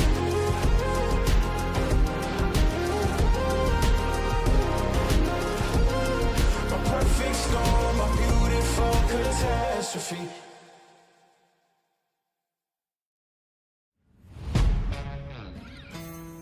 Yeah. Let's go. We just gotta go hard. I go the hardest. I bring the pain. Not what you used to. It's all part of the game. Yeah, I just gotta go hard. I just gotta go hard. Go hard. Go hard. Yeah. Oh yeah, the beast back. Adrenaline pumping through my veins, can't relax. Original, I am not the same as these cats. I sting them if they never ever mind and they beeswax. I don't ever cap, but I'm wearing like 3 hats. Never been a rat, but I know where the cheese at. You'll never get a trophy cause they all here where we at. You better believe that. When it's all said and done, I'll still be here standing.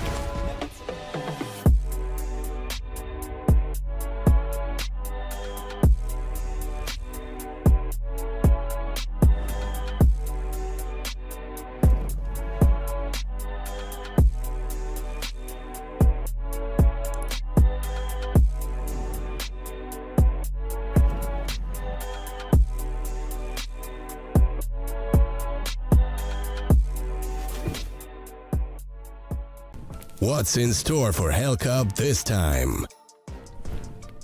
An enormous giveaway of skins worth over $15,000. Open a new crowdfunding case loaded with amazing skins to boost the tournament prize pool. 2 Twitch giveaways just for viewers. Type raffle in the chat and don't miss your chance to win one of the skins during both tournament stages, the group stage and playoffs. Get ready to join the action. Well, in the end, they do get it over the finish line. Vertigo taken by Spirit Academy. Now we move to Mirage, familiar territory for the Rare Atom side. They won it against Cybershock earlier on this morning, and now they look to try and do the same thing to winning another CIS squad. The problem is, Dweg, is that even though they did generate a comeback, you factor in all of those eco rounds that they had to win out against the Spirit Academy side, the confident level that we saw them run away with that 10-2, 11-2 advantage, in fact, before the comeback had even originated from Rare Atom. I just look at the circumstances and think the Spirit should still end this in 2-0. It should be a comfortable map win, honestly, for Spirit Academy. They've gone now 11 Vertigos in a row being won, and this is 7 Mirages in a row. The last 3 against top competition in Tier 2. That's Sinners, Zero Tenacity, and Monty back-to-back. We'd look at all 3 of those teams as basically being a playoff contending team in every Tier 2 online cup.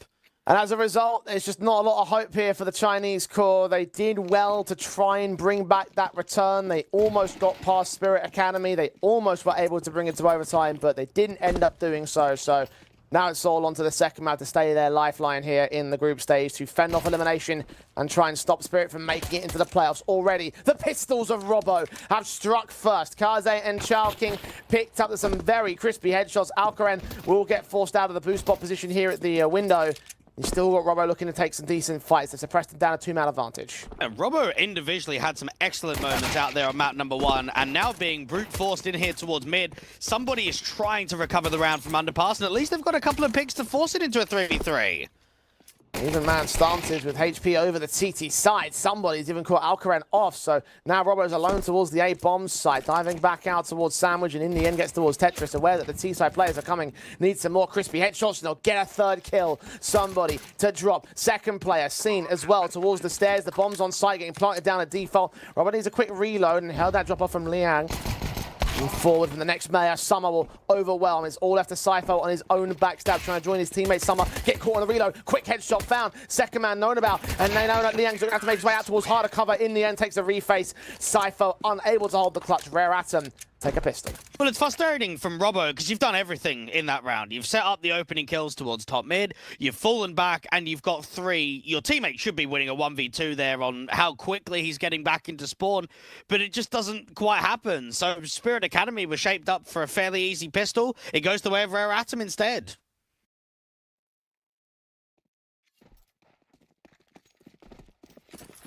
Starting favour for them. And Spirit Academy will be pushed to an early back foot, contrary to where things have been throughout the majority of this series.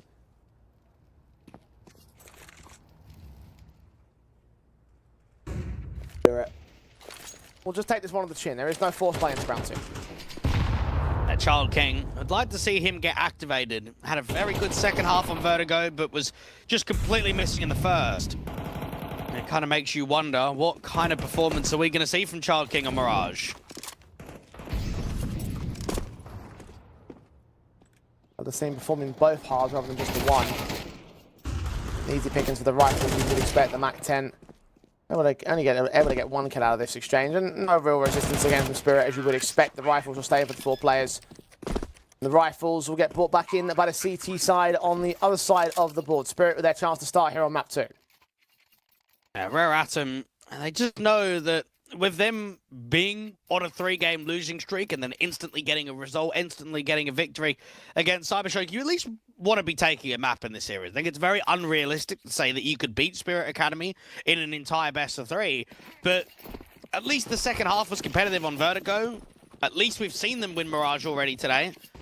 And they push further than what they've done before. Lihang to start off towards underpass, aggressive top mid nades. And Robbo out from COD is hearing Child King get quite aggressive towards Delpan and get the opening kill in the round.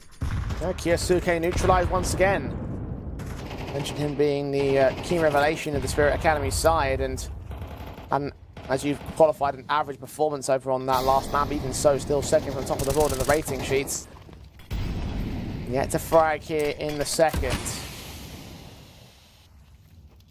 Down and out to the early portions of the mid control. They've still got Cypher trying to prod from short. Rare Atom slowing the round down. Yeah, Cypher needs to get a returning kill, but has got to be worried about overextending too far because he doesn't have a teammate in sight.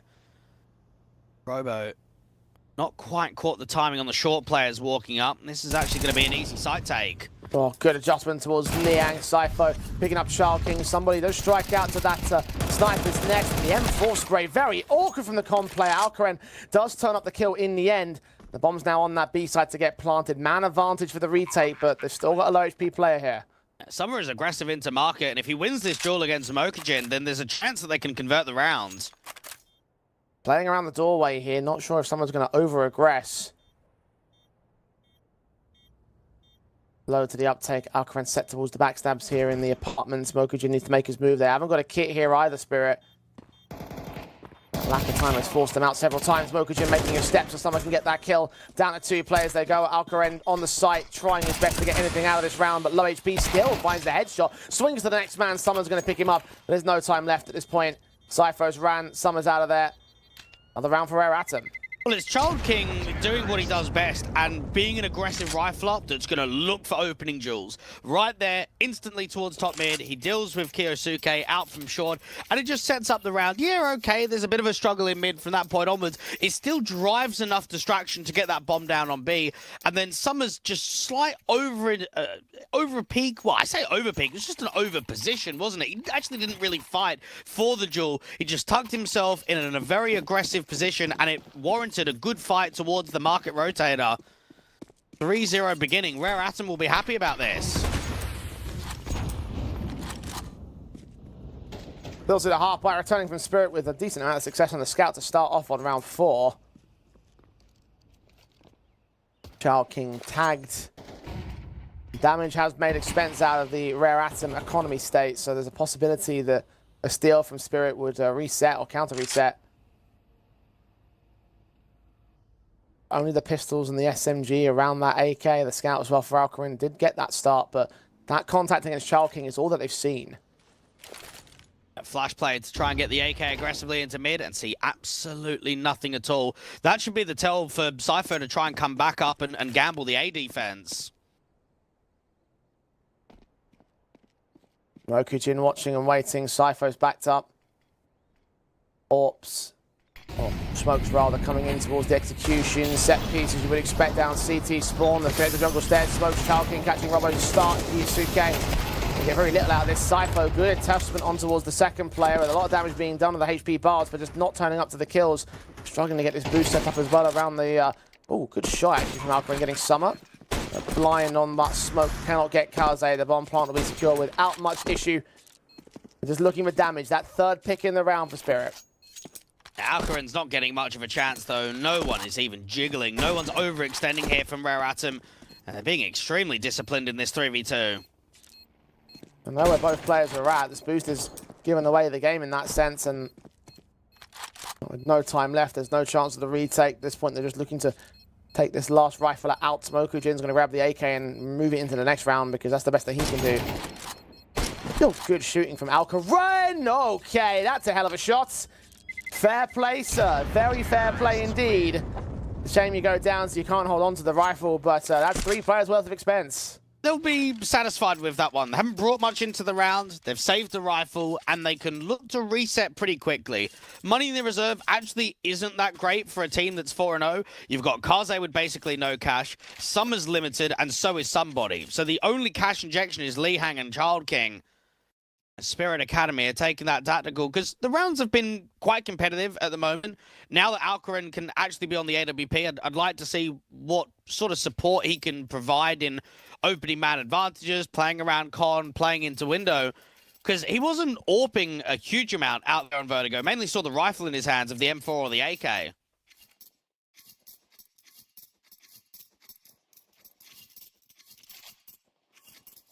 Rifle streak early favours Rare Atom. Spirit going to try and shut that down now. The max loss bonus in effect. The buys will start bolstering. Mentioned that rifle save from Mokujin. He's got $3,000 to carry forward to the next. His teammate's not quite as rich. Issue incendiaries will block early rushes with the Rare Atom side. They want to play towards AX, it looks. They try and go in very quickly for the explosion. I wonder if that resmoke towards Palace is going to cancel them. Molly goes towards Dark. Alcaran's going to catch that kill onto Liang. Flash forward as well. Mokujin will get that first pick. Child King takes a return. Flash is keeping the T-side players blinded. Robbo going to push ahead of that smoke. Molotov's landed inside of it, so it doesn't block him away from the bench, but it's not seeing anything more here. Just this one player making noise. Meanwhile, the B-Raps are starting to come forward. Somebody may look to challenge onto Cypher right here. Child King's on the bomb site itself. They'll hear some footsteps, and they will call that rotation on the CT side here. Cypher lands somebody. He will drop, and Child King on the bomb site towards A will fall. Kaze 1 versus 4. Instantly responding after taking a tactical. Now, fundamentally, they've got some good utility being set up there. You go in for a bit of a quicker contact play out to A if you're Rare Atom, and then the player on the balcony is just being quite annoying. Staying alive for a long time for Mokujin. You're getting some util from the teammates back at spawn. Robo's trying to work on the edge of that sort of bench jungle area. Also got the AWP that's playing deep in CT. Last players stay alive. A couple of AKs get recovered. Do they get the third? Just about. Decent. That's where you respond, and now start catapulting yourself. And that damage that was done to Rare Atom over the last few rounds will come back to hurt them. The rifles will still get force bought out, but it's single stage loss bonus. Cars is going to have to get dropped to weapon as a Galil for Summer. Somebody, Tech 9 in his hands. Well, I'm actually a bit worried about Kaze because he performed really well on Mirage against Cybershock. Yep. But first map of Vertigo didn't really do anything, and early round or early game here in Mirage also haven't seen much from him. Considering that he was leading the board by quite a margin against Cybershock, if he had underperformed in that matchup, then that might have ended up being their loss, and we would be seeing a CIS derby here today. Need to see him involved. We can't understand how important he was on that Mirage. Child King continuing to be of importance here in this series in general. Rare Atom get the man advantage to his double, but Robbo takes it back on somewhere elsewhere. This is being a very competitive map. Mokajin, timing is good. Child King can't quite force the kill. And now for Mokajin, he can just fall off. He can play the numbers. Robo swings and spams through the smoke. Not quite registering the gun barrel. Now we've seen his man, Kaze, damaged up, eventually sprayed from the back. Triple in for Robo, and Spirit Academy will take their second. Honestly, I don't mind that from Rare Atom. I'm liking the facilitation of the aggressive Child King right now. Just get him out mid, make sure he's fast, give him some backup. If one kill goes differently on the trade, if they maybe drop Mokajin earlier than he actually did in Con, it's a very different round. So I don't want to see too many adjustments from that overall aggressive default. I'm actually enjoying the playstyle that we're seeing from Rare Atom.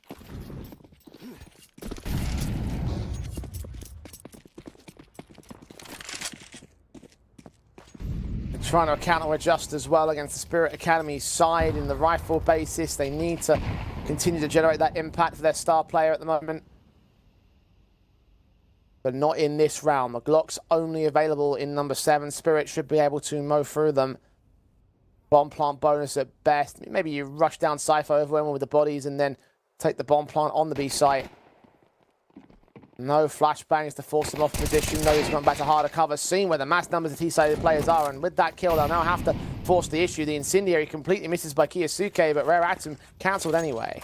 Very strange that they've cancelled there. Would have thought that when you deal with the B anchor, you just explode out to the bomb site, pull distraction and get the bomb down, but I mean, now I think their chances are basically completely naught. Mokajin can hear them around the corner, get those 2 kills out of it, concede an AK back to the T-side line, but that should get recovered relatively soon here. Yeah, Kiyosuke and Robo take those kills back. Somebody has lost the bomb, and now they've lost any chance to get that bomb plant bonus as well. Maybe the flanking against Kiyosuke can catch him off guard.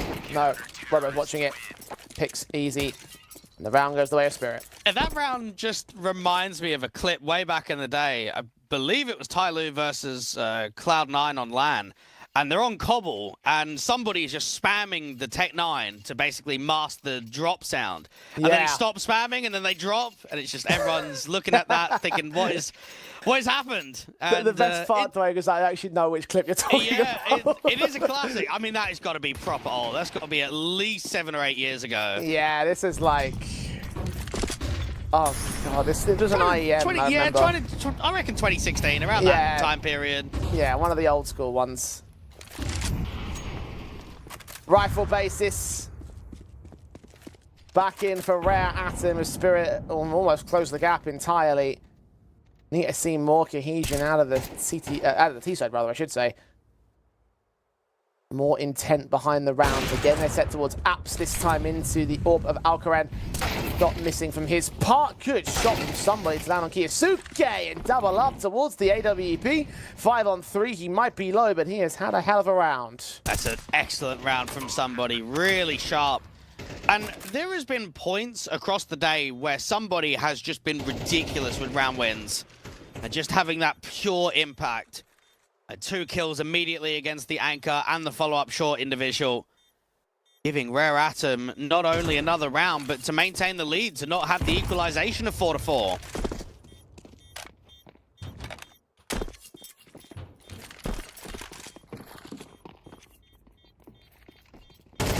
Robo now just looking for exits. He's going to take a number of players out, at least trying to make it somewhat expensive with Cypher's kill on Liang. And yes, cash lost to the team side. I might even hunt down the player at top mid. Child King, yes, he will fall. An AK for the M4 to recover too.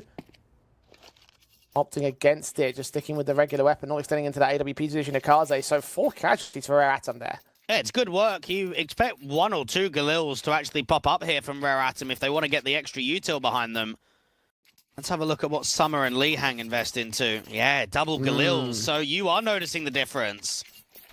Plus somebody who's also brought into the Galil, so only 1 AK and 1 AWP for the rifles. Rare Atom. Gonna go back to basics because they have been testing in these rounds against Spirit Academy. Need something truly confident on the board to build back their economical basis. The Rifles in full are out for Spirit, and they're very quick to rotate as well from that mid stance. Incendiaries against the ramp smokes. HGs will come in against Liang. Tagged down to 60 points of health.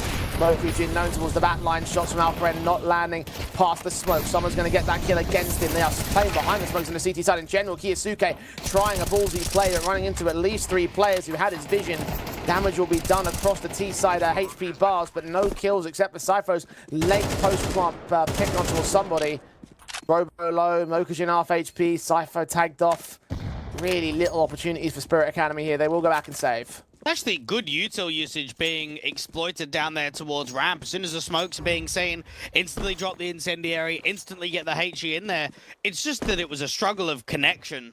You have a setup and a protocol there from Spirit Academy that they don't want to respect the retake. They want to send bodies in. They want to get players rotating up con quickly. Get behind that smoke out in sort of the top con jungle area. Get behind bench and look to fight directly towards ramp. But while a lot of damage was being done to Kaze and Lihang, it wasn't kills, so it doesn't warrant to go in for the retake. The save can get called, another buy can be up, but Rare Atom, they can be satisfied with how they've played so far on this T side. They've given a good fight to Spirit Academy. And forced them to take a second tactical timeout here.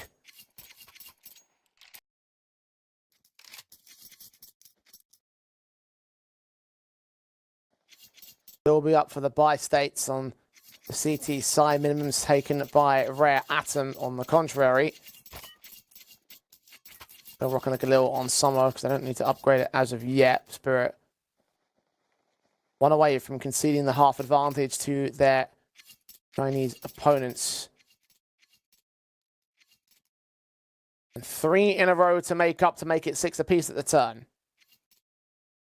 Now, Rare Atom know we are keeping them in a very uncomfortable position, which is exactly where we want them. If you really want to fight against a team to the caliber of Spirit Academy, you need to pressurize the early rounds. You need to make them feel uncomfortable on the defaults. Child King aggressively working up short, player in con. Lihang actually just gets a spam kill. At least the AWP finds a response. Nice damage into Liang and Child King as well. A 4 versus 4, which could lead to some very quick and easy trades of Spirit. On the pass, mid-control established. Child King, of course, here in the ladder room.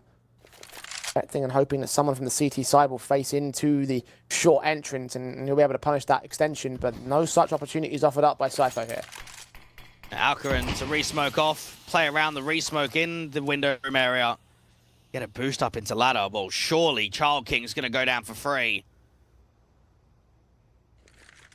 Now, Robo leaning forwards. M for the challenge. What the hell? How did he lose that fight? That is... Man is saying that after not seeing the POV of how that fight goes down.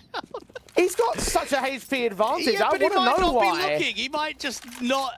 I want to know why. You said it was free. You even agreed it was free. It should be, but there's obviously a mistiming if you're not winning that fight against a low HP player. So there you go. It's a valid question. Why has he lost that fight? Advantage taken by Rare Atom as a result. Spirit Academy spread thin across their line.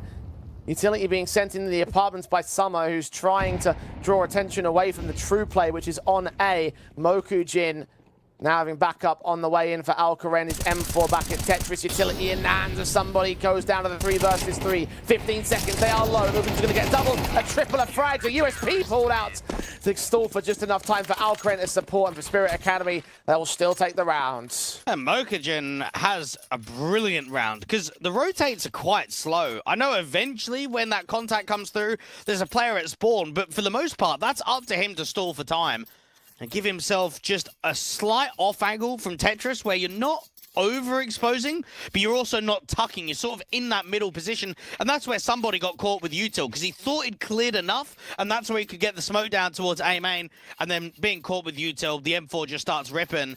And we now see the ramifications of what could be another 6-6 scoreline. I mean, for Spirit Academy, they're not up against a good buy, so this is where you can go undefeated to the end of the half. Even out for the T-side advantage. Which 6-6 from losing pistol and being 0-4 down would be a hell of a recovery. Oh, yeah. They are bang on for it.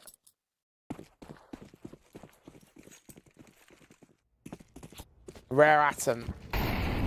As you say, broken investments, Galil's out for Kaze and Summer. Mac 10 for somebody. Spirit. Hunker down to receive the execution coming in for Liang and Kaze. They're very easy picks. Liang as well, a kill towards mid. Player up on the balcony towards Palace is overwhelmed, and that is a Rare Atom side we've seen once or twice over the course of the day, and a scary one when Spirit have to face them.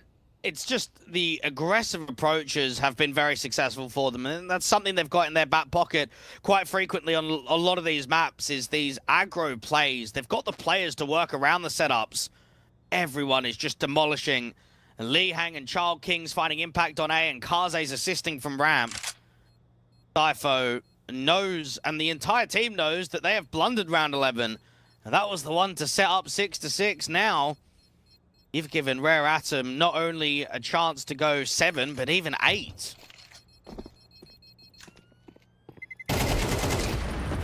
Sypho can protect his rifle at least. Players are coming in real quick though. Summer wraps the corner, pre-fires it. Pick found easy, and there's no rifles held over to the next round. They are fortunate to have some high rollers here for the CT side. But the buy state will not be perfect because of it in round 12. We'll see some drop weapons. Be the AWP for Alcaran in particular, but for Masa Kiyosuke, Robo can only get into an upgrade SMG. And the buy state switched against Spirit. Look, Kiyosuke's been a liability in this best of 3 series. Yeah. Out from short in Mirage, he's constantly been punished, and maybe that's something that the coach and the analyst from Rare Atom is reflecting upon from the series yesterday and the one today is, okay, what pauses does Kiyosuke play? How does he work around those sort of areas? How can we pressurize him into pretty much not allowing him to perform to the same adequate level that he typically does? As hyped as he isn't infallible.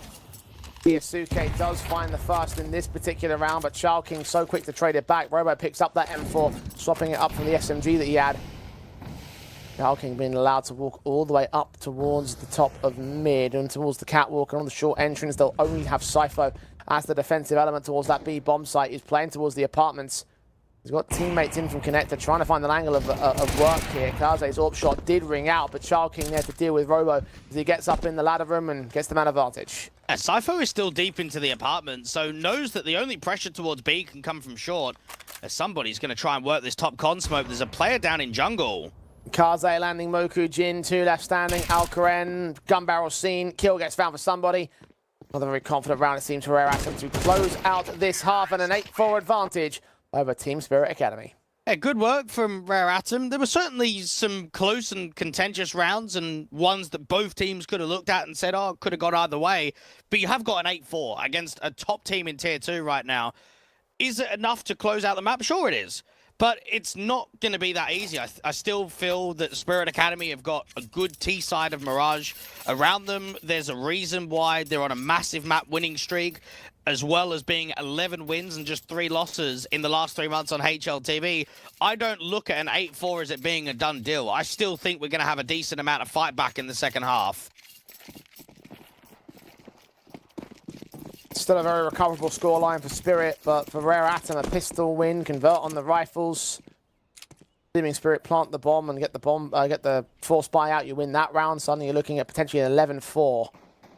No matter how good you are, sometimes it's a little bit too difficult to come back from. Even Rare Atom showed that in the last map.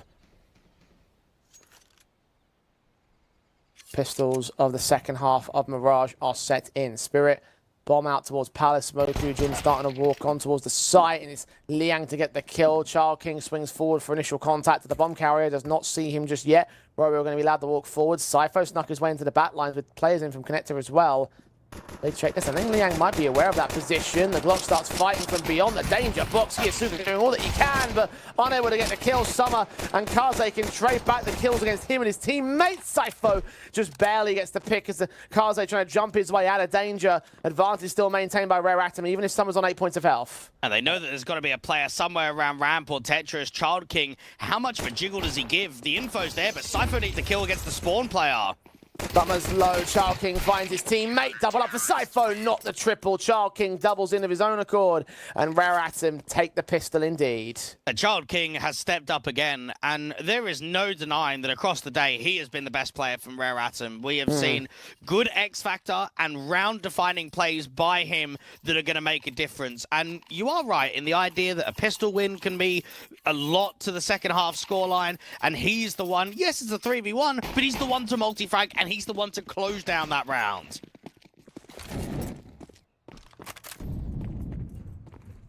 Rare Atom can now extend upon their lead and look to try and end off this map, take us to a third again today. Oh, good shot for Sypho, though. Somebody caught jump facing into the apartment. Liang's spray of his SMG goes all over the place, and Sypho may find some steals here for the T side. It's a 3v5. Rare Atom are down. Bomb now going to make his way up towards the bomb site. And Child King can trade back one player on the site itself. The HGs will come to dish out some damage, but at the very least, we're going to have a very strong buy for the next round. Indeed they will. Summer coming up from short, gets an easy kill against Robo. What more is here for the T side, though? Sypho's trying to extend the SMG picked up, and now in his hands the challenge of the Child King. From beyond the smoke, he'll try and dish out some damage. It will go both ways, though. Kaze on site being heard, making no qualms about it. Sypho's going to get the kill from a higher angle. Alcaren's Eagle lands on Summer, and Child King can fight back on one. Needs to get two more. No kit for him, and Mokujin with a Glock face is going to find the fight he requires. Spirit Academy steal the second of the half. And that is an unreal double entry. First off, the van player is just jump spotting, so not giving a fight to the apartment's individual and still loses it. And then secondly, you just expect the short player to get the trade. Yeah, there's a bit of back and forth on the strafings, but there's no way a Deagle should get that second kill, and he just opens up the bomb side. And I wonder, Jay, do we look back at round 14 and say that was the one? That was the round that basically pushed Spirit Academy to the 2-0. I'll put a pin in that and come back to that at the end of the map, because Spirit have still got to make up some ground. And this should be an easy round. Look at what they're up against. This round certainly force backs in Spirit. Unable to get the opening kill early, but they've done tons of damage towards somebody. And you can't really fight for much more here. The force investing players of the rest of Rare Atom have to adjust against Spirit's own rotations. In towards the A site, they look to go. Summer is the man to receive it, and even he's considering the gamble stack. And typically, I would say this is where Child King needs to show that he can be the man. Problem is, you can't rest on individuals stepping up when you're gamble stacking. You are almost hoping. You are praying that there is going to be a B-lean in this round. And they're pressing on towards the A site. Meanwhile, Summer in at connector, caught by Kiyosuke. Frags found. Liang can trade back to that Deagle from beyond that smoke, but Robo's fast to maintain that advantage. Bomb not under threat. D-side in general not under threat. Even somebody caught from beyond that smoke. Robo, very good adjustment, very good read onto the player. Kaze and Child King can't do anything. And something that we didn't even speak about massively with the map pool of Spirit Academy is that they even pick quite a bit of Mirage. We know that their nuke is probably their best map in the pool right now. I would say Mirage and Dust 2 and Vertigo are probably the maps that follow from that point onwards. They're never going to get nuke out in this best of 3, considering it's a Rare Atom instaban. So you understand that there's going to be some good fundamentals on T side. 3 rounds the difference. A very light eco to continue here for Rare Atom gives Spirit Academy what should be a 7th round without much contention. Maybe 1 or 2 picks at absolute most. Run away with it and get a good scoreline sort of difference. Even first gun round's not going to feature an AWP from Kaze.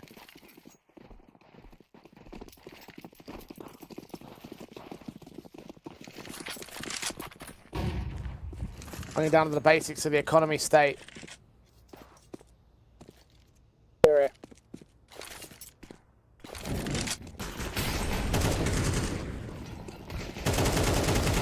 Some prods of pistol players in the basic for the ecos that will try and get some damage in, get 1 kill onto Alcaren, maybe a second onto Robo if Kaze is lucky enough, but very little breathing room, and the T's have already made their way up towards the bomb site. They'll fight back and dish out some good damage onto 1 more man, but it's not the kill. And Kaze just hoping for 1, hoping to catch a good timing, and, well, quite a bit of damage is being done to the T side. It is actually only 1 player to fall. Alcaran can probably invest into the AWP, look to try and bring that up quickly. And Rare Atom. Well, I'd like to see them challenge aggressively mid-early round, because when I reflect on their city side that they played against Cybershock, I was quite enjoying the playstyle of them overextending from con and from short and putting pressure towards the opposition. So I want to see that come this first gun round.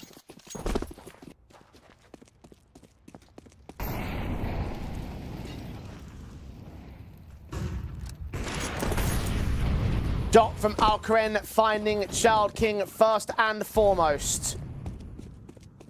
Frag to start, advantage favourable towards that T side. Spirit Academy leaning in towards the A site as well. Mokujin centralised towards the A bomb site. Summer backs turned towards him, challenged by the Russian all-important rifle kill. Liang's going to get one adjustment back. Sypho steals the kill away from Mokujin. He's still able to get his double in. And somebody in a 1 versus 4 will not be able to do anything to resist this round. And it's quite a statement from Spirit Academy, because they've contacted mid on the default and they've won the opening kill against Child King. And then they've just walked out A. And they haven't really been tested, have they? It was a pretty easy kill. I know it's a pre-aim kill there from the likes of Up Against Summer on that walkout from Mokujin. Rare Atom, they might get in their own heads a little bit now. Had an excellent first half performance. 8-4 win pistol. What have you done since then? Nothing. Yeah. No competitiveness. You've trolled around where you're up against legitimately Glocks and one Deagle and a bit of armor. And now it's about to be 9-9. You've basically lost your edge.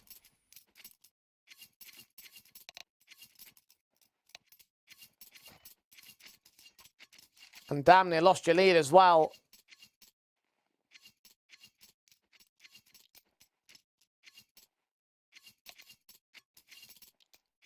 Eco pistols set in for Rare Atom, and nothing they can do but concede the lead to an even stance. Spirit make this a pretty easy little affair here. A site the target, utility enough to set the execution in. We'll see whether these Deagles, this CZ, can do anything for Rare Atom. Already the multiple Summer into the fight, which he's going to lose. And that is the signal, that is the trigger to get them right up in towards that bomb site. Molly's a dart to ensure that's part's cleared. Flash in from Mokujin, getting Child King pretty easily. And yeah, he goes about as well as Ecos do.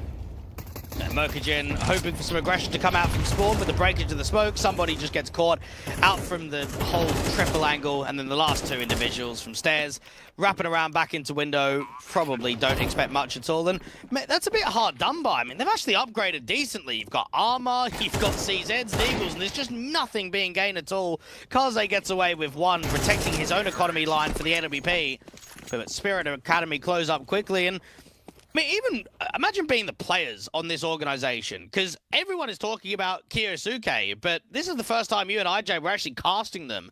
And yeah. it's some of the other guys that do look quite sharp. There's certainly players on this team that are playing to a very high level, and I'm just not hearing anything about anyone except him. I mean, maybe it's the Spirit Academy effect. I mean, everyone talked about Dong, but that didn't stop Zontix and Artfrost from being absolutely sick elements when they went up to the main squad as well. Yeah. And I have to say, Sypho's been impressive. I think he's been very impactful over the course of both map-ups. He was the top-rated player of the last map, I know that much. He's not quite top of the board. Robo's taken that honor away from the Spirit Academy side. Kiyosuke is the only player on single digits right now for the T's. So hats off to the entire squad, because they've worked this disadvantage all the way back to evens against Rare Atom. And they started off well to get the early HP advantage against Liang. If they can take the kill against him, if they can take this round, they will take the lead. And the money being where it is for the CT side, that probably leaves 11-9. It's a very defensive default from Spirit Academy. You've got Kiyosuke just working underpass with the top con smoke, Robo working in as well, but everybody else is regrouping with the bomb outside A. Kiyosuke, tap burst, Child King tagged up initially, just tiny amounts of damage being done towards those two individuals, and Robo gets the kill against him. Opening frag in the round, gained by Spirit once again. Liang from beyond that smoke can just catch Kiyosuke though, but Alcaren on the back lines here towards the ramp entrance. It's Kaze on return. A site opened up, mollies and smokes down a connector and jungle.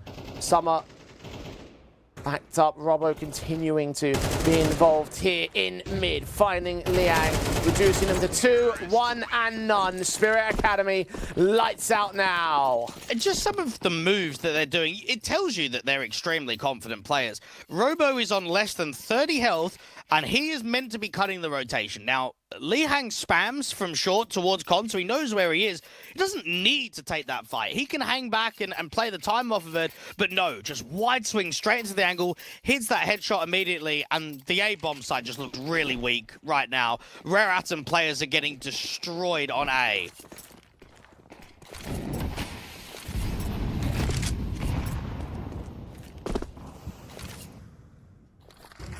And they've got no good buys to sustain their defensive lines. Mag 7 in for somebody, gets nothing out of it. Ahead of the flashbang, Cypho just gets involved.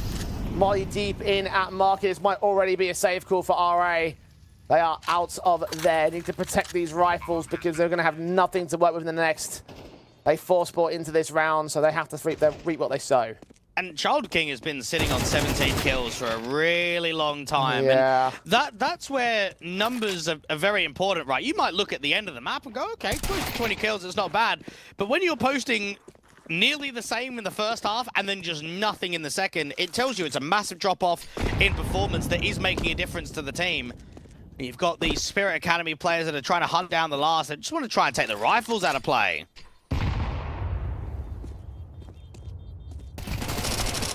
May well get what they want as Child King falls again. Down and out in this round. Mac 10 on the corner, almost gets Summer. Don't think Mokujin's going to reach him in time, though. Try to get close to the corner. No, not going to happen. And you are right about Child King. He has been very hot and cold over the course of the day. It really was only Ancient where he found the impact on that last series. And here in this one, second half of Vertigo got going. First half of Mirage got going.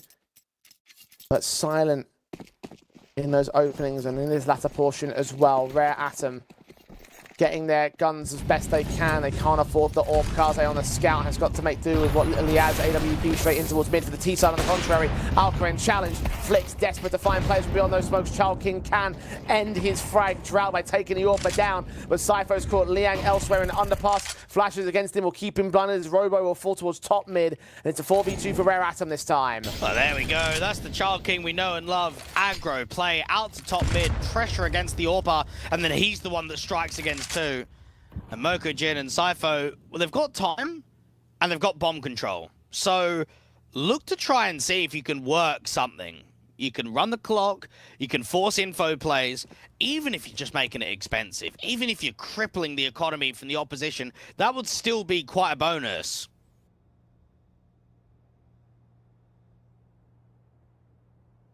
Plenty available for Spirit, so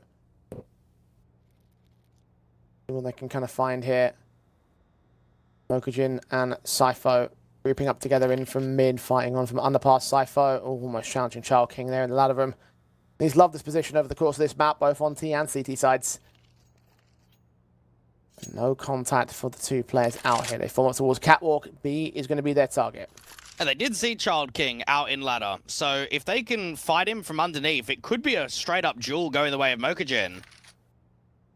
Timing everything for the M4. On the contrary, Mokujin swings, headshot gain, player on the backside, that's somebody. Actually on the default plant position, excuse me, so chance to swing at the right moment. Mokujin's going to check this corner. Oh, this is the perfect bait and switch, and the man is not covered off. Adjustments there for Cypho to get the trade back, but a 1 versus 3 to win. Needs to get this bomb down above all else, and they're just going to rush him. Rare Atom maintain their round. Well done from somebody, a player that hasn't been very impactful out in Mirage, but a veteran player that makes the right move at the right time. Disallows that bomb from going down, make sure they can't get into a post-planning scenario. Spirit Academy had that long and extended 6 rounds or 7 rounds won in a row, finally answered back. I wonder though, is it just going to be a blip in the radar? Is that just a one-off round there from Rare Atom?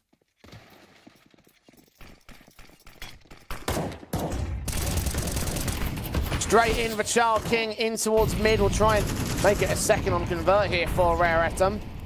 Mokujin down and out. Child King, such low HP. His teammate of Liang caught by Kiyosuke. Struggling to find the impact over the course of the series for him as an individual, but it's 4 versus 4 to his responsive trade. Charlton can still fall very easily as well. And this is all about timing now and how much distraction this mid player can pull, because everybody else is starting to group up in the apartments. King. Anchor of the site, 26 HP. Robo swings, this should be an easy pick, and indeed it is, with a little bit of damage turned out by the initial whiff of the first spray. Second player known towards short, somebody trying to resist, and he will get a kill alongside Summers' trade elsewhere, but he runs into Sypho and the AK kill. 2 versus 2. Alcaraz, his AWP, set towards the market window. Kaze's AWP, responsive player on short, has been seen. Shots are ringing out. Both players known about now. Incendiary is forced into the open. A pixel spotted of Kaze, giving enough for Alcaraz. And Sypho to close Summer. And Spirit Academy to nearly close down Rare Atom. Map, match, and Group B points. And it's coming to the 16-year-old Sypho, who dropped 22 kills and 14 deaths on map number 1, over 100 ADR and a 1.44 rating, to translate that into being a gun here on map number 2. Another 24 kill game with 11 kills. Let's see, is he the difference maker in round 23 to close out here, to not drag out to all rounds in regulation? It is a weakened buy, and he's going quite aggressive into A main, probably walk after this molly.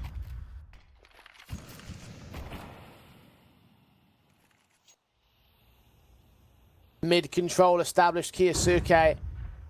Is he ready for Summer? No, he's not. The M4 even sees that second player, Robo, busted down on low HP. Alcaren's going to catch the point swing from Kaze. King now known about as well. Summer comes up. Alcaren can take another decent trade, but him and Robo, high HP on the AWP, low HP on the AK, and King, oh, no scoped right out of the round into a 2v2, but doesn't find the secondary shot. I thought he did for a moment. It looked like it was bang on. Robo, a 1 versus 2 clutch to make happen. He'll grab that bomb at least, but so difficult to win these fights. Indeed it is. He's scaling around the lurk smoke. He's trying to catch vision onto somebody, but I'm with you. That did look on. And I know there's been quite a big conversation with hit reg at the moment in CS2, with bullets just disappearing. I don't know. You'd probably have to download the demo on that one, but from the naked eye, that looked to be a good connection against the jungle individual. I think I might just do and have a look, because that could have been a pivotal moment for Spirit.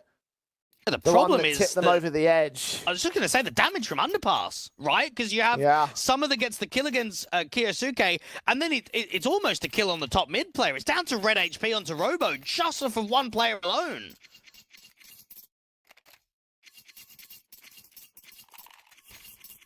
Third and final tactical for Spirit Academy.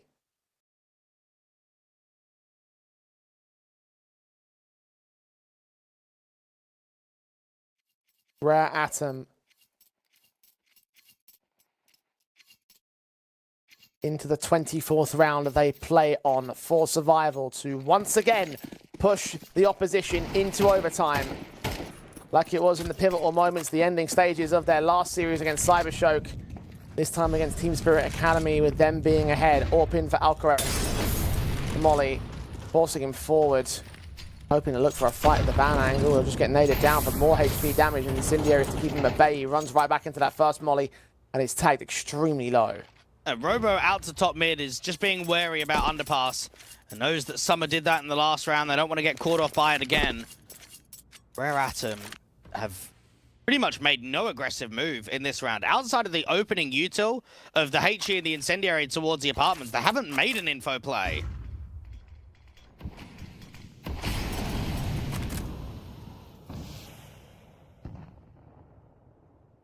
Kaze's AWP stands to attention, looking for some ramp face. He may well get it soon enough, but Spirit are still spread and looking for their split plays above all else. King in towards the sniper's nest. The blind sprays of Summer catching damage onto Alcaraz. The HE coming towards the position as well. Robo and Kiyosuke can get a couple of trades. The AWP gets back out of CT spawn. A kill to get found, but not to the man advantage. And Robo's looking to try and cut the rotation up against the short player, timing against somebody out in ladder. Flash is keeping his Orpus blinded. Somebody picks up that kill. Bomb now on site, planted inside of the smoke. They see the Orp for your battle, but Kaze wins it. The AK from Mokujin can take one back. Blind sprays in. All sorts of players are blinded here on the T side line. A 2v2 and Kaze edge of the smoke. Seen as it fades. Couldn't adjust. All to Liang now. On the site, caught off by Mokujin elsewhere, and Spirit Academy will close out the map and the series. 13-11 on Mirage, 2-0 in the best of 3. They move on to the playoffs of the Hellcup. And at the end of the day, it is a strong performance that gets it over the line. Yeah, there were some testing moments. There is no doubt from a 9-4 deficit and, of course, what happened in that second half of Vertigo, you could say they probably got tested too much. It is still another best of 3 that's a 2-0 win. This is now 15 out of the past 17 best of 3s being won by Spirit Academy. They're in good form right now in Tier 2. Yeah, indeed they are. I mean, I would have thought that it would have been a bit more confident given those natures, but I have to say that Rare Atom, they put in as much of a hard graft as you could possibly ask for, and even still, they didn't look like they held a candle for the majority of that matchup against the Spirit Academy side. More so on Vertigo than Mirage, but look, the better team was clear and obvious coming into this series, and they were the team that ultimately won in 2-0 fashion. It is disappointing, though, from Rare Atom, because this is now only winning 4 out of 17 games in EU and CIS this year. Yeah. You were on a 3-game losing streak. You finally beat Cybershock, but you can't even push for a map victory. And I personally do think they're going to be a front runner to make it to the major. I think they're good enough to make it in that 3rd spot behind the Mongols and by FlyQuest. They just need to make sure that mentally they stay very strong and stay keen to be able to try and qualify to a major in China. Yeah, look, I think it's very, very difficult to sort of see an out-of-region team coming into the European playstyle and do extremely well on it. We have seen some squads do so in the past. I mean, Mongols are a key example of that in the higher ends of the Counter-Strike space. And Rare Atom coming into this competition were looked at as always a key underdog in the group, and it's another group stage exit for them. So in terms of their European campaign and the officials, yes, it is disappointing. I don't know if they're going to enter in anything more, if they can even get any further invites to other competitions. But in terms of the here and now, in terms of what they've got in the official games, like right now with all those competitions that we know about being ended for them, basically, they just need to focus on the boot camp, the practice, the rehearsing their strategies and trying to make a decent run during the Asian RMR above all else. And the issue that a lot of Asian teams is you have Mongols that's legitimately a Tier 1 team. You've got FlyQuest that I would say is Tier 1.5, right? They're good enough to be at the Tier 1 events, but they're not really good enough to be pushing for the same results as the Mongols. And then everyone after that is actually quite a big drop-off. There isn't a close competitive team that are fighting for the top 2. So because of that, when you have your stints in Europe, you're looking to improve. You're looking to, at one point, maybe 6 months, 12 months down the line, overtake a FlyQuest and be up there from the Mongols. It's just something that there has been a lot of separation between all of the rest of the Asian teams and the top 2 for the last couple of years or so. Well, look, credit where it's due to Rare Atom. I didn't see them winning out their first series today, so they did that much at least. They can hold their heads up high now and they haven't gone out in completely last place, but they are still eliminated in the groups. And that means that Group B concludes with our expected favourites of Spirit Academy and Na'Vi Junior making it into the playoffs, joining 500 and OG as the group stage teams start to sort of form up into how they're going to look in that playoff bracket, Dwayne. Well, I'm very keen to see 500. I think that they've finally maybe got to kick up the backside a bit to realise you guys need to be pushing for results. That lineup on paper is too good to be at the level of where they are. And they've had a really disappointing last, 18 months, maybe even 24 months. We're talking about a seriously long time window. And all of a sudden, it feels like something's finally changed. They are pushing wins. They're beating some very good teams in Tier 2. And always with that squad, you know a title fight is on the line when they're in good form. I wonder if it could be here in Hellcup. Well, we'll have to see how those playoffs work up later on. We still have to get through 2 more groups over the next couple of days. So Group C is up tomorrow. Sashi, Permitta, ITB, and Cilio. Those are you going to be looking at in tomorrow's proceedings here in Hellcup. Give me a quick preview of Group C. I mean, Permitta's always a team that I look at that grind really hard. I think that they've now brought in Friend, who was recently standing in on that wildcard team. He's quite a good AWPer. So they're good enough to push for the playoffs. I don't know about the other teams, though. I mean, even in Cilio, I mean, they only just added Kellyan into the team. So, yeah, there's probably going to be some question marks on who does place top 2 in that group. Well, only one way to find out later on in tomorrow's proceedings. For today, however, your MVP is Sypho, of course, of the Spirit Academy side. So I praised him quite a little bit in that previous matchup. Lots of things to give up towards him before we end off the day. And look, for all the talk of their key stars, or their key star to be more specific, I think there is a lot of potential behind this Spirit Academy side. I just want to see that CCT run replicated again. Yeah, for sure. There's a lot of people out there on social media, the talent field, that are kind of looking at Kiyosuke and Spirit Academy, but unless you're actually casting in those CCT circuits and the European Pro Leagues, you're actually not really seeing much of the other guys, are you? You're only seeing the stats, you're only seeing the numbers and the odd performance that he might have against a Sinners or a 3D Max or an OG on some of those top teams in Tier 2, but the more that we see this squad, I would say, develop into a consistent playoff team, getting further into these tournaments, the more eyes that are going to be on the other players here on Spirit Academy rather than just one man. We'll get to see them in the playoffs, but again, Group C kicks off tomorrow. Same time, same place here in Hellcup number 11. Join us for that. For today, however, that's all we have for you. We'll see you back here as we roll on with the group stage in tomorrow.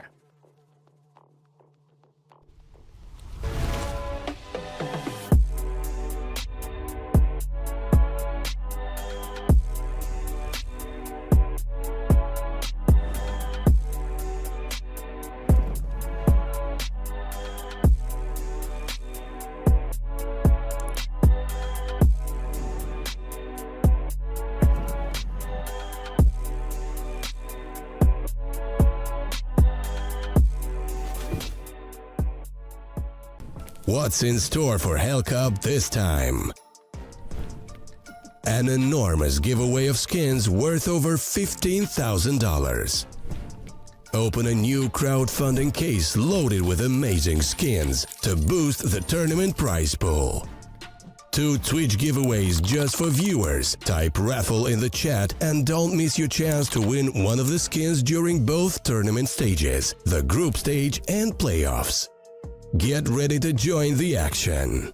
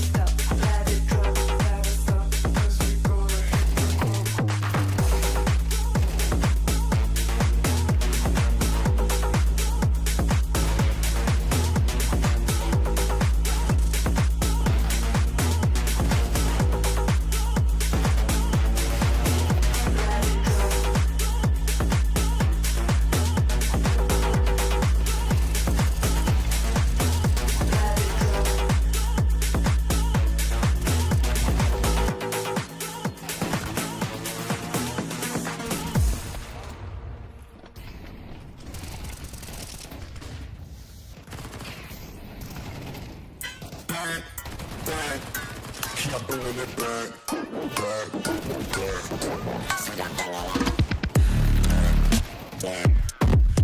bringing it back.